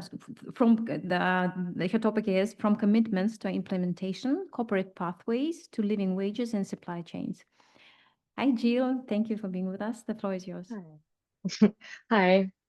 Sorry for joining online and a little bit late. I'm based in New York, so I haven't seen many of the other presentations. So if I'm repeating something that someone else has already said, please forgive me. But I'm happy to share some of my insights of the recent paper that I wrote. It's basically focused on companies that have living wage commitments in place. We see that a lot and more, but very few actually act on their own operations and in their supply chains. So this research is focused on understanding not maybe only why progress is so limited, but also what distinguishes the few companies that are moving from commitments to implementation. So I am a research specialist at the World Benchmarking Alliance, where I work on human rights and decent work mainly. So I combine two sources of evidence, and the first one is the quantitative analysis of two benchmarks that we work on at WBA. So the first one is the social benchmark. This assesses 2,000 companies. The last iteration was in 2024, and it's basically assessment on fundamental expectations on human rights, decent work, and ethical conduct. So that includes living wage. And then I also looked at 5 years of the corporate human rights benchmark. I'll call it the CHRB. And that covers 244 companies in high-risk sectors, and it's 5 years of data. And then I combined that with qualitative insights from interviews with some multinationals and some organizations actively working on living wage implementations. So this allowed us to see some patterns both at scale and to kind of understand the realities actually inside companies. And from the interviews and a lot of the company disclosures that we look at, we found two kind of strategic logics that shape living wage implementation from companies. So the first one is a risk-based logic. This means that companies kind of start working with living wages as they identify wages as a salient or now material human rights risk in their kind of human rights due diligence processes. And it's therefore kind of grounded in an approach that's grounded in risk mitigation. So it means that living wages become more of a strategic priority. The responsibility tends to sit with a sustainability department that coordinates with HR procurement. So it's more top down. And this kind of provides some organizational clarity, but it has some downsides as well, as I will discuss. And then the other implementation logic that we can really see is a decent work framing. So this is kind of when wages are treated as more part of a broader labor rights strategy. So it integrates it with other decent work agenda points like timely pay, unfair, reducing unfair deductions, engaging in dialogue with workers. And this is an approach that's more integrated across functions. So it means that procurement teams are embedding living wages into responsible purchasing, HR is playing a larger role, and there's more institutional integration across the organization. And these are the kind of two logics that we see a lot. And in the research that we did for this, we found also 4 central lessons that we see companies do that advance living wage implementation. So this is a really short summary. I'll try my best. The first thing that we see that's really important is the centrality of human rights framing. That is actually critical. I think this sounds quite obvious, but it's really clear from also our benchmark data and from the interview that the extent to which companies succeed in implementing living wages is really closely linked to their overall human rights maturity. So of the 2,000 companies that we do assess in the social benchmark, this was a public number already, but only 4.5% had actually set public time-bound living wage targets. This is a very low number, but we do see that these companies consistently perform better across all human rights and decent work indicators. So companies that commit to a living wage, we see score double as high on the entire benchmark than companies that do not commit to living a wage. And companies that work with suppliers on living wages, which is only around 3% overall, are 7 times more likely to score high overall. These are interesting numbers. Obviously, causality cannot necessarily be inferred because living wage implementation is kind of related to overall human rights maturity. Of course, this makes kind of sense, but we do see that these front runners do demonstrate stronger internal capacity and alignment on human rights and decent work practices. So we also see, for example, that the majority of companies that disclose that they pay a living wage or kind of commit to doing so identify also risks in their own operations and supply chain. So as part of due diligence, they're really focused on also doing any risk identification. And we see that companies that do not commit to a living wage actually rarely do so. So there is a relationship there, also kind of coming back to the risk-based framing. Among all the companies also in the benchmark that disclose their salient or material human rights risk, this can be in their own operations or the supply chain, half of those companies actually report wage-related issues as salient. So that's can be living wages, adequate wages. I'm sure we spoke about that already today. But half of the salient issues that companies disclose, half of these companies see wages as very important.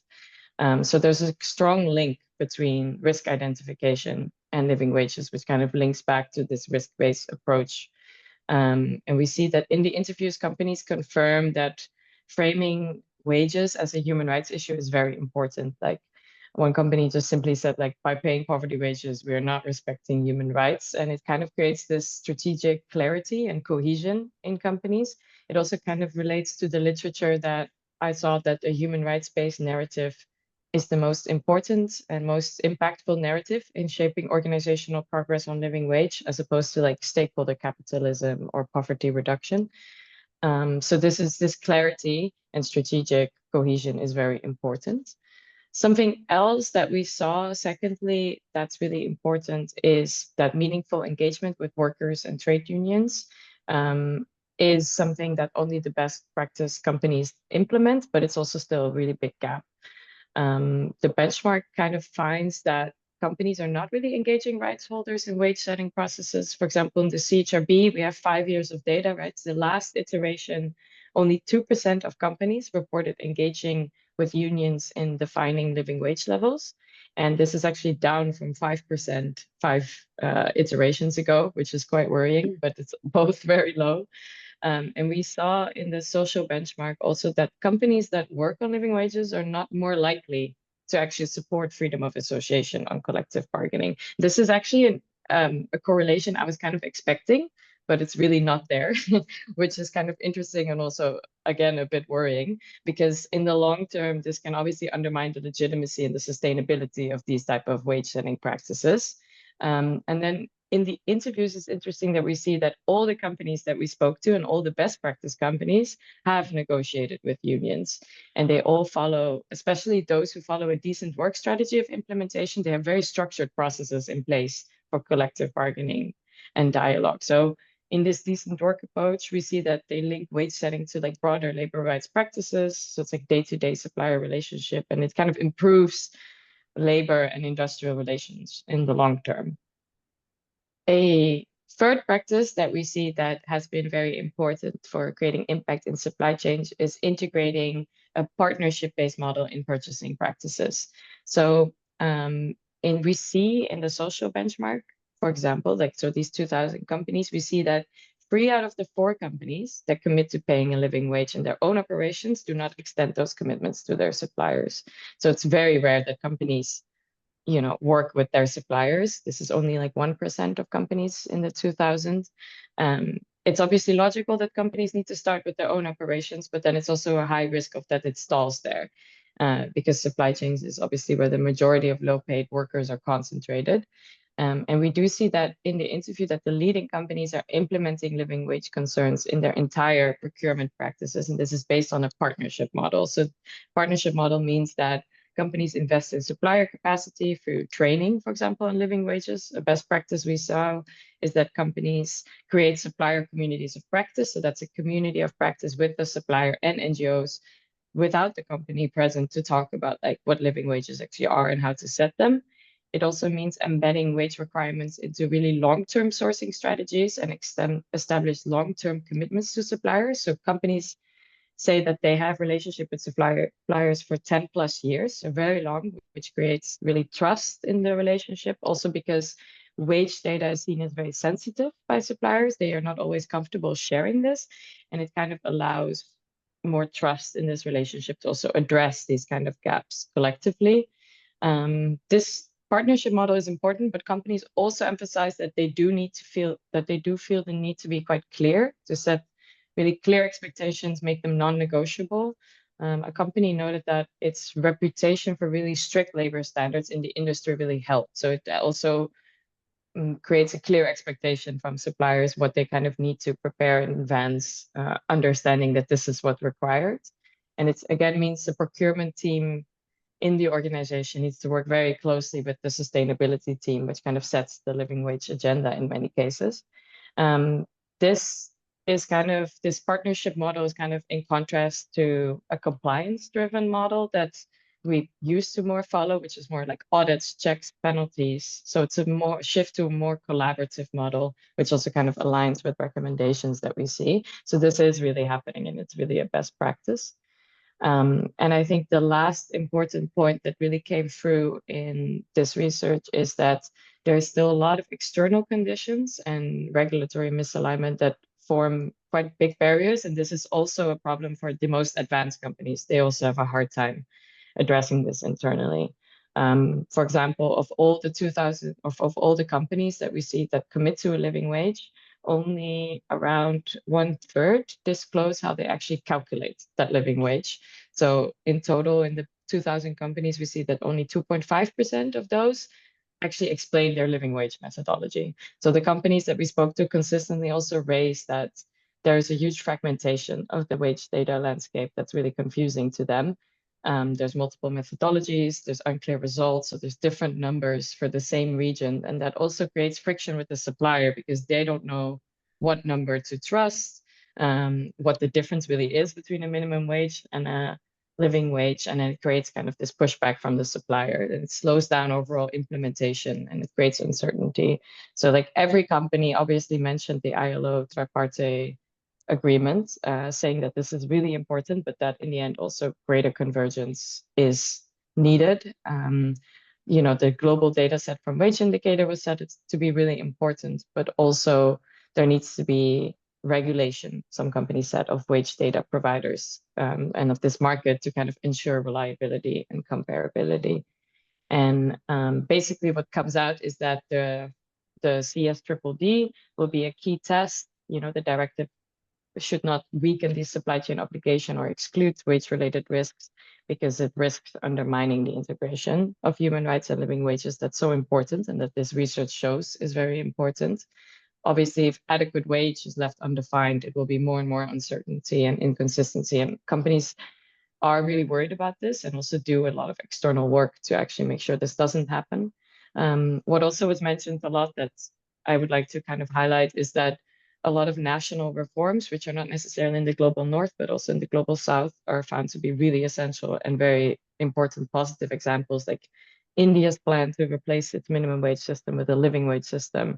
This was backed by the ILO, and companies say, all of them kind of mentioned that these local reforms, while we want to speak about living wages, these local reforms and also minimum wages are really important to create a structural condition for wage improvements.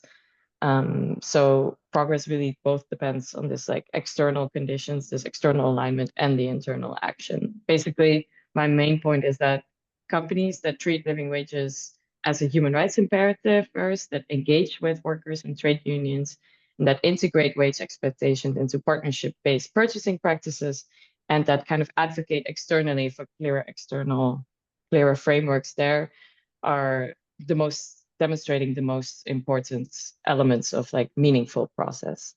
So, thank you.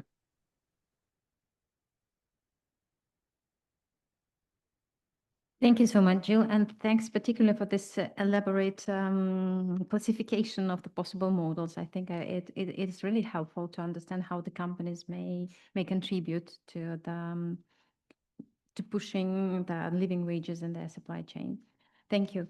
And now we give the floor to Anne van Lakkerveld from Fairware. Yes. Just a moment, we are just solving the technical issues. Okay, thank you so much, Anne. I'm really glad to see you because Anne contributed a couple of times to my lectures on ESG, which I did at the University of Bologna, and I appreciate that very much. Yes. Okay, go on. Yes, you can hear me? Good.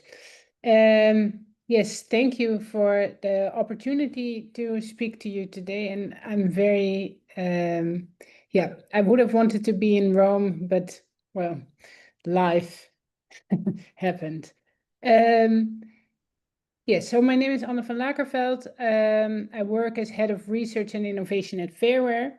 And besides my work, I do research on sustainable supply chain management. And in the past, I've been able to align the two. And part of the results of this alignment I will share with you today, while realizing it's actually reiterating what has been presented by other speakers earlier today. So I think this is good. We're working towards a shared body of knowledge. Yeah. And I also realize it's the end of the day for you. Before I go into detail on the research, a few things about Fairware. We're a multi-stakeholder initiative founded in 1999. We work with around 130 member brands to show there's a fairer way to make clothes, focusing on improving labor conditions in garment factories. We have our headquarters in Amsterdam and local presence in 10 garment producing countries. Generally, we guide our member brands on human rights due diligence and use the learnings from our frontrunner members to share with the wider industry. And we've developed several methodologies that help us to collect these learnings. And one is a brand performance check, which I've shared with several of Elena's students, where we collect information on our members and evaluate their progress on an annual basis. We also provide on-site factory assessment based on triangulation of sources and on-site and off-site worker interviews. Based on our learnings, we promote strong industry standards and influence policy in market and producing countries. All of our work focuses on the garment industry, and working in the garment industry and specifically on the topic of wages, it's important to stress that we face certain realities that influence the work and our approach. And they provide also a bit of context of the research that I'll share. FAIRWARE came into existence because a lack of global binding human rights protection. With the legal developments, we see that that's slowly changing. And we see that in most garment producing countries, social dialogue is limited or underdeveloped, which makes it difficult for workers to speak up for their rights and actively improve their labor conditions. The garment industry is a highly competitive industry, not just between brands or factories, but especially between producing countries, which highly impacts the legal minimum wage in many of these countries. Legal minimum wage is actually used as a way for countries to stay competitive. In the garment industry, you probably know there's thousands of brands, and each of these individual brands sources from at least 10, but more often 50 to 500 different production locations. And at the same time, each of these factories does not just produce for one brand, but for several, sometimes as many as 30. This setup of the supply chain leads to diffuse responsibility, creating a bit of a prisoner's dilemma for the individual brand. I can try to influence wages in this one production location, but what if other customers do not contribute? Am I paying for their lack of taking responsibility, and what's ultimately the impact on the individual workers? And this links to the imbalance we see between power and responsibility, and specifically financial power. If you look at the garment brands, they often hold power and financial means, while they expect factories producing their products to take responsibility, specifically for rights compliance, without the willingness to pay the related price. And this is especially visible when we look at wages. It's important to realize that if we look at the garment supply chain, garment brands do not employ workers in the factory directly, and as such, they do not pay the wages of these workers. So enabling higher wages actually requires a higher price.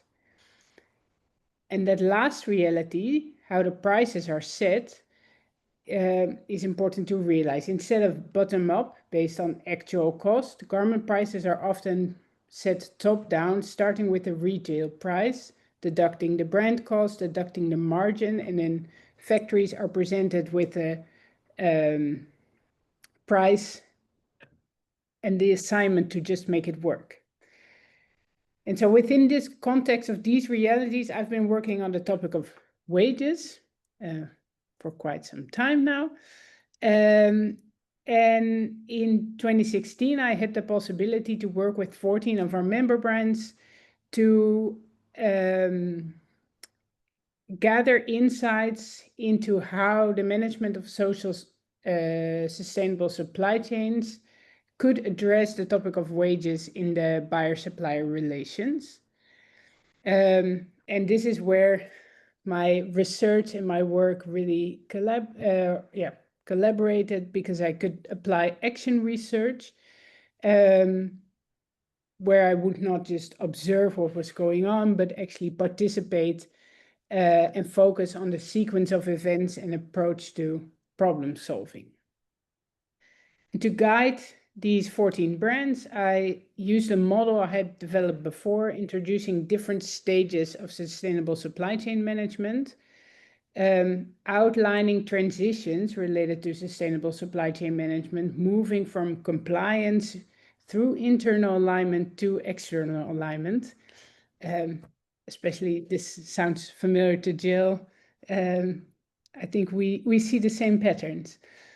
And so taking this more abstract model and operationalizing it to wages in the garment industry, we translated this into what we call the wage increase cycle, which is a phased approach for brands to contribute to higher wages.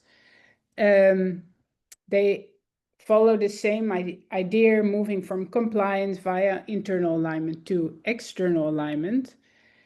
And we presented these phases as a cycle because wages are constantly changing, and the brands that we were working with also indicated they would start with one production location or one product group or one production country before expanding their approach. And we realized not all brands started at the same point of the cycle. The cycle consists of 3 phases. First, but not the first, is understanding how buying prices relate to wages. The second is knowing where the money can come from to pay for higher wages. And third is knowing how to ensure this additional money is actually contributing to workers' wages. And as already pointed out earlier, freedom of association and social dialogue are enabling rights to ensure workers can take responsibility for their own wage increase. So understanding how to involve workers throughout the process and how brands can actually enable freedom of association and social dialogue is at the center of this cycle and actually comes into play with each of the different phases. So between 2017 and 2020, we had 6 in-person meetings with participating brands to go through the action cycle that is part of action research with an explicit observation and reflection phase around these in-person meetings to adjust the planning and action phase of their approach if that was needed. And as a result, we worked with 14 brands. Not all the brands contributed to the whole process, and different brands also had different levels of engagement throughout, but all contributed to the overall insights. Some other figures, there were 3 brands that cooperated in one production location, so they had one intervention. We had 4 brands that expanded to 2 or more production locations and actually replicated their approaches. Of the 14 brands, we had 5 brands that were able to realize a contribution to higher wages and followed all the steps of the cycle, at least in one of their production locations. And following these brands and guiding these brands through the journey, there's actually a few main conclusions to draw. It became apparent that each of the phase of this wage increase cycle actually consists of more intermediate steps to be properly prepared to move from one phase to the next. And actually these individual steps also follow the transition logic from compliance via internal alignment to external alignment. Based on the experiences of the brands, the main conclusion is that the internal alignment is the biggest obstacle for brands to start contributing to higher wages. Because people question data intended to guide decisions, or they do not get access to the data because of a lack in mandate. And therefore, our suggestion is that explicit CEO commitment at the start of each phase is an important prerequisite to move through the different steps of the wage increase cycle. The second main conclusion is that although brands were able to contribute to higher wages, it was mostly done through a separate payment process, either directly by the brand or through a brand-specific bonus, instead of including these increased labor costs associated with the higher wage in the price of the products. This shows that external alignment is another big obstacle, and this has to do with also the trust between brands and suppliers. And brands seemed unsure how to get suppliers to implement higher wages and contribute to a long-term sustainable solution. And this is directly linked to the realities at play in the industry that I introduced before.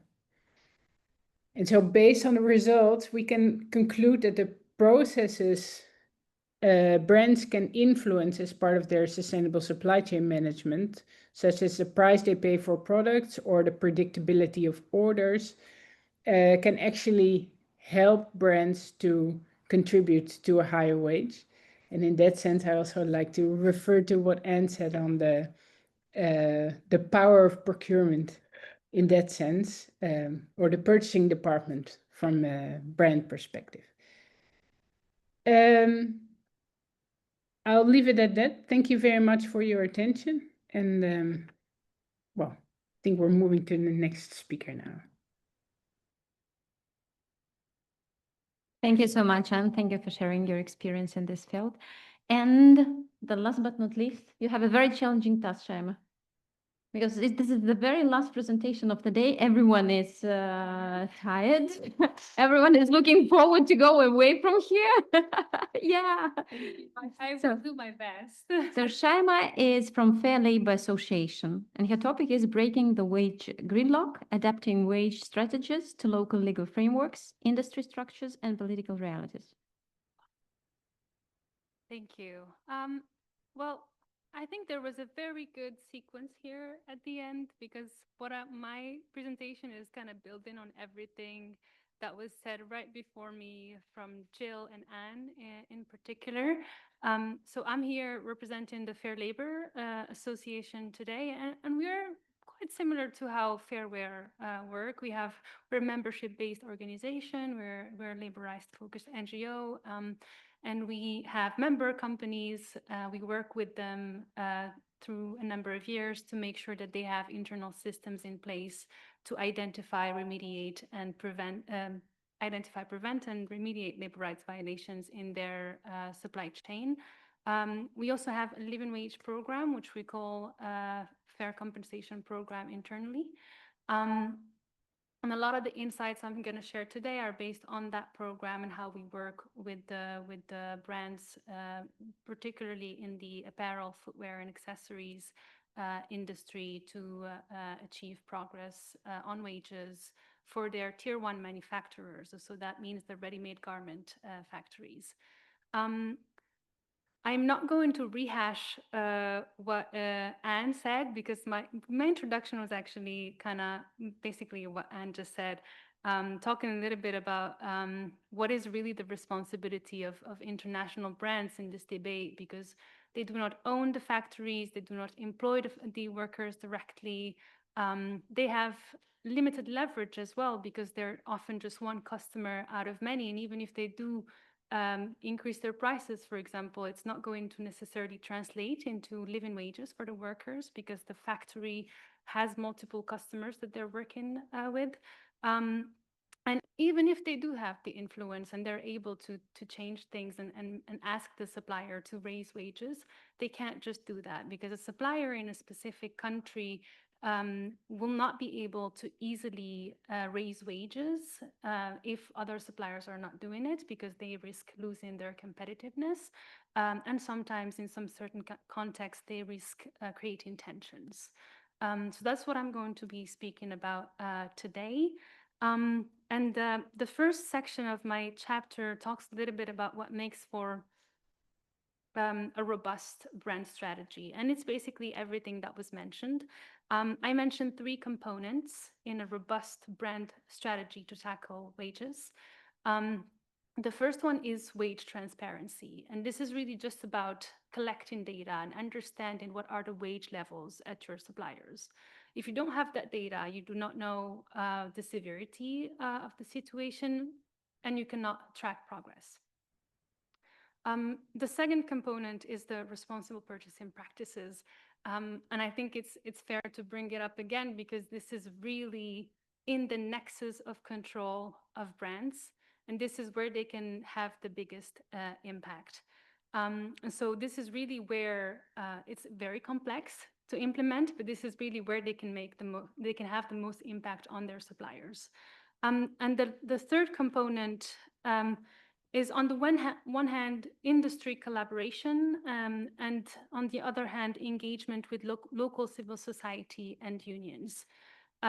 Engaging with local civil society and unions ensures that whatever actions or whatever strategy they're drafting is grounded in local realities, and we have heard this multiple times throughout the day. And the other piece, which is industry collaboration, is because they are just one customer out of many. Their individual action in a said supplier is not going to have an impact at scale at that supplier, or at the country level, or at the regional level. So that collaboration at the industry level is necessary if you want to have an impact at scale, and a sustainable impact as well. What I discuss in the chapter, however, is that all of these different elements, they need to be further strengthened by an adaptation to the local context, to the local legal framework, minimum wage setting mechanisms that exist, the industrial relations context, and the political realities of the countries they're sourced from. So the premise is essentially that they need to spend time, if they are serious about this, they need to spend time understanding what is the local context and adapting their strategy to that local context. And I use a project that we have done at the FLA from 2024 to 2025, so just this year, and it's actually still in progress, to talk about why this adaptation to the local context is necessary. So first, I would like to give a little bit of background on Bangladesh as a garment manufacturer. It is the second largest exporter of clothing in the world. And the garment sector sits at the heart of the economy in Bangladesh. So that means that any discussions on wages are highly sensitive in Bangladesh, and that is for the government, for employers, and for workers. And to give you also just an idea of how the landscape is, I mean, the chapter actually goes into much detail, but I have 10 minutes, so I have to summarize it.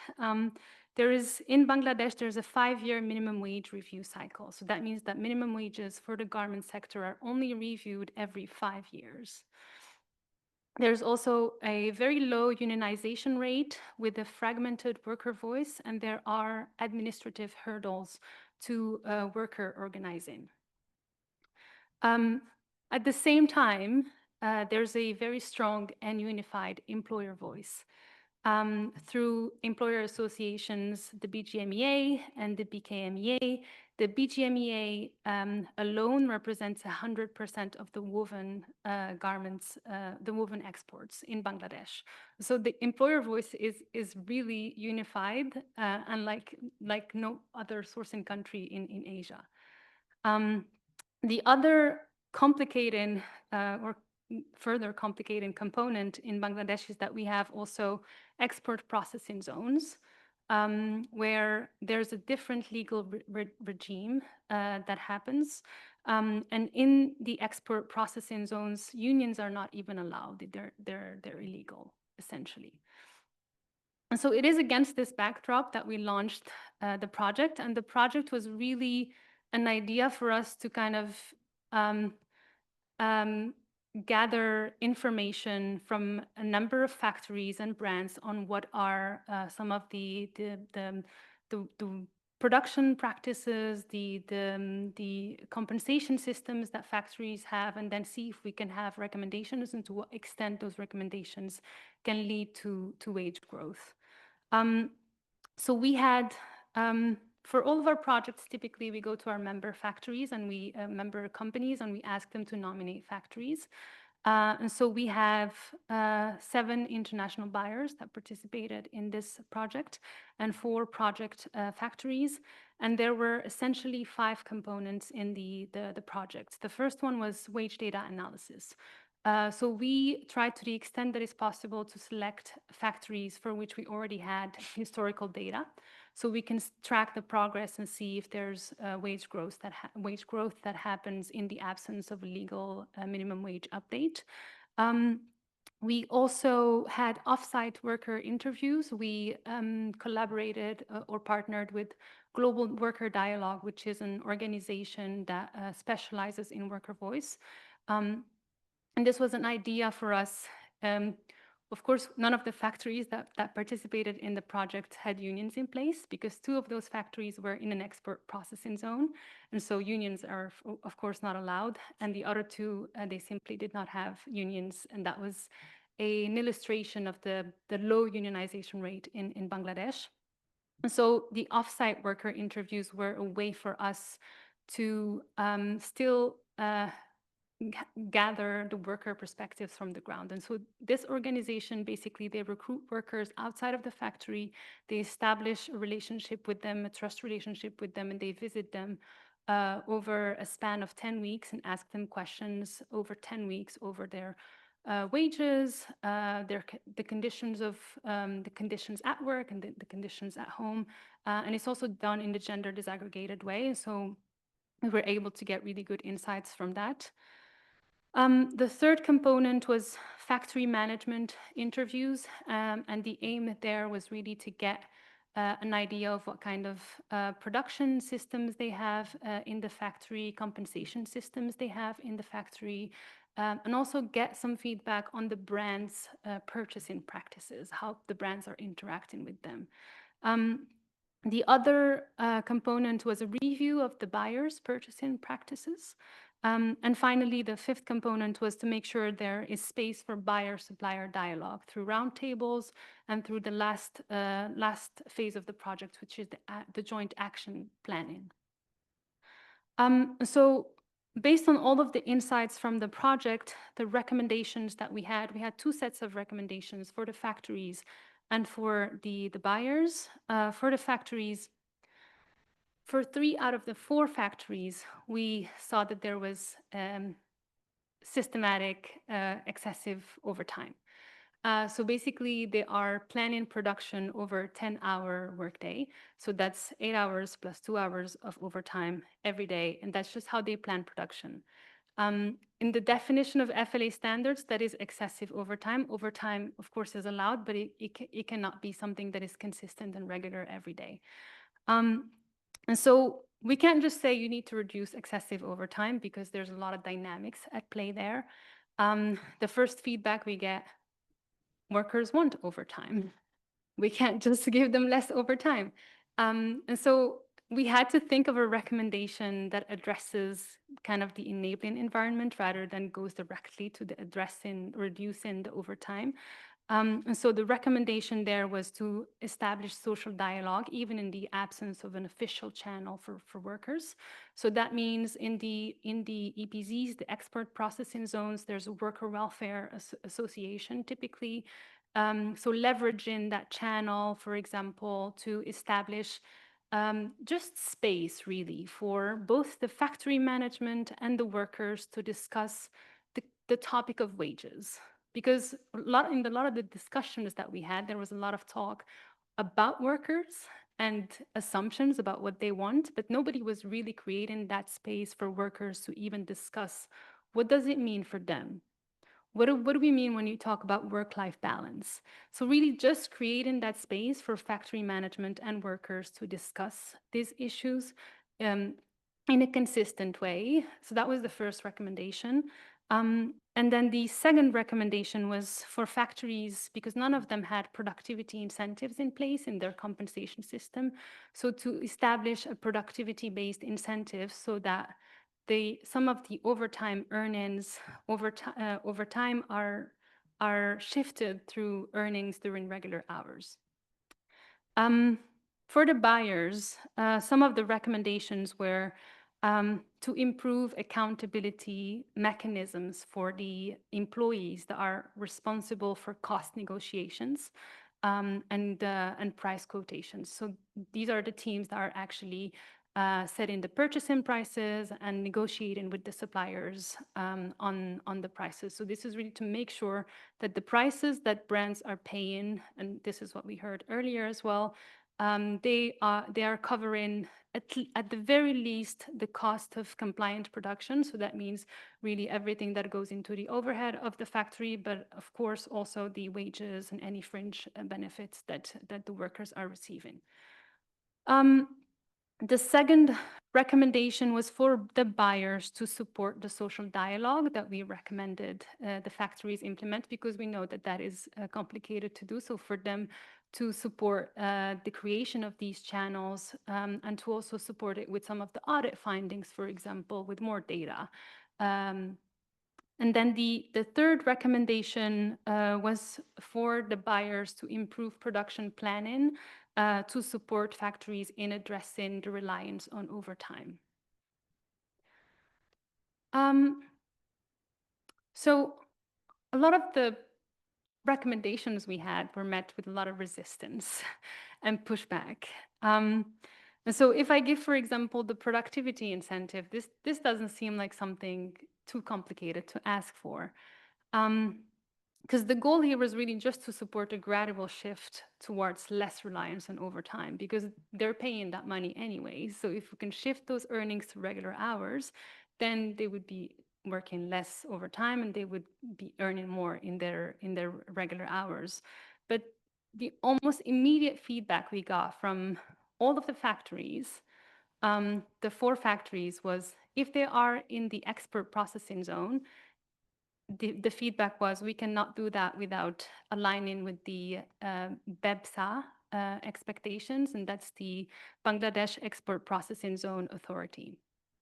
Outside of the EPZ, the factory said we can't do that without answering to the BGMEA, the Employer Association.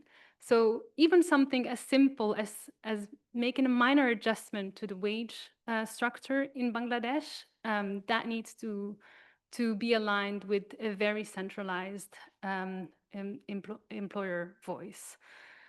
The second example I want to give on the challenges is social dialogue, because we did have quite a bit on social dialogue. So here we really tried to see how we can leverage the existing channels, but we know the risk that exists there because there is no strong representative worker voice. There's no official independent really channel for worker voice. The risk here is that the dialogue is management driven rather than a real dialogue between workers and management. And so the chapter argues here that essentially when you look at the situation in the context of Bangladesh, factory and buyer level initiatives can only go so far when the broader environment is severely restricting wage growth. And so in Bangladesh, progress on living wages depends on engaging the institutions that define these limits. And before going to the conclusion of my chapter, where I talk a little bit more about the role of advocacy and how brands can think about it, I also mention a separate project we had done in Vietnam, and I provide some comparative reflections to show why this doesn't necessarily apply everywhere and why you do need to take the time as a brand to understand the local context and adapt your strategy to that local context. And so, like Bangladesh, Vietnam is a major clothing exporter. It's the 3rd in the world, but minimum wages there are reviewed much more frequently, typically once a year. The employer voice is much more fragmented. It's not at all as centralized as in Bangladesh. However, Vietnam is a communist country, and so in terms of freedom of association and unions, there's actually only one union, and it's a state-led union. So it's not really an independent union. However, even with this limitation on freedom of association and collective bargaining, there are consistent wage revisions and a clearer institutional framework for wage setting, which provides a much more stable foundation for gradual wage improvements in Vietnam. So in this context, our project in Vietnam, the wages that we were able to measure against living wage benchmarks were much more closer, were much closer to the estimate. And that was thanks to steady national wage increases, to responsible purchasing practices that brands are implementing, and to the factory level engagement that they're doing. So in Vietnam, buyers, at least in the apparel, footwear, and accessories industry, they can focus on deepening factory level progress. And advocacy, it still remains important because there is that limitation on freedom of association, but it does not need to take center stage in brand strategies. And so my closing argument, well, not really argument, but it's more given a few examples of how advocacy can take shape, because it can be a very intimidating thing to do for a brand, because I'm talking about advocacy really at the national level. So there are several ways a brand can think about this, and that the way they will approach advocacy will depend on their size and on the leverage that they have in the country. For those that are really large and they have quite a big leverage, they can think about direct engagement with institutions. So that means employer associations, wage boards, and government bodies, and some of them do this. For those that do not want to take such a direct approach, they can contribute to shared messaging through industry platforms and trade associations. In these matters, and especially when there's egregious issues on wages, like in the context of Bangladesh, trade associations will often lead those discussions with industry bodies like employer associations or the minimum wage board when there are negotiations happen. And so it's really positioning yourself and saying also quite publicly that you support the position of the trade association that you belong to. And also other examples include endorsing joint statements, letters, and for those that are really small, they can also reinforce those key messages in supplier dialogue. However, one last point that I want to say, none of this matters if the advocacy that they're doing is not backed by real commitments to adjust their purchasing prices when the wages will rise, and that they will also stay in the country and continue sourcing from the countries when the wages do rise. That was my concluding remark. Thank you. Thank you so much, Sharma. And here we collect the questions. If you have any questions, also from online speakers, if you have questions to any of you. Yes, please. Thank you.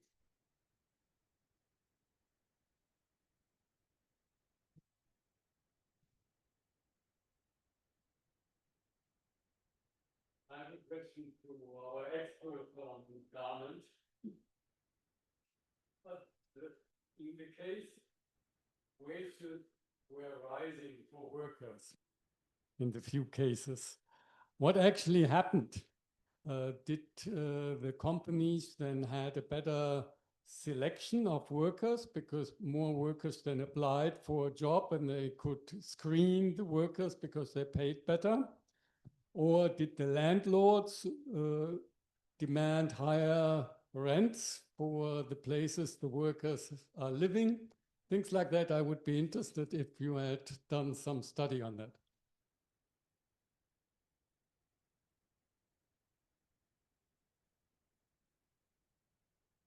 Yes, I have a similar question. What is the incentive of employers to pay more for their goods in a low density union environment, authoritarian poor country like Bangladesh? What's the incentive for employers to basically advocate or do the role of unions in paying more for their goods? That's the first question. That's to Shamay. The second question is to Anne Davies. And I wanted to know, is there any evidence to show that enforcing labour rights through public procurement disincentivizes the contracting out of government services? I'll just ask Chairman, I had a question. Just this point that you raised at the end, encouraging businesses not to leave. I mean, my experience recently working with someone who importing sandstone, pink sandstone from India, really committed to working, and then saying, well, actually, this is all going to change things. Everyone's going to buy ceramic material from China. I mean, do you come across that often, the idea that the chains are going to move and that the sort of the snake-like effect of supply chains? Do you come up across against that together with all the other obstacles? Thank you.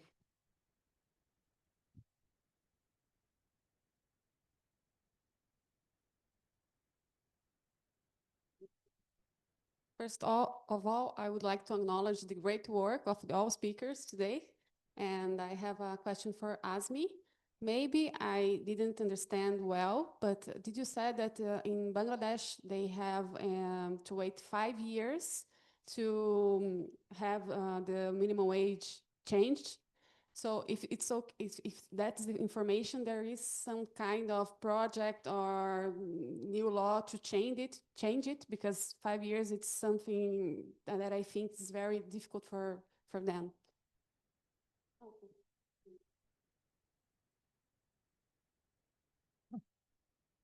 Thanks a lot, everybody, for all of these nice presentations. I have a question that's similar to what Sanjay just asked in terms of we've seen quite recently in some also garment-producing countries that the minimum wages went up, not because of the brands, but because of tripartite or bipartite social dialogue in certain areas. And then we did see even very progressive brands leave or move to other areas. Very good example for this is West Java, where a lot of the garment-producing companies were. Then West Java in Indonesia increased their minimum wage significantly, which meant that over 60% of all the garment-producing factories went to Central and East Java, where there's much less government control and hardly any trade union density. We see this also with progressive brands, right?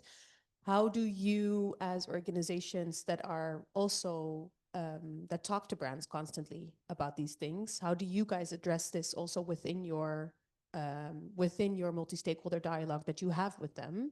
And how can we also hold them to account when they do move, maybe not even leave the country, but do move perhaps because of multiple reasons? Might not only be the minimum wage increase, right? But when wage increases are beyond their control.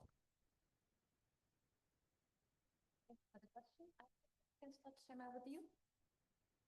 There's a lot of questions. Should I just? Okay. All right. All right. Okay, I will do my best. What happens when wages rise? This is something that I actually talk about in the book chapter, and it's one of the feedback that we got as well. Whenever the minimum wage is raised in Bangladesh every 5 years, there's a price hike. There's a hike of everything: rent, food, everything. So basically, it's being offset almost immediately. It's not offset maybe in the first year. It's still offset by some, but not entirely. But then within 5 years, of course, with inflation, it's completely offset and more. And so at least in Bangladesh, because we did study this effect, we didn't study it, but this is the feedback we got from engagement with local actors there. we know that this happens. I don't know about other countries, but for us, that's also what I discussed in the chapter. There needs to be government regulation on this, that it's not immediately offset. And this is really just landlords doing this. There's a minimum wage hike, so now I'm going to raise the rent as well. And then there was the question on what is the incentive of employers to pay more in the context of Bangladesh? None. I think that's the simple question. Right now, they do not, because they are really a market in their country as well as a low-cost country. But the incentive will exist if there is an aligned approach to responsible purchasing practices from brands, and when brands are also holding them accountable to good labor practices and higher wages. So it needs to come from the brands because they are their international customers and they want to keep them. And so if the brands align on a shared messaging towards the employers, there will be an incentive for them to raise the wages. On the businesses leaving, yes, we do see it happening even now with the tariff situation. I think probably, Anne, you've seen the same with Fair Wear with your brands, but there's a lot of talks amongst organizations like ourselves now with the tariffs. We see a lot of brands move into Myanmar. And Myanmar is a country where the minimum wage hasn't changed since the 80s. And it's also a country in a civil war. And so the risk of labor rights violations there is really high. And we don't even know what the severity of the wage situation is, but we can only guess that it's really bad. So we are all discussing it, I think, as an industry. And for us as an organization, our approach is that we are discouraging them from doing new investments in countries that we have really seen as high risk, like Myanmar. But in general, we will never tell them to disinvest if they already have sourcing in a country, because that usually has really bad repercussions on the workforce and the workers in the country. Trying to keep my answers really brief. 5-year minimum wage review cycle. There's an interim government right now in Bangladesh.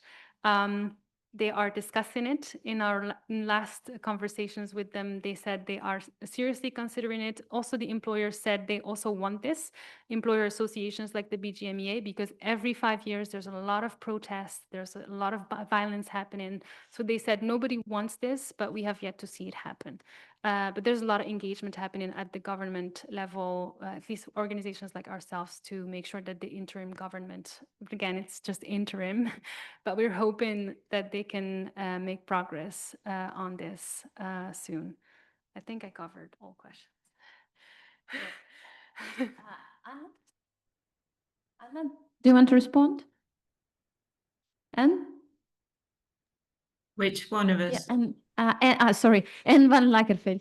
Yes. Sorry. Yes, I'd like to respond to 2 points. One is on incentives for factory managers to pay higher wages. Those brands that have managed to raise wages at production locations that they source from do report on higher retention and less absenteeism. Very basic figures, but it's, yeah, the factory managers that we spoke to actually see the added value of paying higher wages. The main problem is that they generally do not have the financial means to do so. And then to Fiona's point on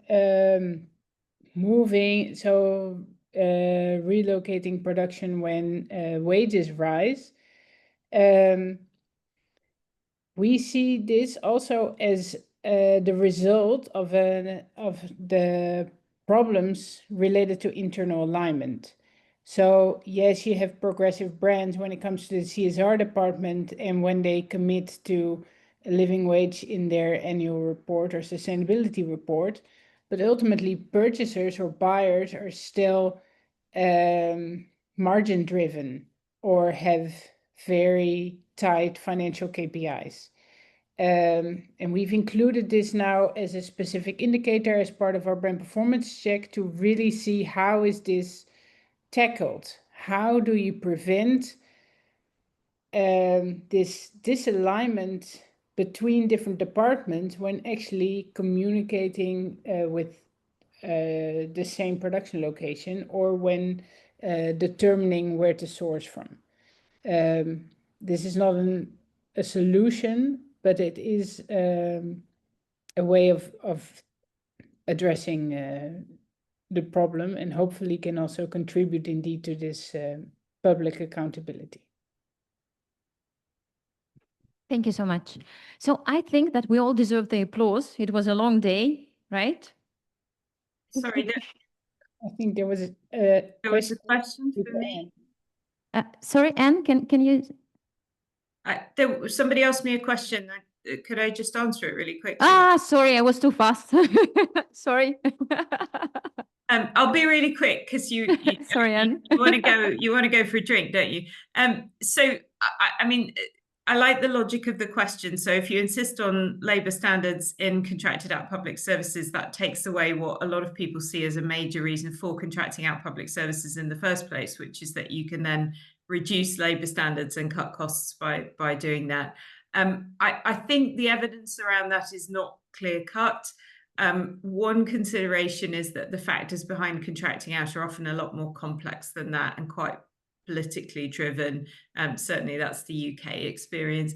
And I think the other thing to say is that Article 18 is really about insisting on compliance with existing labour standards. That still leaves you quite a lot of scope actually to make people redundant or to cut wages, provided you're not violating the minimum wage. So there's still scope for private firms to come in and make savings on labour costs anyway, whilst not falling foul with whatever terms and conditions the public authority might have put in the contract. Thank you. You can go for a drink now. Thank you so much, and sorry for interrupting the discussion. Any other comments, just to be sure that we haven't missed anyone? Okay, great. Then thanks a lot for the participation. Next time in person in Rome with a lot of pizza and applause. Thank you so much, Anne and Jill. Yeah, and thanks for the technicians. You did a great job.